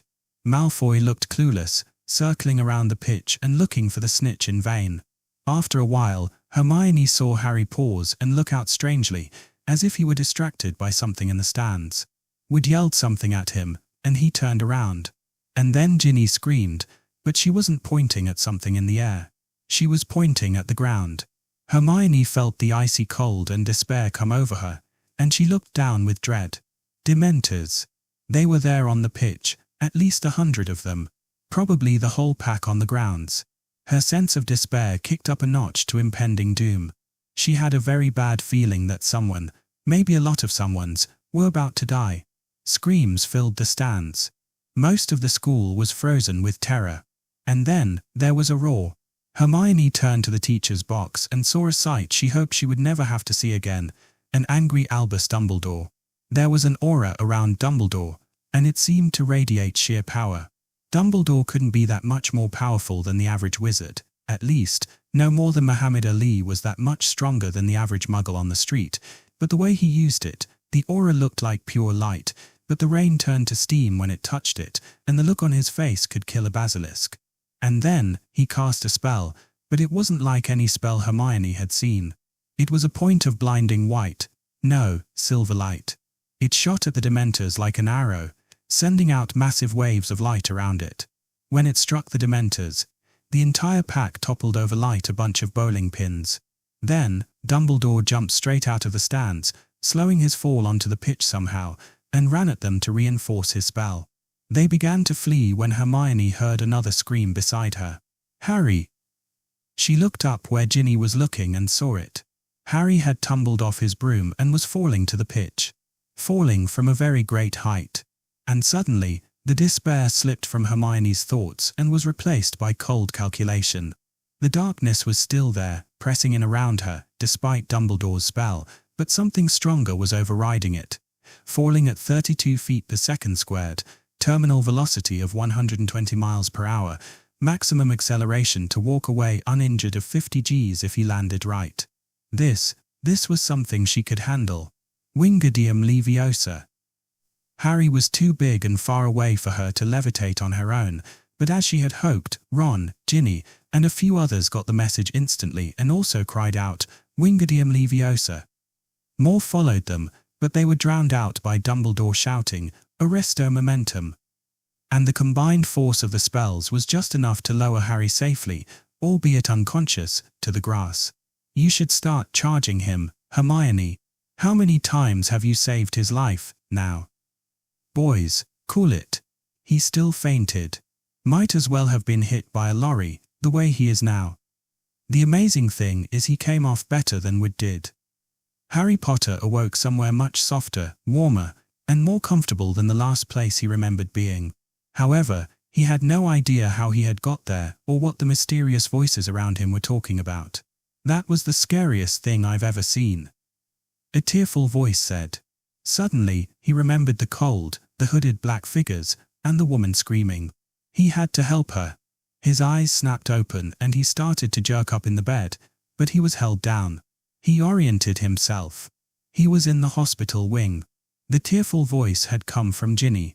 The ones who had spoken before her were Hermione and the twins. Ron and the Chasers were there, too. All of them were splattered with mud or at least soaked with rain. "Harry, mate!" Fred exclaimed. "You all right? You scared us out of our wits out there." He remembered. He was sure he had seen that same black dog in the stands that he had seen at Privet Drive, then the snitch, and then, what happened? He asked. "You fell off," said Fred. "A long way," George added. "We thought you were gonna die," Ginny whimpered. "Lucky it was so far so Hermione had time to catch you," said Alicia. "Hermione." He looked to his bushy-haired friend. "Levitation spells," she explained with reddened eyes. "I was just the first one, though." "But nobody else would have thought of it," Fred quipped. "But what about the match?" said Harry anxiously. "Did we get a replay?" No one said anything. They all looked very grim-faced. "What? We didn't lose?" Harry said in horror. "It was a very near thing, Harry," Hermione told him. If it had been Cedric Diggory or Cho Chang out there, they probably would have got the snitch before anyone called off the game. But Malfoy. She looked back over her shoulder. Harry saw the Slytherin team clustered at the far end of the infirmary. Several of them were glaring at the Gryffindors. He flew off the pitch when he saw the Dementors. That bought some time. Time for what? Harry said, confused.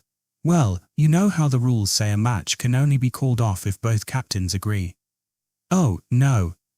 Harry said, knowing the Slytherins would want to play on. Suddenly, he heard a grunt to his side. Turning, he saw Oliver Wood in the bed next to his, looking bruised and battered. Flint took some convincing, Wood groaned. Yeah, it was ugly, George added. Flint, call for a rematch. Wood yelled. Fat chance, Wood. Flint yelled back. We're gonna keep playing. Your seeker flew away. At least he's still conscious. Yours couldn't even stay on his broom when a few dark spirits showed up, the idiot. At that point, Wood slugged Flint in the face, knocking him into the mud and pummeling him as hard as he could. You son of a bitch. He yelled. Harry almost died because of those things. Call it off. Call it off.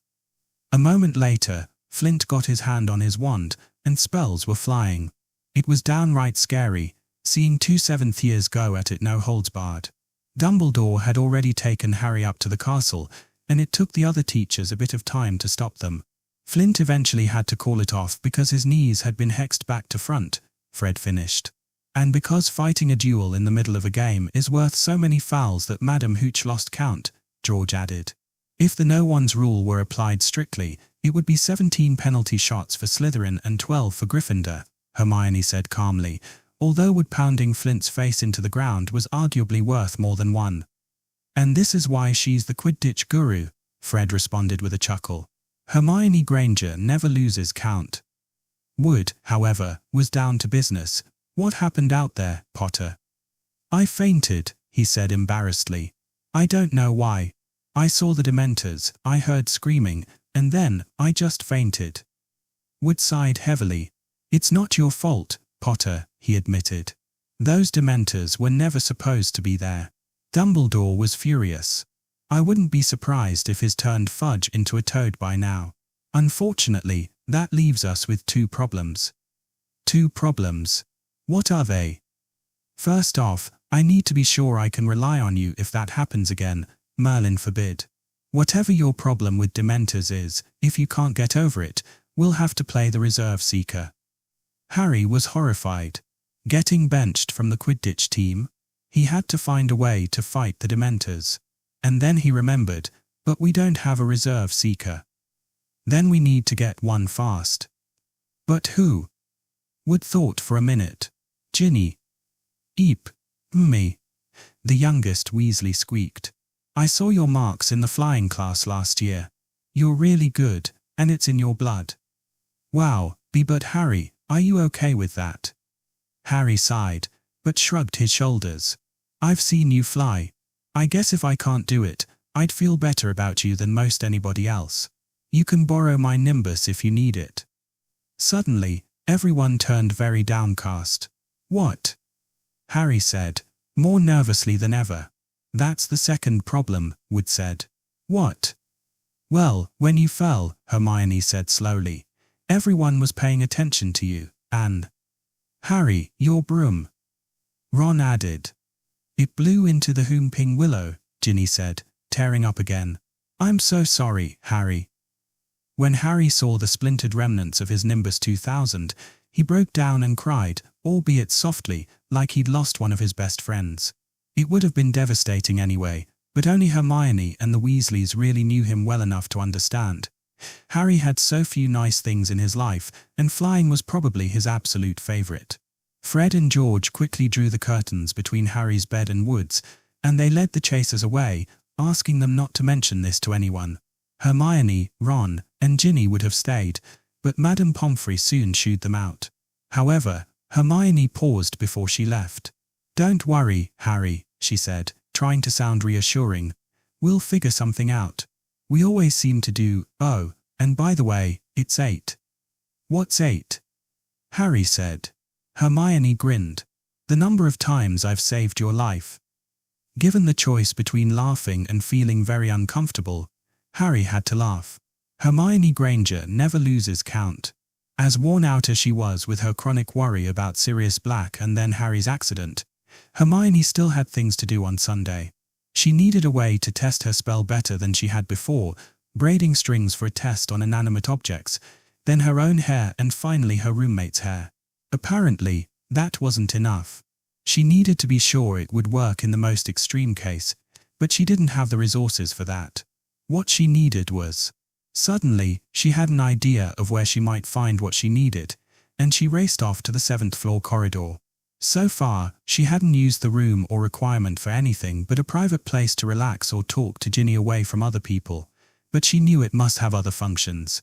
Sonia had said it was used to hide things. Who knew what else it could produce? Reaching the corridor, she walked back and forth 3 times, thinking, "I need a place to test my spell. I need a place to test my spell. I need a place to test my spell." The ornate door appeared, and she opened it. Inside was what seemed to be a small studio, which was filled with mannequins, mostly female, but a few male. And each mannequin wore a wig of varying length, color, and type, ranging from fine, blonde wigs to wiry, red wigs, from as straight and limp as Sully's hair to as curly as Romilda Vane's, and the longest ones draped all the way to the floor. "Yes," she cried. Here was her chance. She could test her hair-plaiting charm on every type of hair, even the most difficult ones. Her mind started spinning with the possibilities. The room could be useful for testing all kinds of spells, even spells too dangerous to test in the rest of the castle, if she had the need. It was time to really get to work. 2 hours later, 2 redheads were periodically checking a certain pamphlet of parchment with concern. "I still gotta wonder if we should have told someone," George said. "What good would it do?" Fred replied. "They just ask a bunch of questions we can't answer," in both senses of the phrase. "Besides, this happened before in the same area." "I know, but it's unnerving. This shouldn't be happening with this map, disappearing like that," George said. "That's not the only place it doesn't show." "Yes, but it is the only place where there's obviously nothing there. I'm telling you, Fred, there's something off about that corridor." "Well, that's why we're watching, huh? There she is, George. 7th floor, just like before." "All right, let's go." The Weasley twins raced through the corridors, keeping clear of anyone who might call them out for running. Hermione, taking her time, hadn't got very far before they skidded out from around a corner in front of her, making her jump. "Hermione!" they exclaimed together, with broad grins. "Our lovely lady," Fred continued. "Our mathematical mistress," said George. "Our spellcrafting savant, our prognostication prodigy. She was in trouble. Would you mind telling us where you've been for the past 2 hours?" They knew. They knew something was up, at least. She drew herself up and gave them a hard stare. "Yes, I would mind," she said.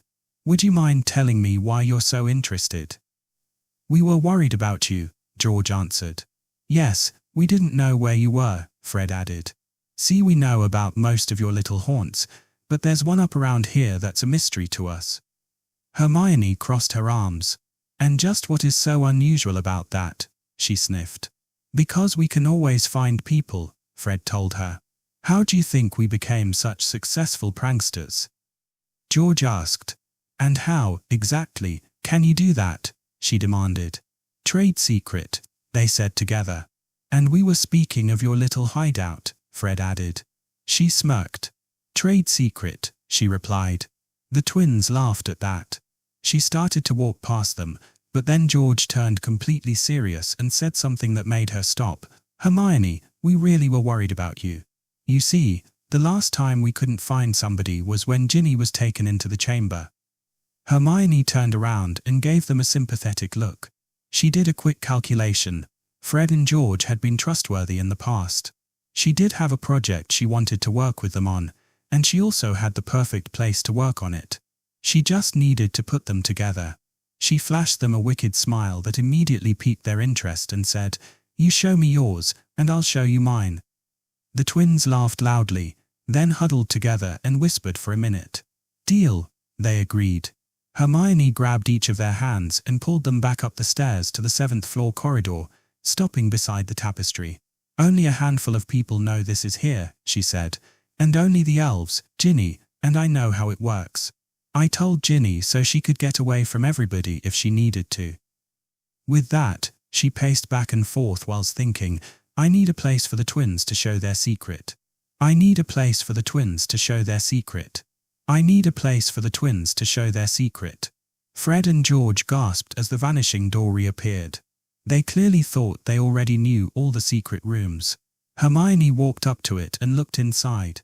This time, the room had taken a form similar to her miniature common room model, but bigger, with a large work table and space around it in the back. She didn't know what their secret was, but she assumed this was an appropriate place to see it. Whoa, this is nuts, the twins said. Where did it come from? It's always been here, Hermione explained. If you walk by the tapestry 3 times, it turns into whatever room you need. Earlier, I had it set up to test a spell I was working on, and I thought that if we were going to work together to test those toy ones, we still need to do that. This would be a good place to do it. Better than good, Fred replied. This is awesome. It can really be anything. George asked. Well, probably not a pantry, Hermione said. I doubt it could violate Gamp's law. But still, how'd you ever find this place? Asked Fred. Easy. I asked the house elves. She asked the house elves, Gred. She asked the house elves, Forge. Out of the box, through and through. Only you could make it look easy, Hermione. They snuck up on either side of her and grabbed her in one of their trademark 4-armed hugs. Okay, I believe you were going to show me your secret, now. We did make a deal, George said. That we did. Fred pulled a blank, folded piece of parchment from his robes and laid it on the table. This is our most prized possession, he said. Not even Lee knows about this. It still looked like blank parchment. Hermione raised a skeptical eyebrow at them. Fred and George both drew their wands, tapped them to the parchment, and said, I solemnly swear that I am up to no good. Giant lines of ink spread out from the tips of their wands and fanned across the parchment. Careful shapes and architectural blueprints began to appear, and at the top of the page, the words, Messrs. Mooney, Wormtail, Padfoot, and Proms Purveyors of Aids to Magical Mischief Makers are proud to present to Marauders map. Hermione stared at the page, and then at the twins. They looked up with grins on their faces, but they were horrified to see Hermione's expression flash to anger. She came very close to using a certain spell she was saving on them, but no, that was reserved for someone else. She wished she had something to throw at them, and suddenly, it seemed that the sofa had many more pillows on it than it had before. She grabbed them and hurled them one by one at the unfortunate redheads, chasing them around the room. You complete asses, Fred and George Weasley, she yelled. You had a map of the castle all this time, and you never told me. Whoa. Hey. Easy there, Hermione, they yelled back as they blocked and dodged cushions. We don't show this map to just anyone, said George. Yeah, and we wanted to, hey. We wanted to see how you do with your own mapping project. Fred continued. Be honest, would you have found this room if we hadn't? Hermione stopped, though it was also because she was out of pillows. No, I wouldn't have done, she admitted. She also wouldn't have explored the Great Tower and earned the twins' respect by finding a way to prank them. And she never would have met Sonia and the other elves. What would she have done if the first elf she met had been Dobby? It wouldn't have been pretty. The boys came out from where they were hiding. And this is why you do not want to make Hermione Granger angry, Fred said. Hermione smiled sweetly at them. Anyway, George continued, returning to the table, this is no ordinary map. Look closer. He opened the map, which had grown so that it now looked more like an atlas than a single, folded piece of parchment. Hermione looked and gasped. The map didn't just show the castle. It was a whole live security system. Tiny dots covered the map, slowly crawling around, each one marked with a tiny label of a name. This shows where everyone is. Hermione said in awe. Everyone, all the time, George said with pride. He flipped to a page that seemed to show all the towers and pointed to one of them. Even Dumbledore. Well, not everyone, Fred countered. The elves don't show up, and neither do their rooms. And right now.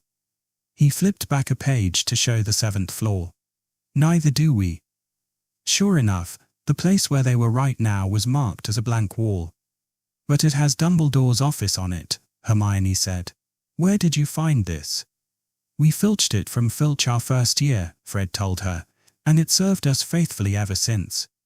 Yes, Messrs. Moony, Wormtail, Padfoot, and Prongs, George added.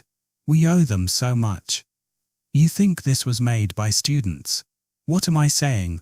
What teacher would make something like this, with that title? But how is this possible? The spellwork must be really advanced to show everyone in real time, and it must update automatically when the rooms in the castle change, too. This could be incredibly valuable. I wonder how it's put together. Hermione drew her wand. Whoa, whoa. The twins lunged to stop her. It's okay, she said. I was just going to use some detection spells. I'm not gonna try to mess with it. Fred and George stared at each other and silently agreed. Okay, George said. If there's anyone we trust with that, it's you.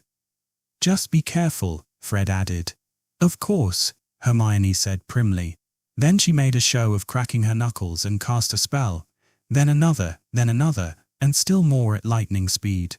Swirls of color and shape, representations of spells, formed on the page, rose up into the air, and fell back down faster than the two Weasleys could read them. But Hermione watched intently and seemed to get something out of them. The Marauder's map was an incredibly complex bit of Charm's work, she saw, almost like a computer program. She was just beginning to get a mental image of a kernel of high-powered spells, many more tied in for detail work, and what seemed to be a huge amount of rune work underneath. And then, quick as a wink, the shapes vanished, and the page went blank. Ah! Fred and George cried. What did I? Hermione started in horror, but then, she saw something else happening. New words began to form on the page, in 4 different handwritings. Mr. Prongs detects the use of unwelcome detection spells on the Marauder's map. Mr. Moony suggests the complexity of spells indicates a teacher is trying to gain access to the map. Mr. Padfoot disagrees with Mr. Moony. The intruder is casting far too fast to read anything. Unless that's you, Dumbledore? Mr. Wormtail requests the intruder identify himself or herself and explain why they wish to access the map. Fred and George sighed with relief. Thought you'd broken it for a minute there, Fred said. Looks like they don't like intruders, George said.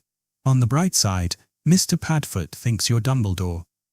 But what do I do now? Hermione asked. If you tap your wand to the map and speak, they'll answer, George replied. Usually, Fred added. Okay. Hermione hovered her wand over the parchment, but then stopped. What happened to never trust anything that can think for itself if you can't see where it keeps its brain? She asked. Fred's and George's eyes widened in horror. You don't think the map is? George started. No, I don't. Luckily, I could see where it keeps its brain, sort of, down in the hidden rune layer. I think that's where these responses came from. I didn't see any dark magic, anyway. I just thought I'd let you know your father wouldn't appreciate what you've been doing, nor would Ginny. Both of them winced. Then, Hermione touched her wand to the parchment and said, My name is Hermione Granger. I'm a student, not a teacher. I'm just good at arithmancy. I wanted to figure out how the map worked. The writing disappeared at once and was quickly replaced by more. Mr. Moony gives his regards to Miss Granger and advises her to tell a more plausible lie. Mr. Prongs agrees with Mr. Moony and would like to add the obvious statement that no one is that fast at arithmancy. Mr. Wormtail repeats his inquiry to Miss Granger, if that is her real name. Mr. Padfoot would like to register his astonishment that anyone can understand that stuff in the first place. Hermione bristled at the accusation. She wasn't about to take that lying down. She tapped her wand again and said, I wasn't lying. I'm really good at arithmancy. I'm taking my OWL as a 3rd year, and I was starting to get an idea of how this thing worked before you interrupted. The writing changed once more. Mr. Wormtail apologizes to Miss Granger on the grounds that such an audacious statement must be either true or a mark of insanity. Mr. Padfoot agrees with Mr. Wormtail and would like to add that Miss Granger sounds like one scary lady. Mr. Prongs disagrees with his associates on the grounds that he has told equally audacious lies in the past. Mr. Mooney overrules Mr. Prongs on the basis of the accuracy of Miss Granger's spells, but advises her that access to the Marauder's map is not open to the general public. Okay, how do I get the map back, then? The final response was only a single line, written in the handwriting of Mr. Prongs. Only one who has sworn the Marauder's oath may know the Marauder's secrets. Fine, Hermione grumbled. She had a good guess what that oath was. I solemnly swear that I am up to no good. In seconds, the map returned, just as it was. Fred and George sighed with relief again. Wow, Hermione, Fred said. I can't believe you could work the map like that. I guess it's just a matter of understanding how it works, she shrugged. If they'd cooperate, I could probably reverse engineer it and add the areas that aren't marked, but it would take a long time. The twins' eyes widened at the prospect, but George kept it practical. I think that's enough for now, though. That's fine with me. For now. Hermione started to fold up the map for them. Wait, she said. Do you think this could be used to track Sirius Black if he gets in again? They nodded. He should show up if he's here, said Fred. We checked for him after he broke in on Halloween, added George. But by the time we looked, he was gone. Do you know how he got in, though? Hermione pressed. Does the map show secret passages? She'd never thought to ask Sonia about secret passages out of the castle. Fred and George both laughed. Does it show secret passages, she asks, said George. Does it show secret passages? His twin replied. My dear, the map most definitely shows secret passages, George explained, flipping through pages and pointing them out. These 4 Filch knows about. This one caved in last year. This one comes out outside, under the Whomping Willow. No getting in through there. But this one. He pointed to an obscure corridor on the 3rd floor. We reckon we're the only ones who know about this one. Hermione raised her eyebrows. But if there's a passage that the teachers don't know about, couldn't that be how Black got in? Nah, Fred said. That one comes out in Honeydukes, and the owners live over the shop. Usual anti-theft wards and such. Day or night, he couldn't break in without getting caught. I don't know, Hermione countered. He got out of Azkaban. Of course, if he can do that, there could be any number of ways he got in, she said dejectedly. All right, so the map's not much help. How do you turn it off, now?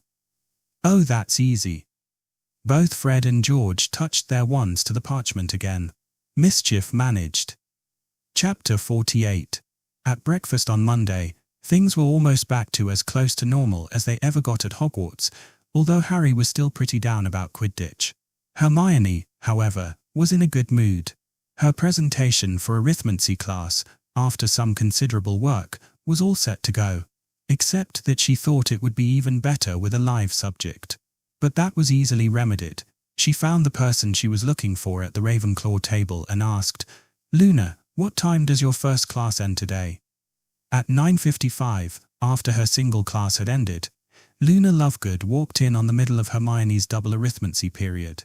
Hermione immediately rose from her seat and walked to the front of the class. Thank you for coming, Luna, she said. Several of the Ravenclaws rolled their eyes. I'm ready, now, Professor. All right, Miss Granger, go ahead, Professor Vector said with an amused tone.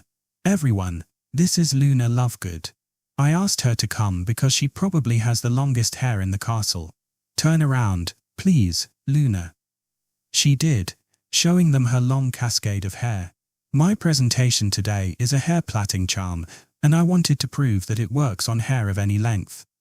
She gathered Luna's hair together into 3 strands at the back of her head and then raised her wand, preparing herself mentally. She had managed to keep the incantation the same, but the new wand movement the spell required was long and extremely precise, so precise that she could barely cast it. She moved her wand in a slow, careful motion and said, Fasciculi Pillis Plectori. Hermione watched as Luna's hair braided itself, over left, over right, over left, over right, again and again, down, down, down, all the way down her back until it reached the very end, and she tied it off with a hair tie. "Excellent, Miss Granger," Professor Vector said. The class applauded politely. "A very good use of weaving elements, and I suspect you could get a bonus point or two from Professor Flitwick for that one work." Hermione smiled. These past few weeks, she felt like all of her sometimes lonely studies of maths in primary school were being vindicated now that they put one of the most powerful forms of magic at her fingertips. And besides that, she felt like she was really accomplishing something. Her previous achievements, even though they had netted her 2 academic papers and also saved her from a basilisk, had felt trivial in terms of the difficulty involved, but true spellcrafting was something she could really sink her teeth into. She could see the potential already in it already. It was a power that few others ever realized, even in the field, and there was no telling where she might end up with it. "And thank you for volunteering, Miss Lovegood," Vector added, snapping Hermione out of her thoughts. "You're welcome," Luna replied. "I do love arithmancy. I really prefer runes, but both are important for advanced spellcrafting, aren't they? Mummy taught me a lot of Spellman's syllabary when she was alive." "You know Spellman's syllabary already?" Vector said in surprise. "Yes, much of it. Mummy loved runes. Daddy's still using her runic puzzles for the Quibbler. She wrote enough to last until I can write them myself." "You should have said something, then. Professor Babbling might have been willing to let you test in early." "Oh, that would have been nice, wouldn't it? You know what, Miss Lovegood?" Vector lowered her voice. "Why don't you talk to Professor Babbling anyway? If you know the material well enough, you might still be able to advance to the 4th-year class next year." "Oh my, that sounds excellent. Then we would have a class together, wouldn't we, Hermione?" "Well, depending on the schedule, we could," she said uneasily. She wasn't sure how much Luna she could take at once, although she didn't much appreciate several of the Ravenclaws sniggering at the pair of them. Oliver would called for a Quidditch practice after classes on Monday, despite the fact that Madame Pomfrey would really rather he not leave the hospital wing by then. After some discussion, the Quidditch match had been rescheduled for the 11th of December. That didn't bode well for Harry, since it didn't give him much time to solve either of his problems. For now, he and Ginny would both be practicing a seeker, but with both of them on school brooms, Gryffindor's chances at the Quidditch Cup were not nearly as good as before, as Hermione had to explain at length to people asking her for the odds. As such, Ginny was also at the practice, and Ron and Hermione tagged along to give her and Harry moral support. Ginny had Hermione plait her hair into pigtails again to get it out of the way. Hermione had noticed that Harry was very quiet all through history class, but he didn't sleep at all, which was a rarity, and when the practice came he looked very determined. "Okay, Potter, what's up?" Wood asked. "Well, I've got good news and bad news," Harry reported.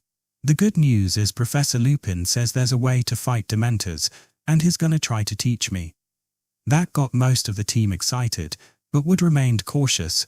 "And what's the bad news?" "The bad news is he says I'll have to be really good to be ready for the make-up game against Slytherin. That, and I still don't have a broom," he said unhappily. "All right, then," Wood said. "We'll just have to make do. Use school brooms for now, and I'll see if I can scrounge up something better. Potter, I want you to coach Ginny to play Seeker." "What?" Harry and Ginny said at once and glanced at each other. "Me?" Harry added. "But I don't know anything about coaching." "But you're a brilliant player, present circumstances accepted, and that'll count for something. If you aren't play, I at least want you training the one who is. Just drill her on all the moves and formations you normally do." Harry still looked petrified at the responsibility. "But I mean I can, but, don't worry, they're Harrikins," Fred jumped in. "Yeah, we'll be there to help you," said George. "Just remember, Ginny," Fred added, "keep your eye on the snitch, not the coach." Ginny and Harry both turned bright red. "Okay, everybody, let's revise our formations, just like last week," Wood said. "We would have had this match in the bag if it weren't for the interference, so we just need to keep on top of things. Let's go." The team mounted their brooms. Harry looked very unhappy with his school broom, but there wasn't much else he could do. He took to the air, but Ginny stood there on the ground, holding her broom in one hand and trembling slightly. Suddenly, she grabbed Hermione by her cloak and said, "You gotta help me, Hermione." "Ginny." Hermione pried her fingers off her robe. "I'm no good to you up in the air. You have to do this yourself. Your brothers can help you, but you just have to focus." "But it's Harry, teaching me." "Yes, but it's also Quidditch. You're good at Quidditch. I've seen you. Concentrate on that, and you'll be able to get through it. Don't worry about impressing Harry. Just worry about playing your best." Ginny took a deep breath, then another. "Okay," she said. "Okay, I can do this." She took another deep breath and mounted her broom. "Okay, Harry stammered as she faced him in the air. Ginny was too petrified to speak.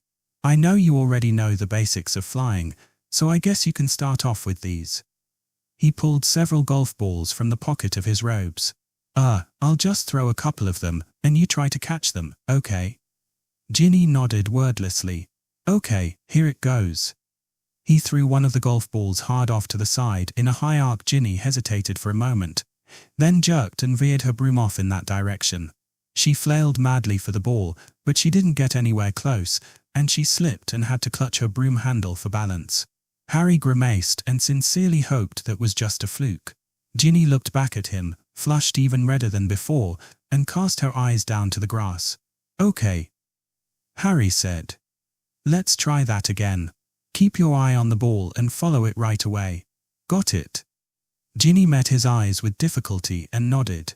Harry threw the second golf ball in a different direction. This time, Ginny went after it right away and came close, but she choked at the last second and missed it by inches. She looked really uncomfortable, but Harry tried to encourage her. Better, he said. "Try it again. Stay focused." This time, he took a chance. Giving her a moment to get ready, he threw the ball hard nearly over her head. He was pretty sure it was within her capabilities, but only if she was really on her game. It paid off. Seeing the challenge for what it was, Ginny went after it two-fisted. She performed a quick, if sloppy backflip and dived after the ball, swooping in and scooping it up only a few feet from the grass. Harry could have done it more gracefully, even on the school broom, but it was definitely above Malfoy's league. "Yes," Harry yelled. "That's what I'm talking about. Keep doing that, and you'll be golden." "Really?" Ginny squeaked, nearly dropping the ball. "Definitely. Let's try a few more of those. If you can get 3 in a row, we'll move on to the formations. Go on, toss it back." Ginny threw the golf ball, and it sailed straight at Harry. He snatched it out of the air easily, without even having to move his broom. "Wow, good arm. You should train for chaser, too, if you get a chance. Now think fast." He threw the ball again and proved just how easily Ginny could be distracted by a compliment from her hero. It took Ginny a while to make 3 catches in a row, but with Harry's encouragement, she steadily improved.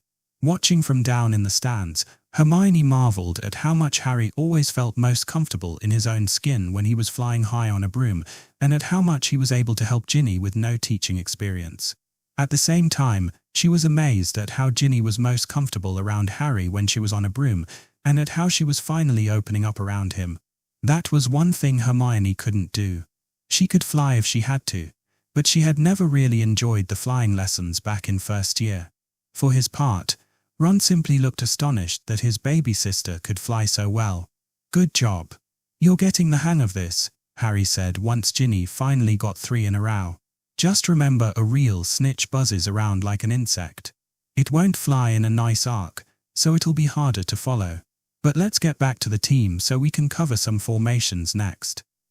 They flew with the team for most of the rest of the practice, and then Harry let Ginny have a go at the real snitch. Given the time constraints, Harry had to spot it and point out where it was to her, but she gave chase, and after a rather difficult pursuit, she caught it. It wasn't a great performance, but it was good for her first try. "You were great up there, Ginny," Hermione said once they'd landed and started back for the castle. "Yeah," Ron added. "I saw it, but I don't believe it." Thanks, she said, only blushing a little this time. I had a great teacher though, and I still wouldn't stand a chance against him. That's okay, Ginny, Harry said. You only have to beat Malfoy, and I'm sure you can do that. Eep. Really, Harry? Definitely. Ginny grinned. Hermione had a serious question, though, something that had been bothering her all afternoon. Harry, was that all Professor Lupin talked to you about the anti-dementor lessons? She said. You seemed preoccupied about it. Harry turned serious as well and motioned for them to huddle closer and lowered his voice. No, he explained some things, too, like why I react worse to the Dementors than everybody else. He did. Ron said in surprise. I just thought they were going after you for some reason. No, it's not that. He said Dementors make you relive your worst memories, and I always faint because I have worse memories than most people. How'd you figure? Ron asked. We've been through all the same stuff together, and they don't do that to us. I don't mean at Hogwarts, Harry said. I figured out what the screaming I heard was. When the Dementors get close to me, I can. He closed his eyes and took a deep breath. I can hear Voldemort murdering my mum, he whispered. All three of his friends gasped in horror. Ginny gripped his arm tightly. Ron looked down at his feet awkwardly. Hermione laid a comforting hand on Harry's shoulder, though she was still confused. But, how is that possible? She said. Harry said. You are only 15 months old. The limbic system isn't fully developed to retain long-term memories until you're at least 2. It should be neurologically impossible for you to remember. She realized the other 3 were staring at her. Unless it's different for magicals. I dunno, but I can hear it, Harry said. And the worst part is it's the only way I can remember her. Oh, dear, Hermione said. I'm so sorry, Harry. I didn't mean to. It's okay, he said. That's why I need the lessons, though. When I hear her screaming, I faint. No one had anything to say to that, but Ginny released her vice grip and awkwardly patted him on the arm. They continued on in silence until they ran into another, more unwelcome foursome. Draco Malfoy came into view with Pansy Parkinson on his arm and flanked by his 2 bodyguards. Upon seeing both Harry and Ginny in their Quidditch robes, Malfoy smirked and said, Do my eyes deceive me? The Weaslett's training for Seeker. It looks like you're being replaced. Potter. Dementors scared you off the team, did they? A few hours ago, Harry Potter would have lashed out in shame and frustration at that insult, but after the practice he'd just had, he was having a pretty good day, all things considered. He stood his ground, thinking faster than his friends had ever seen him think, and said, No, Malfoy. We just thought we could use a reserve, and we thought you'd be good for her to cut her teeth on. Ha! Malfoy didn't miss a beat. This little waif. As if. I know she's a pureblood, Potter, but come on. Both Weasleys fumed at that, but Ron was also feeling clever today. Hey, Hermione, what are the odds? He growled. Well, assuming Ginny keeps practicing like she did today, and comparing it with your past performance, Malfoy, Hermione answered calmly, considering you missed the snitch from practically under your nose last year, and you flew off the pitch at the first sign of trouble on Saturday when you could have won it. I'd give it to Ginny at somewhere between 5-2 and 3-1 on. Oh, shut up, Chipmunk. Nobody cares about your numbers. Parkinson snapped. Hermione froze up as Malfoy sniggered at her expense. She hadn't been called Chipmunk for a very long time, not since her front teeth first came in, and nobody cares about your numbers was practically word for word the taunt she kept hearing back in year 3 of primary school. But it still stung. And yet, she knew now what numbers could do. Perhaps it was time to use that spell she'd been saving. She would have been horrified to think it 2 years ago, but now, well, just give me a reason, Malfoy, she thought. Harry hadn't noticed Hermione's reaction yet. He was too busy needling Malfoy. Ginny's going to beat you, Malfoy, he boasted. She can't lose with me training her. Oh yeah. Malfoy sneered. Her and what broom? She'll be lucky to stay on that cheap piece of junk she has to fly on. Of course, that'd still be an improvement over you, wouldn't it, Scarhead? Ginny drew her wand. Malfoy instantly reacted by drawing his own, and in a flash, 6 others were drawn, too. You want to rethink that, Malfoy? Ginny snarled. Malfoy quickly sized up the standoff and made a fatal miscalculation. He started to wave his wand at Ginny. Evert statum. Chiroptera mucosa. Ah! Malfoy yelled as the bat bogey hex hit him. Everyone stopped and stared in shock. For it was not Ginny, who had been knocked flat on her back, but Hermione, who stood there, glaring, with her wand pointed at Malfoy's face as a black bat crawled from his nose and beat him about with its wings. Expelliarmus! Harry yelled, aiming at Parkinson before she could get a spell off, thinking her the next most dangerous caster. Crabbe and Goyle, not being too bright, both cast hexes at Hermione for nailing Malfoy, but Ron shoved her out of the way, and they left themselves completely open to him and Ginny as she leapt to her feet. Tarantallegra. Mordio Digiti. The fight was over quickly, with the Slytherins solidly bested. You'll pay for this, Granger. Malfoy yelled, but with none of them fit to cast straight at the moment, they limped away. Phut, boy really can't take a hint, Ginny said. Then, she whirled on Hermione angrily, poking her in the chest. Hermione Granger, did you go behind my back and convince Bill to teach you that spell? No, Hermione said, pushing Ginny's hand down. I just watched you cast it enough times that I was able to arithmantically reverse engineer it. You used Arithmancy. You figured out her spell just by watching it. Ron said in awe. Yes. Mind you, it wasn't easy. It took quite a bit of 6th-year maths, but I did it. That's bloody brilliant. Ron said. Hermione smiled coyly. Ginny gaped for another moment, then said, That's it. I'm taking Arithmancy next year. Ron groaned. Oh, great, Hermione, you just made my sister even more dangerous. You're just jealous because you're stuck with runes, Ginny said. Hey, I actually like runes, he shot back. Ron actually likes a class. Mark it on the calendar. You just watch it, Ginny. I've still got the slug-belching curse Charlie taught me. Ginny just laughed. But it wasn't all fun and games because on the way to dinner, they ran into a very unhappy-looking Professor McGonagall. They all looked at each other uncomfortably. Miss Granger, did you really hex Mr. Malfoy this afternoon? She said. Hermione turned very pale. What would her parents say if she got detention, especially for fighting? No, Ginny jumped in.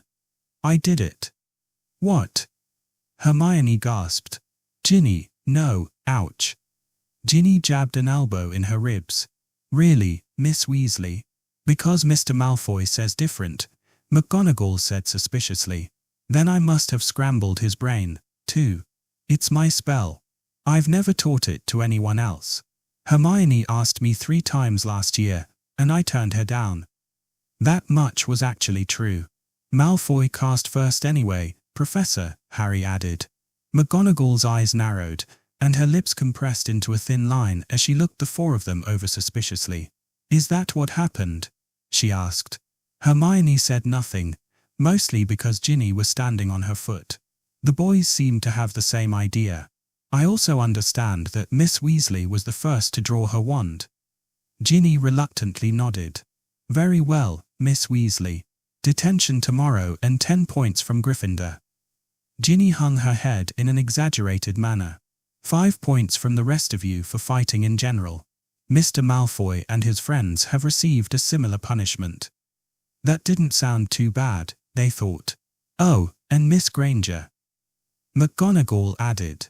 Hermione paled again. I'm sure Professor Vector would find your skill at analyzing spells most impressive, but I shouldn't need to remind you that hexing fellow students is not acceptable. Professor, she started, but Ginny stopped her. She understands, Professor, Ginny said. I see, McGonagall said. That will be all for now. Bloody hell, she's so smart, it's scary, Ron said once they were out of earshot. Ginny, why did you do that? Hermione demanded. You shouldn't have taken the fall for me. It's fine, the younger girl replied. I would have got in trouble anyway, and I had to pay you back somehow for everything you've done for me. But you didn't have to. Well, too bad. Besides, I've got in trouble for that spell before. You have your goody two-shoes reputation to uphold." Hermione snorted. If they knew what I really got up to last year. But thanks, Ginny. You're a good friend." Despite Ginny shouldering most of the blame, the word soon began to spread around the school that Hermione Granger was not as helpless as she used to be. The change was subtle, but surprising. The Slytherins glared at her more, of course, but none of them tried anything. However, a number of first years, who had had unpleasant run-ins with Slytherins, just as she'd had back then, seemed to look up to her more. And, of course, Fred and George, who had felt the sting of that hex several times, bowed to her with exaggerated deference when they found out. "Told why you don't want to make Hermione mad," said Fred. Her new reputation wasn't exactly the one she wanted to be known by, but it did come in handy at one point a few days later. The students were mingling after lunch, and Hermione happened to spot Luna. Actually, she was hard to miss with all that hair and her eccentric taste in accessories. Hermione was working her way over to say hello and check up on the girl when the Ravenclaw was accosted by 3 of her housemates. "Hey, Loony," one of the girls said, a taller, curly-haired girl Hermione was pretty sure was a 4th year. "Rebecca says you're getting into arithmancy and runes now. Hoping to follow in Mummy's footsteps, are you?" Hermione frowned, wondering what that was about. All she knew about Luna's mother was that she had passed on her love of runes and that she was no longer alive. She pushed her way closer. The 4th-year Ravenclaw girl and 2 others she thought were in Luna's year laughed and jeered. They bumped and elbowed Luna as they passed, and one of them accidentally snagged her long hair. She'd suffered worse herself, but Hermione was angry at the sight. When Luna replied to the other girl, she sounded less dreamy than usual, more of an edge to her voice and a slight quaver, and Hermione caught something, a barely perceptible pinched look around her eyes. Hermione doubted the hecklers even noticed, but she recognized it from when she found Luna on Halloween, and even more so from her own face in the mirror when she had had to endure this sort of bullying. Those times when she told herself it didn't bother her, and she almost believed it. "I've always admired my mother's work," Luna said, "but I've always felt a more rigorous approach would be better in my own studies." "Oh, so she at least taught you that much," one of the younger girls said. "I guess she wasn't a total loss, then." They laughed again, and at that moment, Hermione caught up with them. "Ahem," she coughed. "Hello, Luna. Is there a problem here?" The other 3 girls stopped and stared at her, but Luna smiled and said, "I'm quite all right, Hermione, thank you." "That's good. I'd hate to see you having any trouble," Hermione replied. "What do you care about Loony, Granger?" the other 2nd-year girl said. "She's completely nutters." The 4th-year glared at her to be quiet. Evidently, she was more up on the gossip about Hermione. "Luna happens to be my friend, and I don't appreciate her being called names," Hermione said sharply. "Surely, Roger Davies mentioned that to you when he told people to stop hiding her clothes." "He might have said it in passing," the 4th-year girl said, flinching a little at Hermione invoking a prefect. "I was just escorting these 2 to the library." She laid a hand on each of their shoulders. "I'll see you around, Lovegood, Granger." Hermione stared at Luna for a moment, then cautiously said, "What was all that about?" "Well, they don't really think too highly of my parents," Luna said. "I suspect it's because Daddy runs the Quibbler, that's a magazine. I can give you a copy, if you like." "Oh, okay," Hermione said, worrying what she was getting herself into. "It sells well enough for us, but every publication has its detractors." If Luna's father was anything like she was, Hermione could guess why. "Right, but your mother?" "Mum was a very good spellcrafter," Luna said. "She was an experimentalist, though." "Direct manipulation of the magical energies," Hermione remembered. "That's right. It's very useful. You can do things with it that you could never do with arithmancy alone, but it's also more dangerous. Mum was very good at it, though. She worked for many years without any serious mishaps. I loved to watch her work. The shapes and colors of the threads of magic were very pretty. One day, one of her spells got away from her, though. She had dreamed of making a shield charm that would absorb some of the energy of the spells that hit it to reinforce itself. Hermione's eyebrows shot up. She'd never even heard of something like that. That's... She started.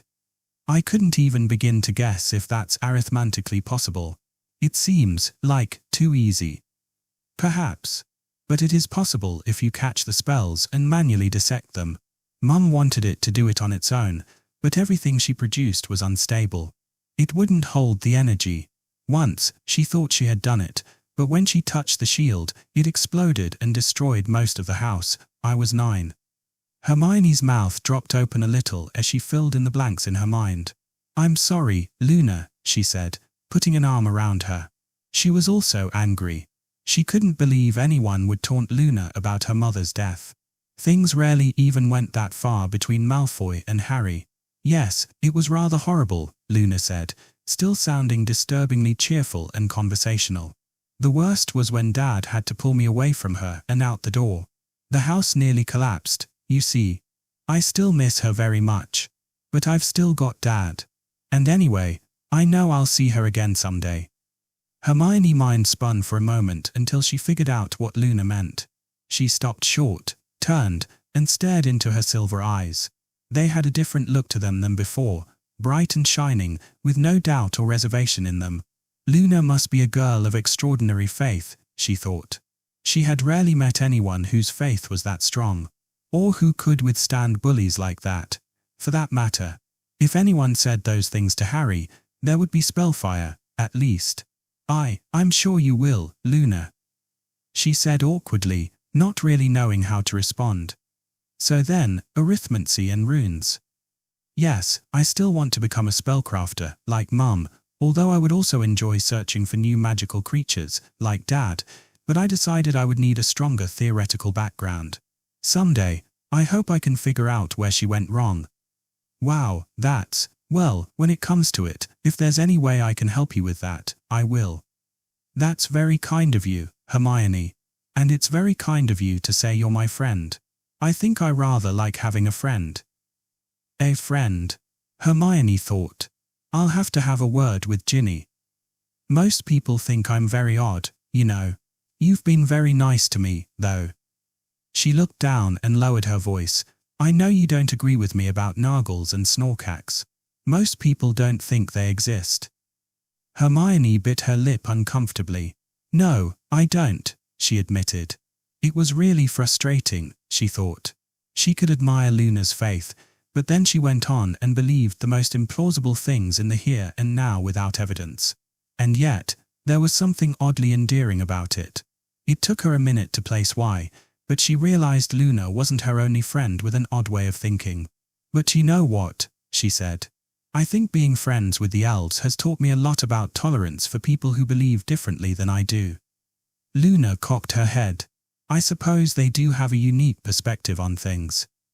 Unique is an understatement. I'm a Muggle-born, remember. I don't believe in slavery at all, even voluntary slavery. But if I can be open-minded about that for their sake, I suppose I can be open-minded about cryptomagizoology, too. Luna continued staring at her, looking even more surprised than usual.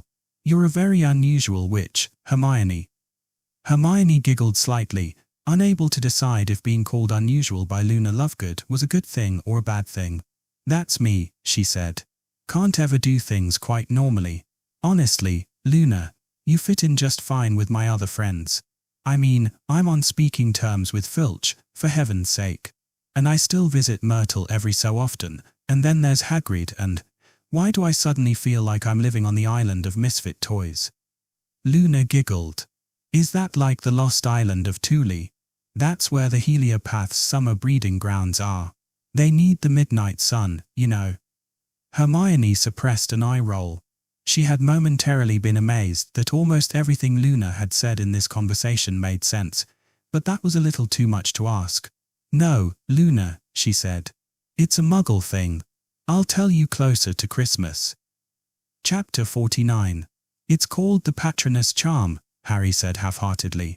His first Antidementor lesson with Professor Lupin had evidently not gone well. He'd learnt the bare mechanics of the spell, which Hermione quickly determined was optional material even at an EWT level, but had not produced any useful results. I guess it conjures something with hope and happiness that gets in the Dementor's way so it can't feed on you. I can see how that would be useful, Hermione said thoughtfully. Is that the only way to fight them, though? I dunno. Lupin kinda sounded like there were other methods, but he must think I'd have the most luck with this one. That seems logical. Yeah. It's bloody hard, though. It's not like regular spells. You have to focus on a really happy memory to cast it, and that's really hard with a Dementor around. That did sound strange to Hermione. Most spells were at least partially intent-based. You had to understand what the spell did and focus on it to cast it. But it sounded like the Patronus charm carried an added requirement of a particular emotional state. She grimaced a little when she realized that Harry probably didn't have that many happy memories to choose from. His so-called relatives had a lot to answer for. He's not making you practice with a real Dementor, is he? She added. Oh, no, he found another boggart, Harry said. My fear is a Dementor. He has another boggart, she said excitedly. Hermione made a point of staying behind after defense class the next day.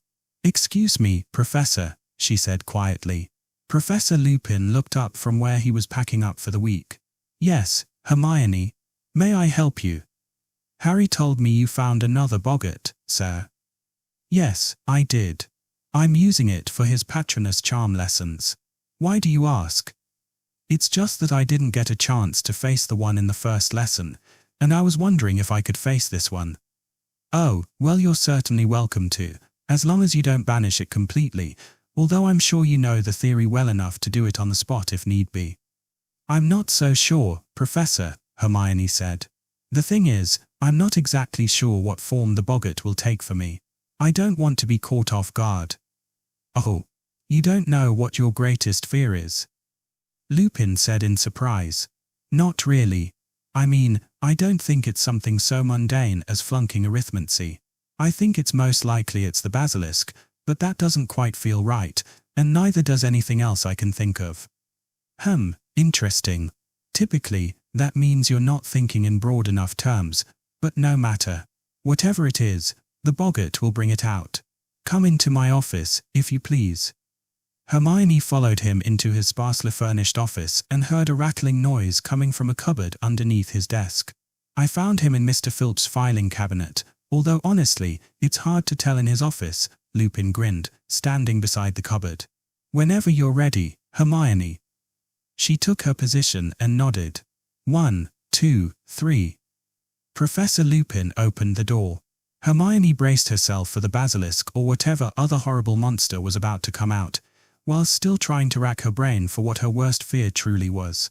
She knew it had to be something else, something she couldn't quite see, something just out of her reach, and then it was there, but it wasn't a monster at all. It was her parents. And then she knew. Oh no, she breathed in horror. Her parents stood before her, holding hands. They would need to be in physical contact for the boggart to mimic both of them, and looking very grave. Hermione, her mother said. No, it's not her. It's not her. We're very sorry, but we're going to pull you out of Hogwarts. It's far too dangerous here, and they obviously have no idea how to keep children safe in this country. No, please, she begged. You can't. No, it's not real. Really, you should want this, her father continued. Honestly, a mass murderer got into your sleeping area here. Beauxbatons has a perfectly respectable program. Why could you possibly want to stay? Mum, Dad, I have to. All my friends are here. Hermione. Professor Lupin said, but he seemed far away. They're not real. They're not real. My parents couldn't possibly be at Hogwarts, especially in a cupboard. Oh, why do they seem so real? And that's another thing, her mother said. You're going to have to cut ties with your friends. No, you can't do that. You can't make me do that. She started crying. Come on, I have to do something. The spell. I need to use the spell. Hermione, it's not real. Lupin called. They attract far too much trouble. Harry always seems to have some evil wizard after him, And it's too dangerous if he knows where you are, her father said. No, please, anything but that. You don't know what Harry's life has been like. I can't abandon him. It'd be too horrible to him to lose a friend like that. It's not real. It's not real. God, please don't let it be real. The discussion is closed, Hermione, he said sternly. Now, come with us. He reached out a hand as if to grab her. Hermione. Lupin yelled. Use the spell. Make it funny.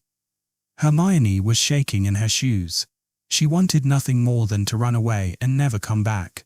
In fact, if it weren't for Professor Lupin, she might have. But she had to face this. She had to beat it. Come on, Hermione, think. She thought. How do I make them funny? What's the most absurd, insane, impossible thing that could possibly happen to my parents? She had it. Ridiculous, she screamed. Bang! Suddenly, her parents were each sporting a horrible set of snaggle teeth worse than Marcus Flint's, plus a pair of tusks, which made it impossible to speak clearly. Seeing a pair of dentists looking like that was even more hysterical than she thought, and she laughed until she cried.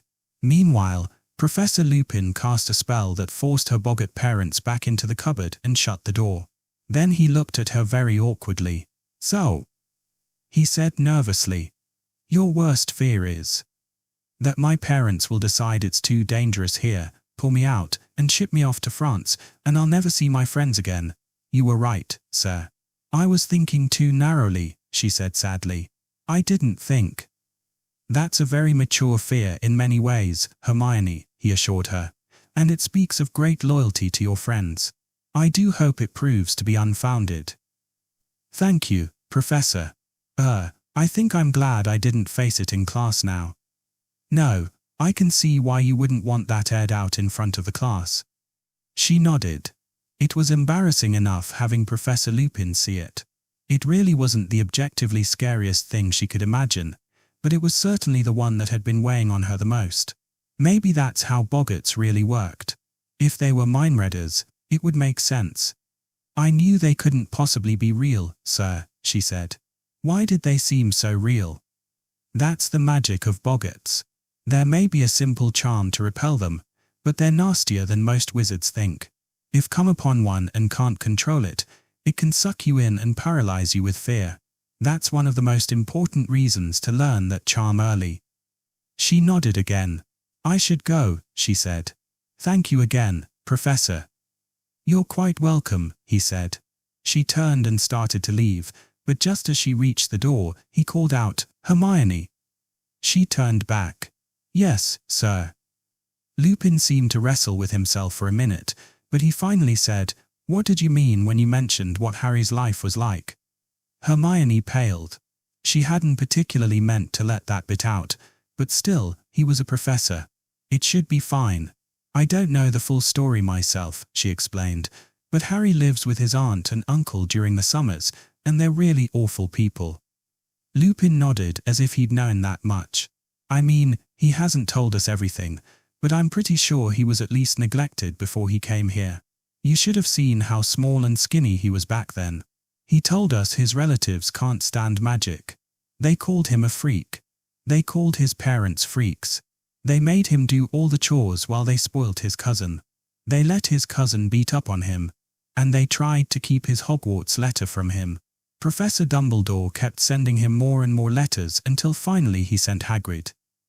Lupin blinked a few times in surprise. Merlin's beard, he muttered. I knew. I had heard that Harry was living with some unsavory characters, but I didn't think they'd go that far. They're still awful to him, Professor, she said suddenly. The summer after first year, they locked him in his room, and Professor McGonagall had to save him. It's only because she and Professor Vector keep visiting that they stay in line. I really wish Professor Dumbledore wouldn't push so hard for him to stay with them. It's not healthy. I just know it's not. Professor Dumbledore's behind it. Lupin said. Yes, sir. He just says something about the importance of family and gives Harry a nudge to put up with them for another summer. Well, I think you should run along, Hermione. You've given me a lot to think about. Yes, Professor. And thanks again, she said. She left the room wondering just what Lupin would do. Over the next few weeks, Harry made gradual progress in learning the Patronus charm. I dunno. It's supposed to have some kind of form, but it just looked like a white mist, he would say. If Lupin said anything to him about his relatives, he didn't mention it to Hermione. Unfortunately, he was forced to admit that he probably wouldn't be ready in time for the make-up Quidditch game, but that was really moot anyway, since he didn't have a broom. Then an odd occurrence happened on the 25th of November. Hermione, you gotta come up and see this. Ron yelled to her from across the common room before breakfast. That was so unusual that she picked up Crookshanks and hurried up after him, climbing to his and Harry's dorm on the 14th floor. Don't bring him in here, Ron yelled, pointing to Crookshanks, but Hermione wasn't paying attention. She was preoccupied by Harry, Dean, Seamus, and even Neville crowded around Harry's bed, staring at something lying in a mass of coloured paper which Harry had apparently received this morning.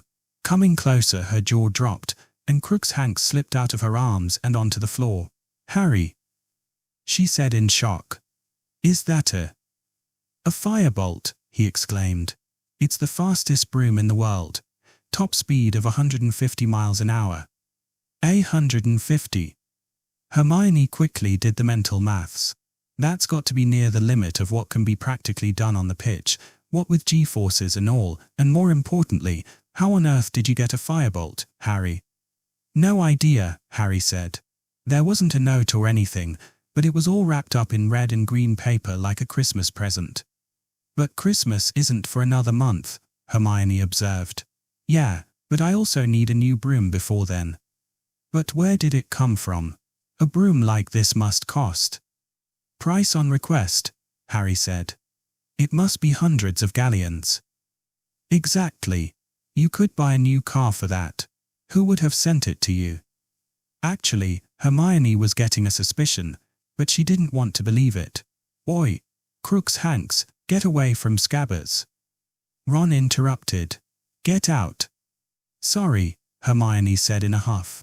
She made to put her cat out of the room, but he was faster. He ripped Ron's pajamas with his claws, trying to get at the rat in his hands. Ron kicked at him, but missed and kicked open Harry's trunk. Ron, don't hurt him, Hermione cried. She made a dive and grabbed hold of the cat. He struggled for a moment, but finally held still in her arms. She pushed him out the door, saying, Crookshanks, you really need to stop going after Scabbers. He's far too old for this excitement, and there are plenty of other rats around here. Now I need to talk to Harry for a minute, okay?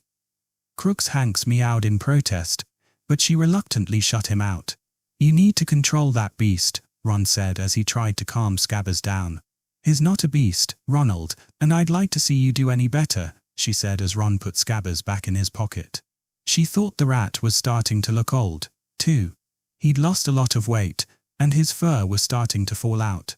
She was starting to worry that his condition was terminal, but she didn't say it. Anyway, Harry, who do you think would have sent you a top-model broom with no note? Probably Dumbledore, Ron said dismissively. He sent Harry he glanced at the other boys and said, You know, your dad's cloak, and he didn't sign that. Yeah, but that was my dad's, Harry said. Dumbledore was just passing it on. He wouldn't spend that kind of money on a student. Okay, then, what about Lupin, Ron suggested. Hermione couldn't help but laugh, even though she knew she really shouldn't. No werewolf could afford something like that. What? Ron snapped. Do you really think Professor Lupin could afford something like this? She said. I dunno. He likes Harry, and some blokes are weird about money. Well, I can pretty much guarantee he can't, Hermione said. What, did your Arithmancy tell you that? Ron said. Yes, she lied. She wasn't about to betray Professor Lupin's confidence. But who else could have sent it? Harry asked. Hermione crouched down and picked up Harry's pocket sneakoscope, which was quietly whistling on the floor, and examined it. The thing had never worked right, always going off at the oddest times, despite having it inspected. But now, she had to wonder. She considered whether to take her concerns straight to Professor McGonagall without telling them, but no, that was no good. They'd find out sooner or later. I have a theory, she said, but you won't like it. Harry already looked like he didn't like it. What is it? I think, Hermione replied, that broom was probably sent by Sirius Black. Silence reigned for a moment, and then Ron, Seamus, and Dean all broke out laughing. Ha! Good one, Hermione, Ron said. That wasn't a joke. But, come on, why would an evil murderer send Harry a super expensive broom? Ron started laughing again. Because he knew Harry would ride it. Hermione yelled, silencing the room. Who knows what kinds of curses someone like Black could have put on it? It probably would have been easy for him to steal it, curse it, and send it to you, Harry, knowing you'd want to hop on it right away, and then it could throw you into the ravine or something. Hermione, that's crazy, Harry said. She was surprised by his bluntness. There's got to be loads of cheaper and easier ways for Black to curse me. I'm sure the broom's fine. Her eyes narrowed. Do you really believe that, Harry? Or do you just want to believe it? There's nothing wrong with the broom, Hermione, Harry insisted. She stood her ground. Then we'll just see if Professor McGonagall agrees with you. What? McGonagall? No. She'll just take it away. Harry said frantically. And why's that? Only because she'll know that there's a good chance I'm right. That broom needs to be checked over before anyone rides it. Come on, Hermione, Ron said. You can't do this to Harry. He needs a new broom to win the Quidditch Cup. Seamus nodded his head in agreement. He won't be winning anything if the broom throws him off at the start. She moved towards the door. We need to do the responsible thing and have it checked. She looked at Harry and saw fear in his eyes. Hermione, please don't, he said. It hurt her a little, especially knowing that he had so few nice things in his life, but she had to do it for him if he wouldn't. I'm sorry, Harry. If I'm wrong, I'll apologize, but this is for your own good. She threw open the door and hurried down the stairs. Stop her! Ron roared. Hermione raced down the stairs as fast as she could, with the boys thundering down behind her. Crookshanks got between them and slowed them down a little, but he was no match for them in this state. Hermione nearly tripped when he darted forward between her legs. 8 flights later, and they were outside Professor McGonagall's apartment, when their head of house was just heading out to start her day. Unfortunately, everyone started shouting at once, which quickly angered the professor. Crack! Went McGonagall's wand, with a loud bang to silence the group. Honestly, she said. 10 points from Gryffindor for lack of decorum. Now, what seems to be the trouble? One at a time, please. With that, Harry, Ron, and Hermione each told their version of the events of the morning as McGonagall listened with a suspicious expression. When they had finished, she looked at Harry and said, I'm sorry, Mr. Potter, but I'm afraid I have to agree with Miss Granger. What? Harry and Ron both gasped. Professor, it's fine, really, Harry said. You can't know that, Potter. I know that no member of the staff bought that broom for you, nor did any member of the Quidditch team or their families. I would have been informed. If you don't know where it came from either, then Sirius Black becomes a very worrisome possibility. But it can't be, Harry said in horror. Why would he? How could he? Because Sirius Black is a mad genius, McGonagall said. He has already circumvented our security once. It is quite possible that he could do so again with a ploy just like this one. Now, I realize it is possible that some other anonymous donor sent you that broom, Potter, but it will have to be checked for curses and sabotage just the same. I dare say that Madam Hooch and Professor Flitwick will strip it down. Strip it down, said a horrified Ron. You can't strip down a racing broom. What if they mess up the spells? I assure you that Madam Hooch and Professor Flitwick are highly trained professionals, Mr. Weasley, McGonagall said with an edge. But how long will it take? Harry asked. I need that broom for the match in 2 weeks. I'm afraid that's almost certainly too soon, she said reluctantly. You will have to make do with a school broom for that match. However, if it proves to be jinx-free, you should have it back in time for the following match. But it's the Slytherin game, Harry said. He'd never live it down if Malfoy beat him just because he didn't have a decent broom. McGonagall didn't relish the thought of Slytherin beating Gryffindor either, but she stood her ground just as Hermione had. "It is a small price to pay to be sure it won't kill you, Potter, and I don't want to hear any more about it." The next 2 days were painful ones for Hermione. Ron flat out refused to speak to her over the firebolt. Harry spoke to her a little, but he was short with her and sounded resentful. She suspected he at least understood, but didn't want to admit she was right. Worse, Ron blabbed the story to most of Gryffindor, which made a lot of them turn against her, especially the Quidditch team. Even Ginny seemed distant, and she had to start watching her back around Fred and George because she could tell that while they might not be outright malicious, they were itching to prank her for this. She didn't sleep well the next 2 nights. Saturday morning dawned cloudy, dreary, and cold. It was an important day. Today was the Ravenclaw vs Hufflepuff game, a game that didn't directly affect Gryffindor's standings in the Quidditch Cup, but would determine which would be the team to beat next spring. Cedric would be playing his first game as starting seeker and team captain for Hufflepuff. Roger was also playing as the Ravenclaw captain, but oddly, Hermione found herself drawn to supporting Hufflepuff. But most of all, she wanted her friends back.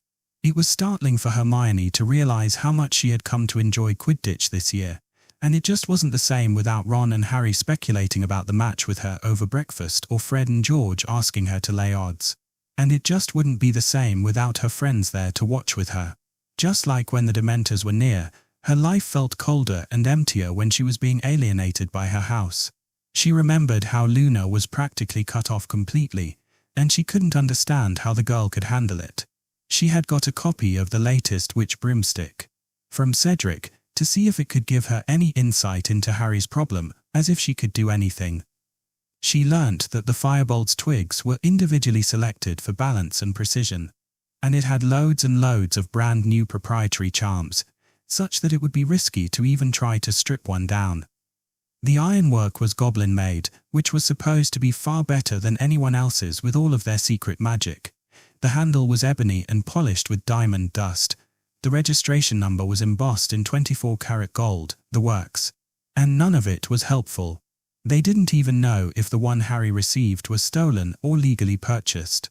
No, scratch that. They had the registration number. They could just check with the company. With the company. Hermione whispered out loud. "Oh, Merlin's beard. Why didn't I think of that before?" She could barely wait for breakfast to finish, and then she immediately said, "Come with me, Harry," grabbing him by the wrist and dragging him off towards Professor McGonagall's office. "Why?" he grumbled. "Because I think I can solve your broomstick problem." Harry willingly followed her for the first time in 2 days. Needless to say, Professor McGonagall was surprised when they showed up at her door. "May I help you?" she said suspiciously. "Professor, we need to talk to you about the firebolt," Hermione said. McGonagall gave them both a rather angry look. "Miss Granger, Mr. Potter, I have told you that it must be thoroughly checked over," she said stiffly. "I'm not asking you to stop, but I thought I had a better solution," Hermione said. Their teacher still looked suspicious. "Oh, and what may that be?" "Well, first of all, do you know if the broom was legally purchased?" "Yes, we inquired with the manufacturer, and it was legally purchased, under an assumed name, which raises our suspicion still further, but I fail to see how that's relevant." "Okay. Harry has 2 problems right now. One is that he needs a good broom to ride in 2 weeks, and the other is that, with all due respect, having Professor Flitwick and Madam Hooch try to strip the spells down will at the very least void the warranty. So I was thinking, wouldn't it be easier to trade Harry's broom for a loaner from the company and have them check it over? That way, someone who knows all the spells on it will be able to check it, maybe even fix it, and Harry will still have something to ride." Professor McGonagall opened her mouth, closed it, then opened it again and said, "That's a very interesting idea, Miss Granger. I admit I had not seriously considered it. Mr. Potter, I assume I don't need to ask your thoughts on the matter." Harry was gobsmacked by Hermione's idea. "Oh, Merlin's beard, why didn't I think of that before?" "Quite," McGonagall replied with a slight roll of her eyes.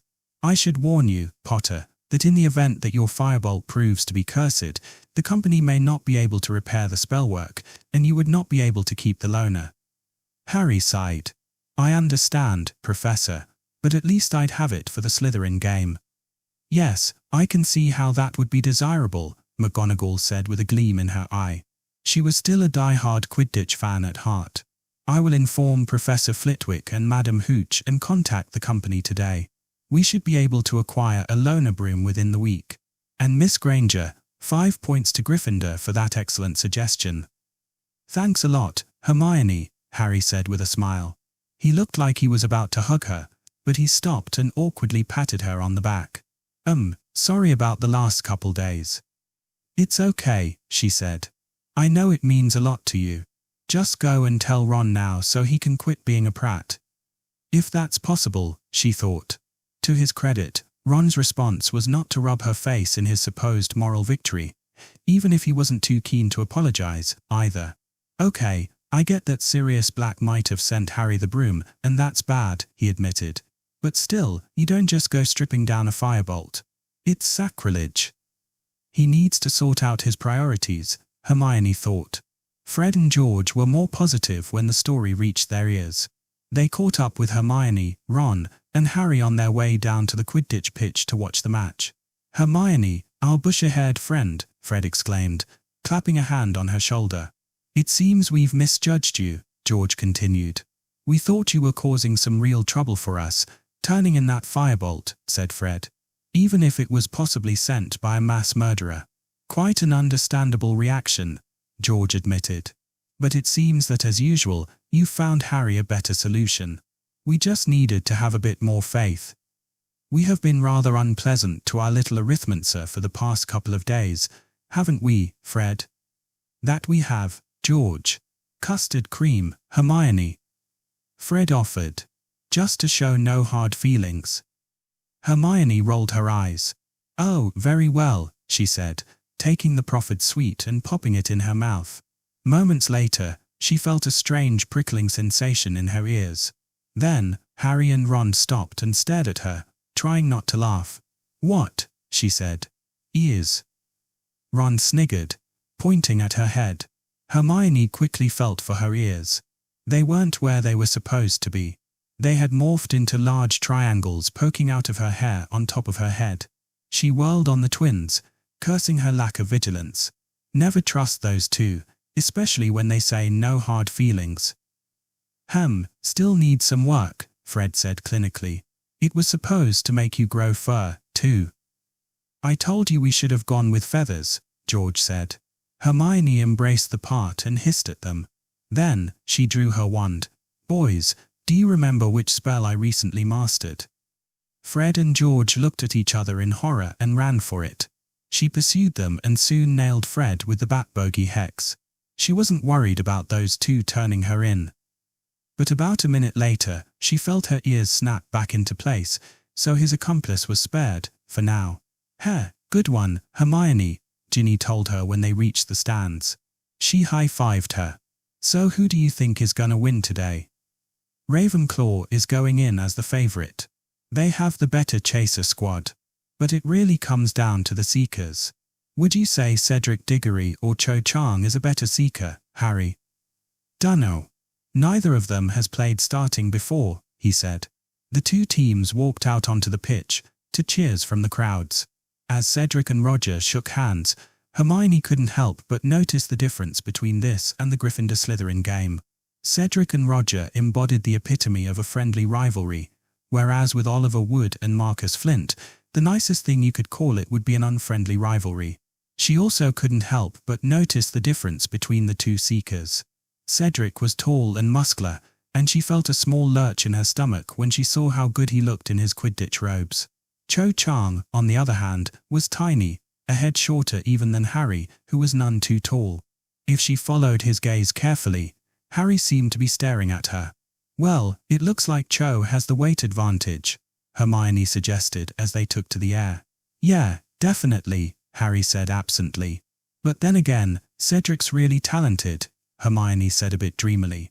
He never would have made starting seeker if he couldn't compete with someone like her. Oh, yeah, I guess. It was an exciting game.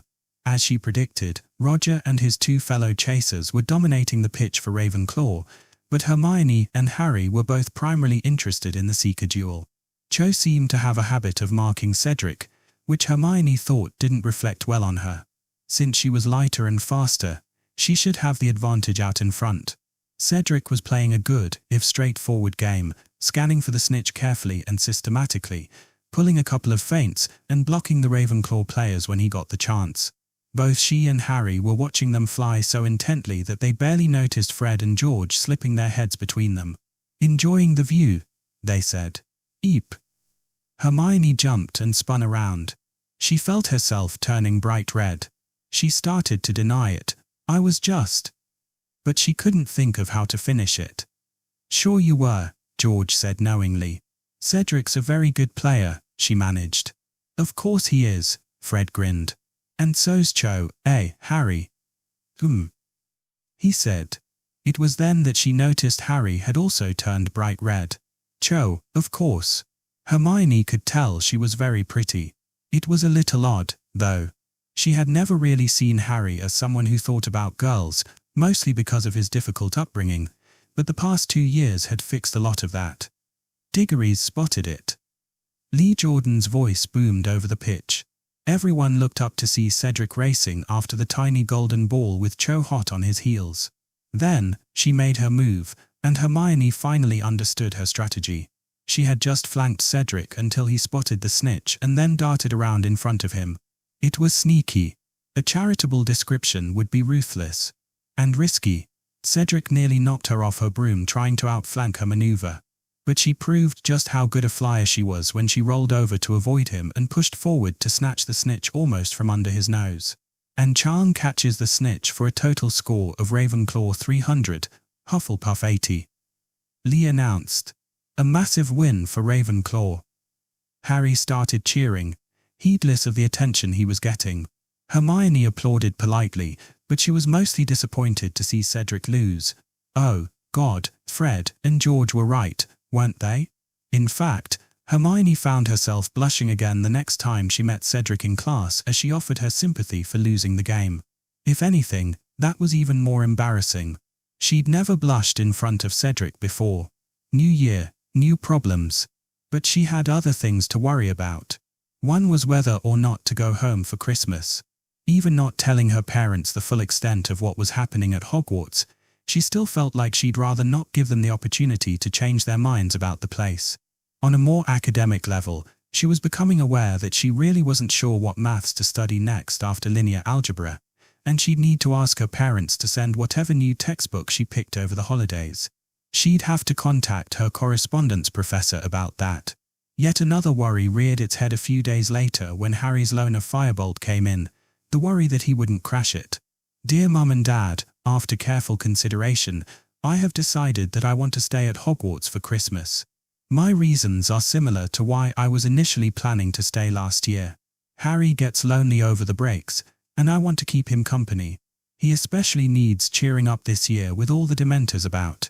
I also wanted to use the time to catch up on my reading in the library, and I have a little project I want to work on with Fred and George, too. Don't worry, it's not a destructive or illegal one. The other reason I want to stay is that I really feel like I should experience an authentic Hogwarts Christmas at least once. It sounds like a wonderful time to hear Harry talk about it. I don't intend to make this a habit, but I do want to see one, and this year seems as good as any.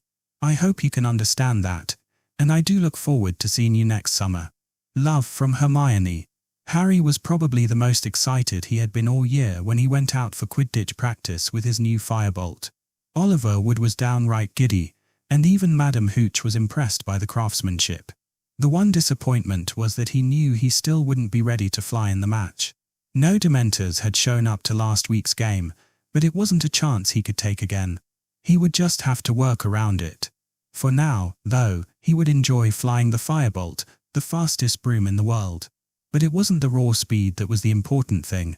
Hermione had calculated that at top speed, he could only just barely stay inside the pitch unless he'd been moonlighting as a fighter pilot. But the acceleration was phenomenal. As soon as he lifted off the ground, he felt it. The G-forces were huge, and once or twice, he threatened to slip off, but he kept his grip and ran the broom through its paces with an ease that he had never felt with his Nimbus. He could turn so tight at normal flying speeds that his teammates screamed and thought he would go flying literally off the handle. He could stay inside the pitch comfortably at 100 miles an hour, something his Nimbus never could have managed, not without ominous creaking, anyway.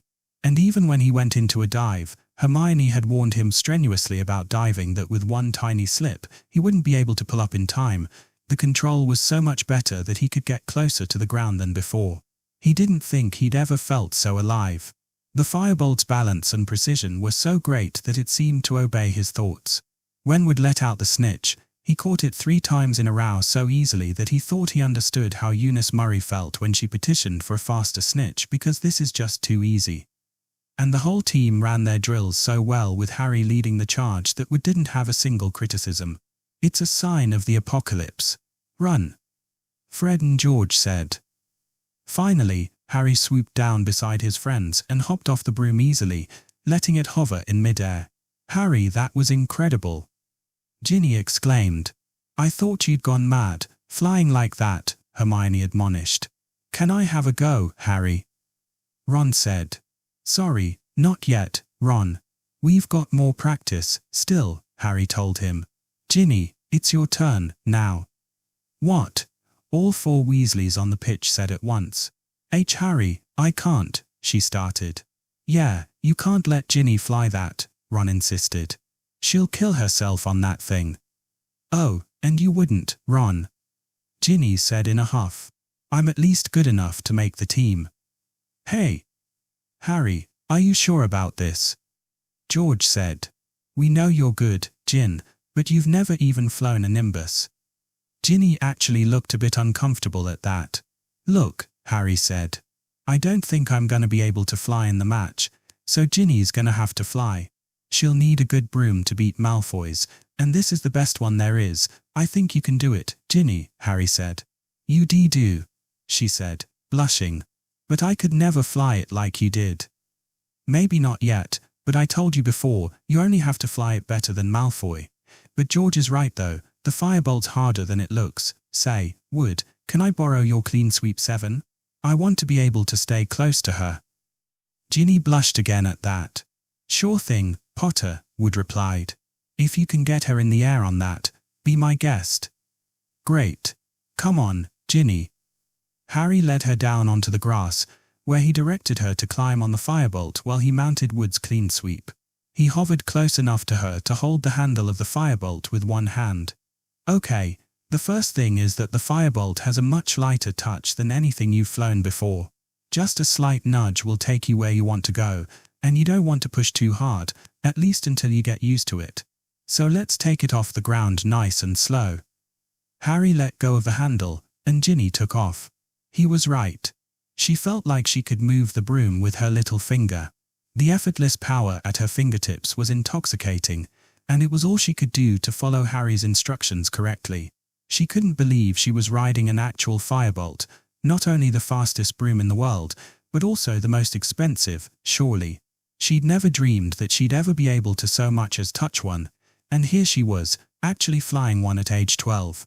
A nudge here, a nudge there, and she was all over the pitch, soon outstripping Harry on Wood's Clean Sweep 7. "Looking good, Ginny," Harry told her. "Now, the hard part will be doing all the drills with the new control, that and diving. It dives great, but you have to learn to estimate the speeds and distances all over again. You want to err on the side of pulling up too soon." "Got it," she said, and Harry soon had her diving and running drills with the rest of the team, and he eventually backed off and let her do some free flying, which was probably the biggest compliment of all. She was nowhere near Harry's level. She doubted she could even match him on the Clean Sweep, but with another week's practice, she was sure she could beat Malfoy. The big day arrived, and Harry let Ginny carry the firebolt into the Great Hall at breakfast so that Malfoy could see exactly what he was up against. The Slytherin Ponce grinned at her evilly at first, still expecting an easy win, but his glee turned to horror when he realized exactly what kind of broomstick she was carrying. His own Nimbus 2001 had been the fastest broom on the market, until now. Ginny had more than once beat Harry to snitch over the past week with him on the Clean Sweep, and he declared that she would definitely beat Malfoy today. Hermione also gave her good odds, and the excitement down at the pitch was palpable. "And it's a big shake-up on the Gryffindor team today," Lee Jordan announced. "They're feeling so confident that they're trying out their new reserve seeker, Ginny Weasley, and it's obvious why, because Ginny is riding a brand new firebolt, the product of a completely new manufacturing process, which is quickly becoming the broom of choice in the Quidditch World Cup." "Jordan," McGonagall interrupted, "kindly keep your commentary on the game." Ginny laughed as Lee continued to advertise the firebolt more than he announced the match, but she quickly found that a real Quidditch game was dangerous business. With her on a clearly superior broom, Malfoy and the rest of the Slytherin team decided that the best way to deal with her would be to knock her out of the game early. That proved to be a mistake. Fred and George were very protective of their little sister. With the twin beaters flanking Ginny, anyone trying to mess with her had better be willing to get twice as good as they gave. The only downside was that it stretched them thin and gave the Slytherin offense more openings, so she was under some time pressure to get the snitch before they got too far ahead. Finally, Ginny saw the snitch, away at the far end of the field. Malfoy was closer, but she had better acceleration. She leaned forward and took off like an arrow. Malfoy's reaction time was surprisingly good, but he just couldn't match the firebolt. By the time she was close enough to the snitch to give chase, she was more than a broom length ahead of him. With the firebolt speed, she gained on it quickly. She nearly fumbled it, but she soon wrapped her fingers around the winged ball. "Ginny Weasley has caught the snitch," Lee roared. "Just goes to show how the firebolt can beat anything else in the air. A win for Gryffindor at 220 to 110. She zipped down to the pitch, where Fred and George lifted her up on their shoulders as soon as they dismounted and paraded her by the stands. It seemed like all of Gryffindor wanted to congratulate her after that performance, Harry included. "Brilliant. Really brilliant. You were great out there, Ginny," he said when she came face to face with him. "Well, I had a really good teacher," she replied. Suddenly, without warning, Harry leaned forward and hugged her. She froze up again, speechless, like she would have done a year ago. Her brain didn't want to work at the moment. She noticed Hermione smiling at her. "If I couldn't beat Malfoy, I'm glad you could," Harry continued. "Titch thanks," she squeaked back. That quite possibly counted as the best day of Ginny Weasley's life. Chapter 50. At first, Rebecca Gamp thought that she was having a good day. After ploughing through a lot of that linear algebra stuff that Granger had been working on, putting in a lot of time and effort and working at top speed, Professor Vector had told her that she was welcome to attend their independent study session that afternoon. Unfortunately, she was soon to learn just how hard to keep pace it really was. Granger, of course, started right in. "Well, I can imagine that eigenvectors would be a big help in finding invariant terms in transfiguration spells." She stopped because Rebecca had started giggling. "What is it?" "Oh, nothing," Rebecca smiled. "It's just that eigenvector sounds like a trashy romance novel."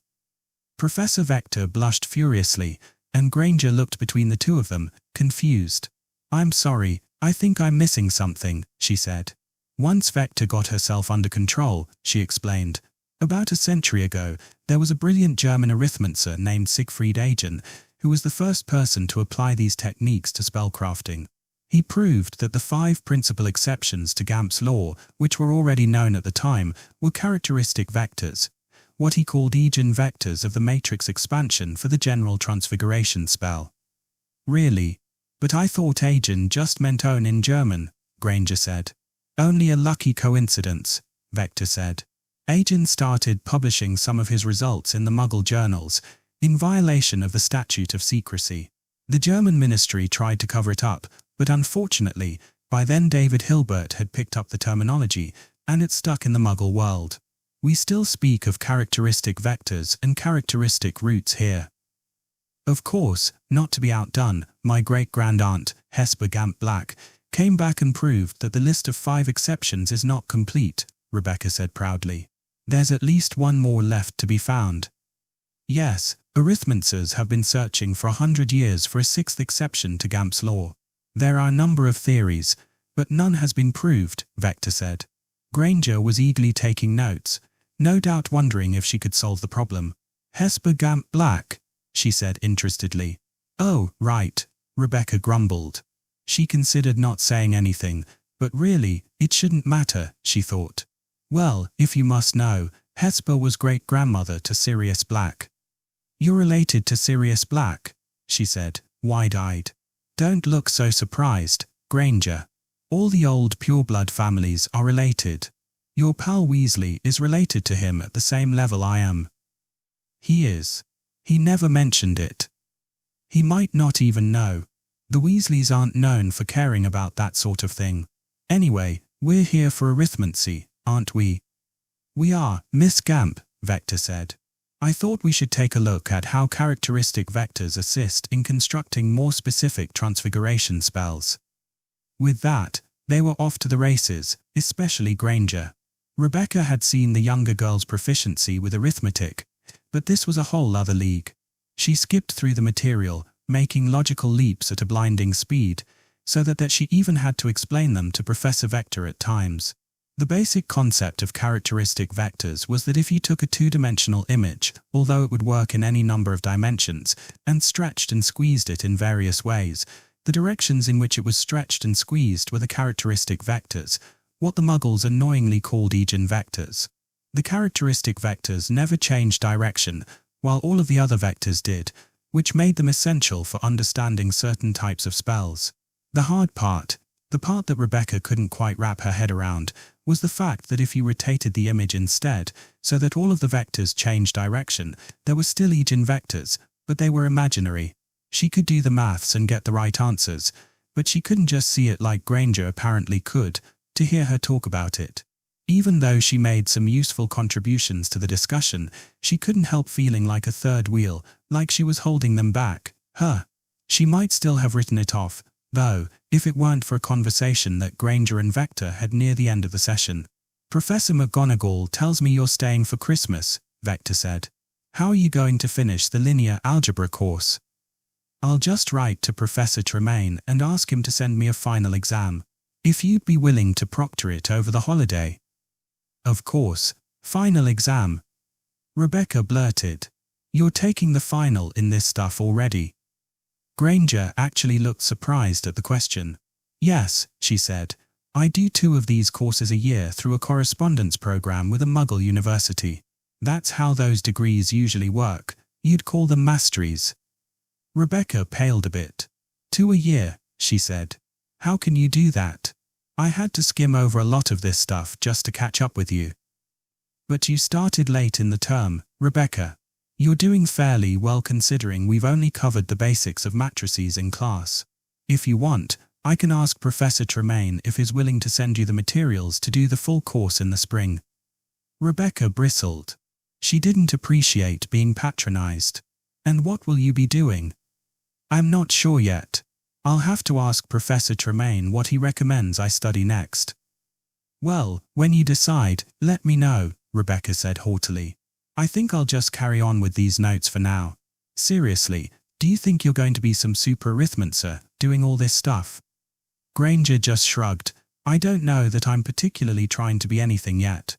I just think that Arithmancy is fascinating, and I want to keep studying it. Rebecca Gamp harumphed and went away from that meeting sulking. She was smart enough to know it would be almost impossible for her to catch up with Granger. That girl was too bloody fast. With linear algebra, she could, but Merlin knew what Granger would pull out of her hat next. She'd already been studying calculus for 2 years, after all. True, Rebecca was 2 years ahead of her in her other classes and was probably even a better spellcrafter right now because of that. But it was only a matter of time before Granger left her in the dust, and worse, Granger knew it. Maybe she didn't flaunt it, exactly. Maybe she really did only care about it academically. Maybe she was even trying to be nice about it and help her out, but it still came off as patronizing because she knew just how smart she was. Vector knew it, too, and probably most of the class knew it. And Vector obviously adored her, besides. Even Roger didn't understand. He liked Arithmancy, but he'd never once thought of pursuing it as a career. People didn't understand how tough it could be. Great-Grand-Aunt Hesper had worked for years to get over being upstaged by Siegfried Agin and had succeeded. But Granger, Rebecca hated to admit it, but she was in another category entirely. If she kept pushing herself like this, Her name would be beside those legends in the textbook someday, and she'd probably make it look easy. Dear Miss Granger, enclosed, please find a copy of the final exam for your linear algebra course, as well as instructions and paperwork for your Professor Vector. Is that really her real name? I am delighted that your course has gone so well thus far, and I'm sure you will do well on the final. You've been the talk of the department ever since you first contacted us. As for your question of what to study next, the most natural course to take after linear algebra is abstract algebra, which deals mostly with group theory in the first course. This has many important applications in advanced physics.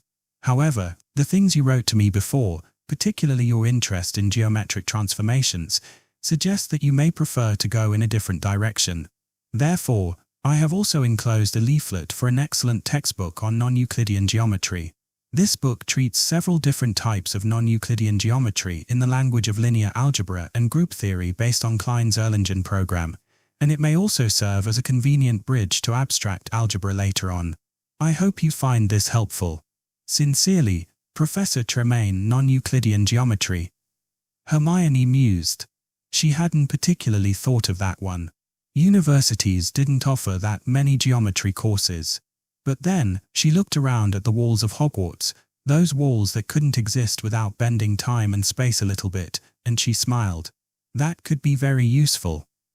A week before Christmas, and the day before most of the students would be returning home for the holidays, there was another Hogsmeade weekend.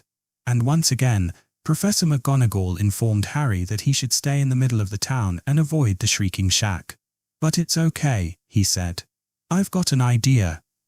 He pulled out his folded invisibility cloak from under his winter cloak. Brilliant, Ron said. Hermione smacked her forehead with her hand. Harry, there's snow on the ground, she said. Everyone will be able to see your footprints. It's okay, Hermione, Ron insisted. We can walk single file with him in the middle. That way it'll cover his tracks. She stared at him.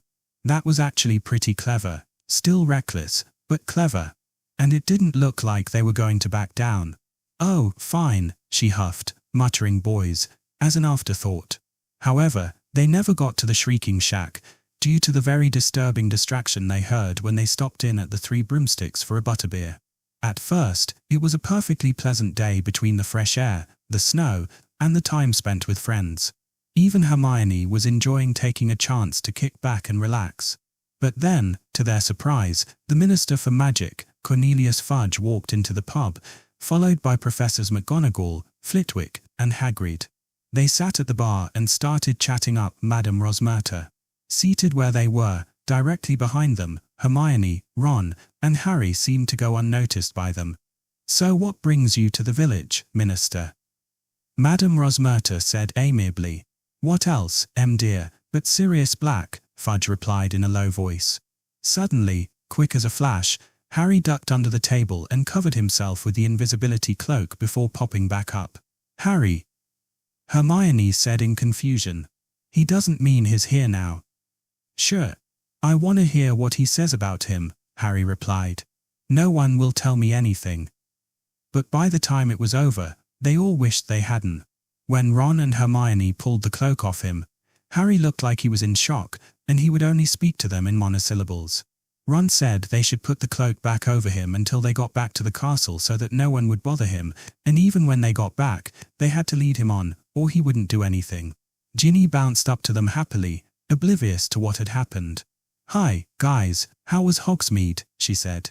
Then, she noticed their faces. Is something wrong? Not here, Hermione whispered.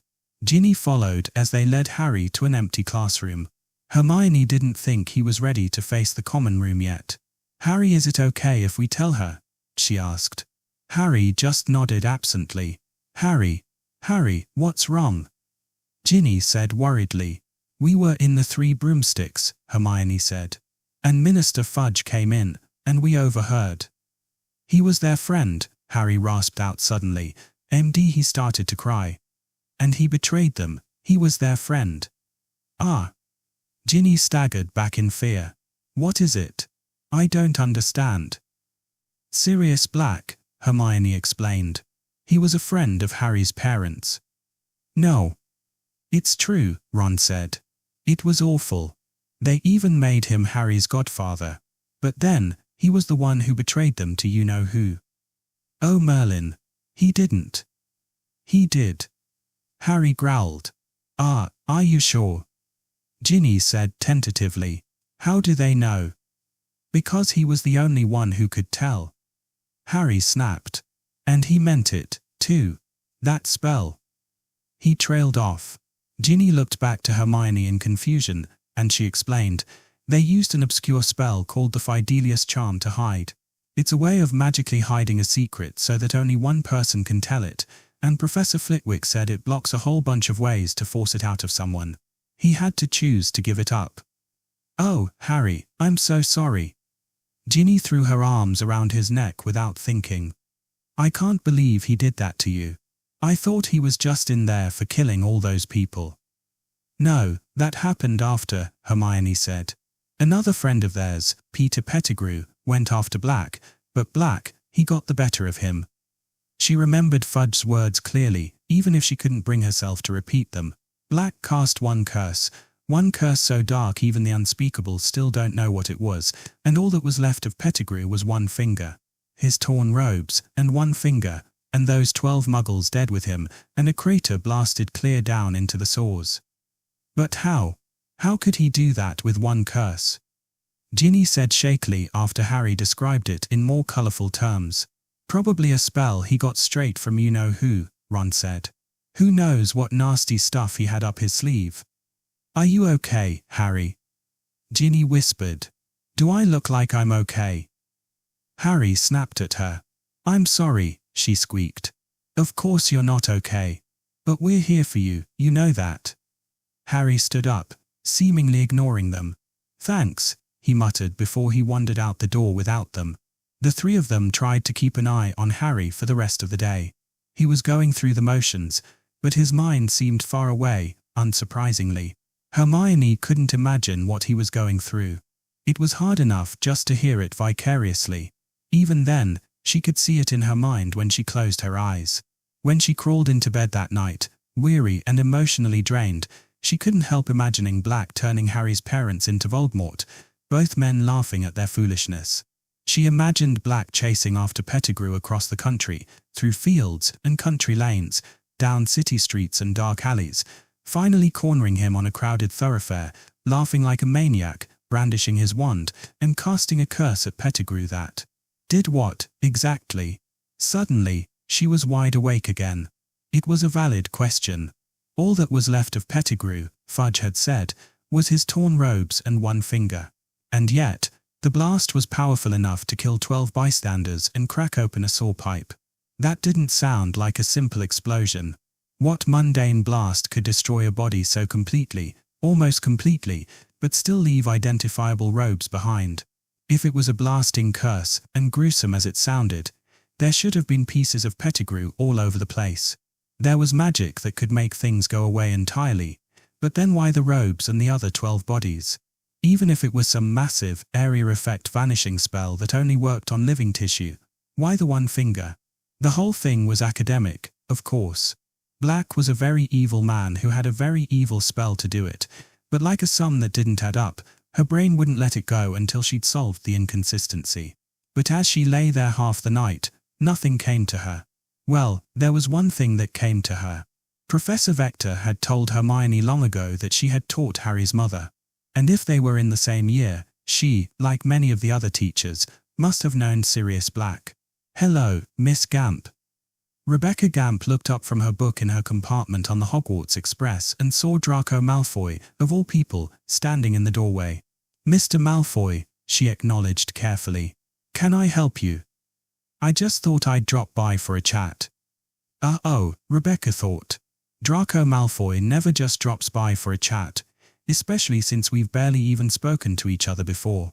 What about? She asked. I saw you in the Three Broomsticks yesterday, he said casually. I think we were glaring at the same people. Are the Griffin dorks getting to you, too? She relaxed a little. At least this wasn't directly about her. No, only Granger, she said. Ah, Granger, Malfoy grumbled. What's she doing to you? Only being so insufferably smart. Professor Vector's been giving her an independent study in master's level arithmancy that I can barely keep up with. Yeah, I knew Vector had a soft spot for that mudblood. Some Slytherin she is. Hey now, there's no need for that kind of language, Malfoy, Rebecca admonished the younger boy automatically. But you're right. You should see how Vector fawns over her. Disgusting, Malfoy said. Do you know what she did to me? Aside from hexing me a couple times, she tricked my father into freeing our elf. She didn't. Rebecca gasped. She didn't really care about the Malfoys' personal lives, but that was just bad form. She did. And it was also on her word and Potter's that father was removed from the Board of Governors. Merlin, who does she think she is coming in here like that? I mean, look at you. You come from the best family of spellcrafters in Britain, and she didn't even know magic existed 3 years ago. Rebecca shook her head sadly. It doesn't matter. Granger's smarter than I am, and we both know it. Malfoy grimaced. He couldn't stand the thought of a mudblood passing up all the purebloods like that, but even he had to face facts. Granger was way out of his league at Arithmancy, and apparently out of Gamps, too. At least Potter was only average competition for him, and Weasley didn't even take the class. So what does she think she's gonna do with it, then? He asked. That's the worst part. She's so Ravenclaw about it. She just wants to study it. No ambition at all. Well, we can't all be Slytherins. So what are gonna do about it? What can I do? She's got me beat. I can try to catch her, but why do you care, anyway? Malfoy shrugged his shoulders casually. Have you considered trying to get her expelled? Rebecca's jaw dropped.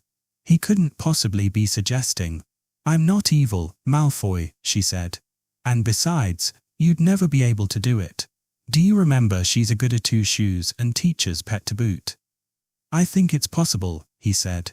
Granger's a lot more jinx happy than she used to be, and she's on thin ice from hexing me before. With the right push, she just might fall in. You have to admit, Miss Gamp, getting expelled would slow her down a bit. Maybe it was a little tempting, but still not evil, Malfoy, she said. Just think about it, he said before leaving the compartment. The next day was a long one. After a rather sleepless night, Hermione, Ron, and Ginny had spent most of the morning trying to convince an even more sleepless Harry that going out looking for revenge on Black would be a monumentally stupid thing to do, the very thing Mr. Weasley had warned him against, the thing that Malfoy had been maliciously trying to goad him into. But all of Hermione's perfectly reasonable arguments fell on deaf ears. And poor Ginny, if it had been anyone but Harry Potter, Hermione was sure the redhead would have slapped him hard in the first 10 minutes, but she still wasn't quite over her hero complex. Ron's attempt to distract Harry by visiting Hagrid was only partially successful. In fact, the only thing it succeeded at was Harry making Hagrid cry, angrily demanding why he'd never told him Black knew his parents. The huge man blubbered that he hadn't wanted to worry Harry about it, and Harry stormed out. By mid-afternoon, Hermione was starting to get paranoid that Harry might throw on his invisibility cloak and actually try it, Dementors or no Dementors. Harry, please, she heard Ginny plead with him tearfully once more in the empty common room. Even if you find Black, how are you gonna keep him from killing you like he did Pettigrew? He wouldn't even have to hit you. He'd just have to hit near you, and you'd be dead. I can sneak up on him. I've got an invisibility cloak, don't I? That Black knows about. Ron shouted. Think, Harry, that cloak came from your dad. Black's bound to know you have it. I've done my thinking, Ron. Harry yelled back. I've been doing nothing but thinking since yesterday. I can't just sit here while he's out there. He started to move. Oh, for the love of, Hermione fumed. Suddenly, she drew her wand, whirled on Harry and exclaimed, Expelliarmus, pushing as much force as she could into the spell. Harry went sprawling on the floor, and his wand flew into her hand. Ron and Ginny both gasped. She stood over him as he looked up at her with shock and betrayal. Harry Potter, she said. What did I tell you 2 years ago? What? He said, his mind spinning. When you tried to go after the Philosopher's Stone on your own, what did I tell you? She was met with confused silence. I told you, if I thought we had the slightest chance, I'd be right there beside you, if only to make sure you didn't get yourself killed. But you're 13 years old, Harry. You couldn't even stun Black if you met him, let alone kill him. Now, give me a decade to figure out what the hell Black used on Pettigrew and how to counter it, and then we might have a shot, but so help me, I will not let my best friend throw his life away on something that'll only see him getting blown to bits. All three of her friends were staring at her in amazement. Ginny broke the silence first. I'm starting to see why Fred and George say not to make Hermione angry. Yeah, sis, she gets scary when she's angry, Ron said. Harry still looked mutinous. Harry, if I give you your wand back, will you not do something stupid? Hermione asked. She thought Harry might snap at her, but he took a deep breath and grumbled. Fine, I won't do something stupid. Good. I'm sorry had to hex you, then. She knelt down and handed him back his wand. You know, Harry, there was a Muggle poet named George Herbert who wrote something that I think applies here. Living well is the best revenge. You have a good life, Harry, lousy relatives aside. You've made the most of it despite Black's best efforts. And since any other form of revenge would be suicide at the moment, I think you should make a real effort to embrace that philosophy. Whether it was because of that last suggestion or because he was cowed by her anger, Harry seemed to stop brooding after that, to the point where Hermione felt safe leaving him to Ron and Ginny and going to her meeting with Professor Vector, which had been rescheduled due to the Hogsmeade trip. An hour of arithmancy later, Hermione spoke up nervously while they were wrapping up. Professor, I was wondering if I could ask you something. Of course you can, Hermione. What is it? Did you ever teach Sirius Black? Vector paled. Why do you ask? Well, it's just that I happened to hear that Black was friends with James Potter, and you mentioned once that you knew him. Oh, not exactly, and I'm not sure if anyone really knew Black. I never taught him myself. He didn't take arithmancy, but I knew of him. I couldn't believe it when he went dark, though. He always seemed like one of the few good people in his family. That's what everyone seems to say, Hermione said. It kind of makes you wonder how long he was a sleeper agent. Sleeper agent. An infiltrator who doesn't do anything until a specific time or signal. I don't see how he could have been much of anything else. No, I suppose not. I don't know what makes a man turn his back on a friend who was literally better than family. His own family couldn't stand him, nor he them, to hear him talk when he finished school. That was news to Hermione. She couldn't understand it either. That would be like Harry betraying her, Ron, and Ginny. It would be unthinkable, as in she literally couldn't make her brain think it. But there was one other thing that didn't make sense to me, she continued. Oh, and what's that? I'm sorry to be morbid, but I also happened to find out what happened with Peter Pettigrew, and, Hermione, do you actually go looking for these disturbing stories? Vector said. No, I don't, she answered truthfully. It was just by coincidence I found out. But I was just wondering because something doesn't make sense. Do you have any idea what spell Black hit Pettigrew with? No, I do not, she said firmly. And frankly, I'm rather surprised you're interested in knowing. I'm not, really. It's just that something doesn't add up.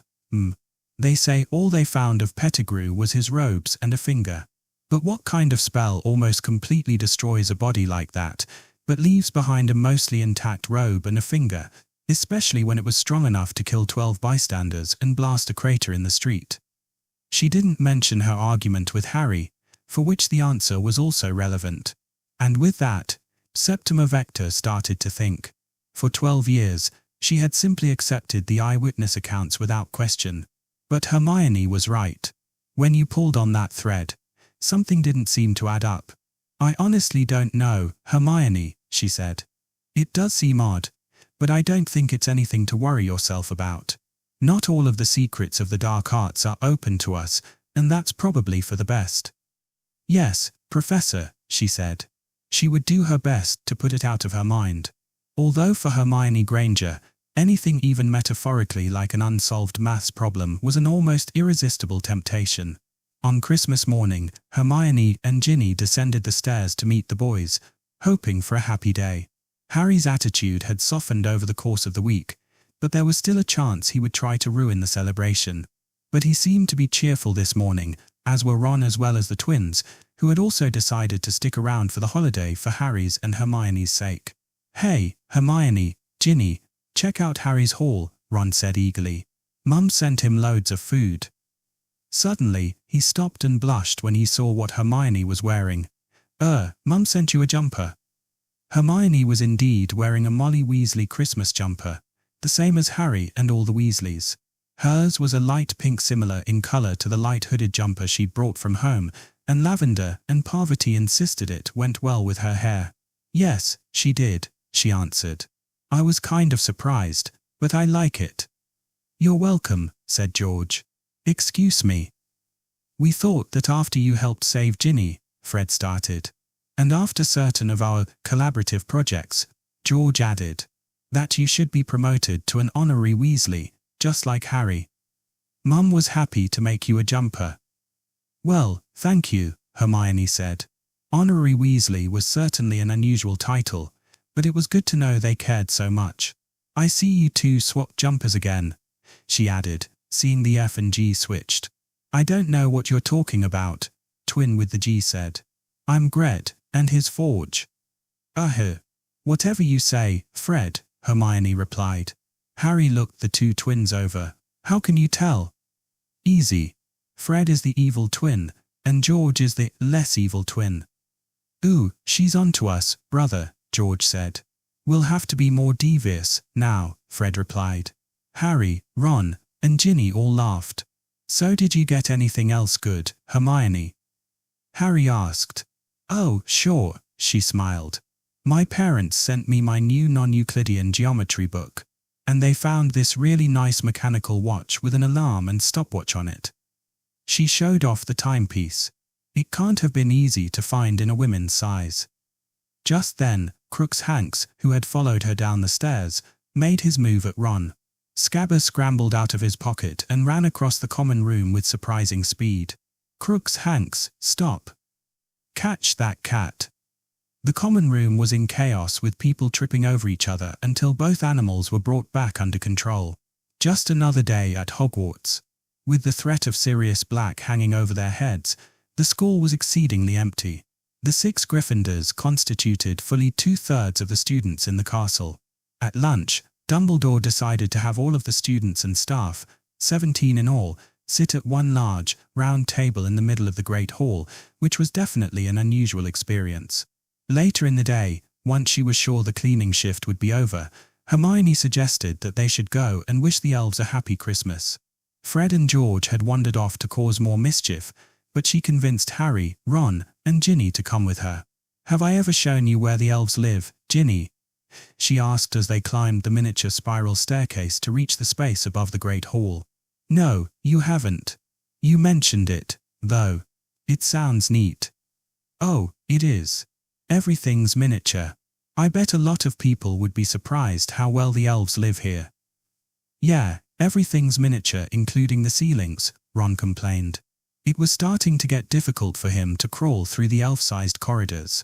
When they reached the miniature corridor along the bedrooms, they found a number of elves milling about, who greeted them and escorted them to the common room. Their tea towels had been charmed red and green for the day. "Happy Christmas, everyone," Hermione called when they entered. Her reception was still colder than it had been in previous years, although a number of elves still swarmed around all 4 of them, especially Harry, and led them to seats. However, Hermione was hit by one red and green missile, the only one in normal clothes, as Dobby ploughed into her. "Miss Hermione! Miss Hermione! Happy Christmas! It is being good to see you." "Happy Christmas, Dobby," she said. Harry and Ron were quickly seated near Sonia and Tilly, while Ginny was looking around wide-eyed at all the elves and the common room that was made to fit them.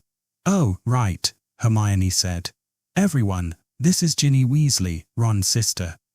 "Hello, Miss Ginny Weasley," a number of elves called. The girls took their seats and greeted the other elves at the table. Dobby immediately came back to Hermione with a parcel. "Miss Hermione, Dobby made these for you, he said timidly. Why thank you, Dobby. You didn't have to. She opened the gift, revealing 2 handmade, woolen socks that only in Dobby's mind could be called a pair. One of them was pink with green Christmas trees on it, while the other was green with little white angels. Oh, thanks. I got something for you, too, Dobby. Many of the elves stopped and stared at an elf being given a present by a witch, but Dobby looked like he was about to break down in tears as he took it from her hands, and he hugged her in gratitude. Dobby's present was a small package of gobstones. Just be careful wagering them, Hermione said. There was a giggle to her right, and Hermione turned to see Sonia's cobalt blue eyes gleaming mischievously. Sonia is not thinking that is the best gift, Miss Hermione Granger. Dobby has not had good luck keeping gobstones. Hermione just smiled and said, I've brought a present for you, too, Sonia. Sonia's eyes grew wide as she took her gift. It turned out to be a deck of deluxe exploding snap cards with anti-cheating spells. Hermione Granger is being a very cheeky witch, she said, but Sonia is still glad that she remembered her. Hello, Miss Ginny Weasley, a tiny voice squeaked. A little elf child less than 2 feet tall was tugging on Ginny's sleeve. Well, aren't you adorable? Ginny cooed. What's your name? I is Smidgen, miss. You is having very pretty hair, miss. Why, thank you, Smidgen, Ginny giggled. Suddenly an adult female elf pulled the tiny girl back. Smidgen, you should not be with Dobby's friends, she whispered. But they is nice, mummy, Smidgen said. They is bad influences for young elves. Excuse me, Hermione said sharply. What is your name? I is Speckle, Miss Hermione Granger, the mother elf said in a tone that she had not heard from an elf before. She could only describe it as snippy. Well, Speckle, I don't see how we're bad influences, Hermione told her, especially since none of you had a problem with me my first 2 years here. That was before Dobby, miss, Speckle said. Hermione sighed. Dobby, does this still happen a lot? She said. Dobby looked reluctant to speak, but he eventually whispered, Many of the elves is still not liking Dobby very much, Miss Hermione. They does not respect a free elf. HMPH. Hermione stood up and addressed the elves. Listen, I know most of you don't agree with the way Dobby lives his life, but he's still a good elf. He's only here to work, just like the rest of you. His situation is a special case. He's not looking to recruit anyone else, and I'm not looking to free any elf who doesn't want to be freed. That's been my policy since I first came here, and it hasn't changed. You all used to say I was a good friend to elves, and I hope you can accept Dobby and my friends in the same spirit, especially on Christmas. See, mummy. They is nice, Smidgen said. They is not bad to elves. Speckle still put up a fuss, but with some further assurances from Tilly, the elf teacher, she allowed Smidgen to join them at their table. She soon got to work plaiting Ginny's hair. Sonia, you're okay with Dobby, aren't you? Hermione asked nervously. Sonia crossed her arms. Sonia does not agree with Dobby's life, but Sonia is nice to him for Miss Hermione Granger's sake. Well, that's better than nothing. Thank you, Sonia. You know you're still my friend here, right? Sonia sighed at the disarming question. Yes, miss, you has always been a good friend to Sonia. Good. Now, do you want to break in those cards? They left a little before dinner. Harry and Ron had had a surprisingly good time with the elves, and Ginny seemed to have enjoyed the introduction to their world. By the time they left, her hair was fully braided in a silly, irregular pattern, courtesy of Smidgen.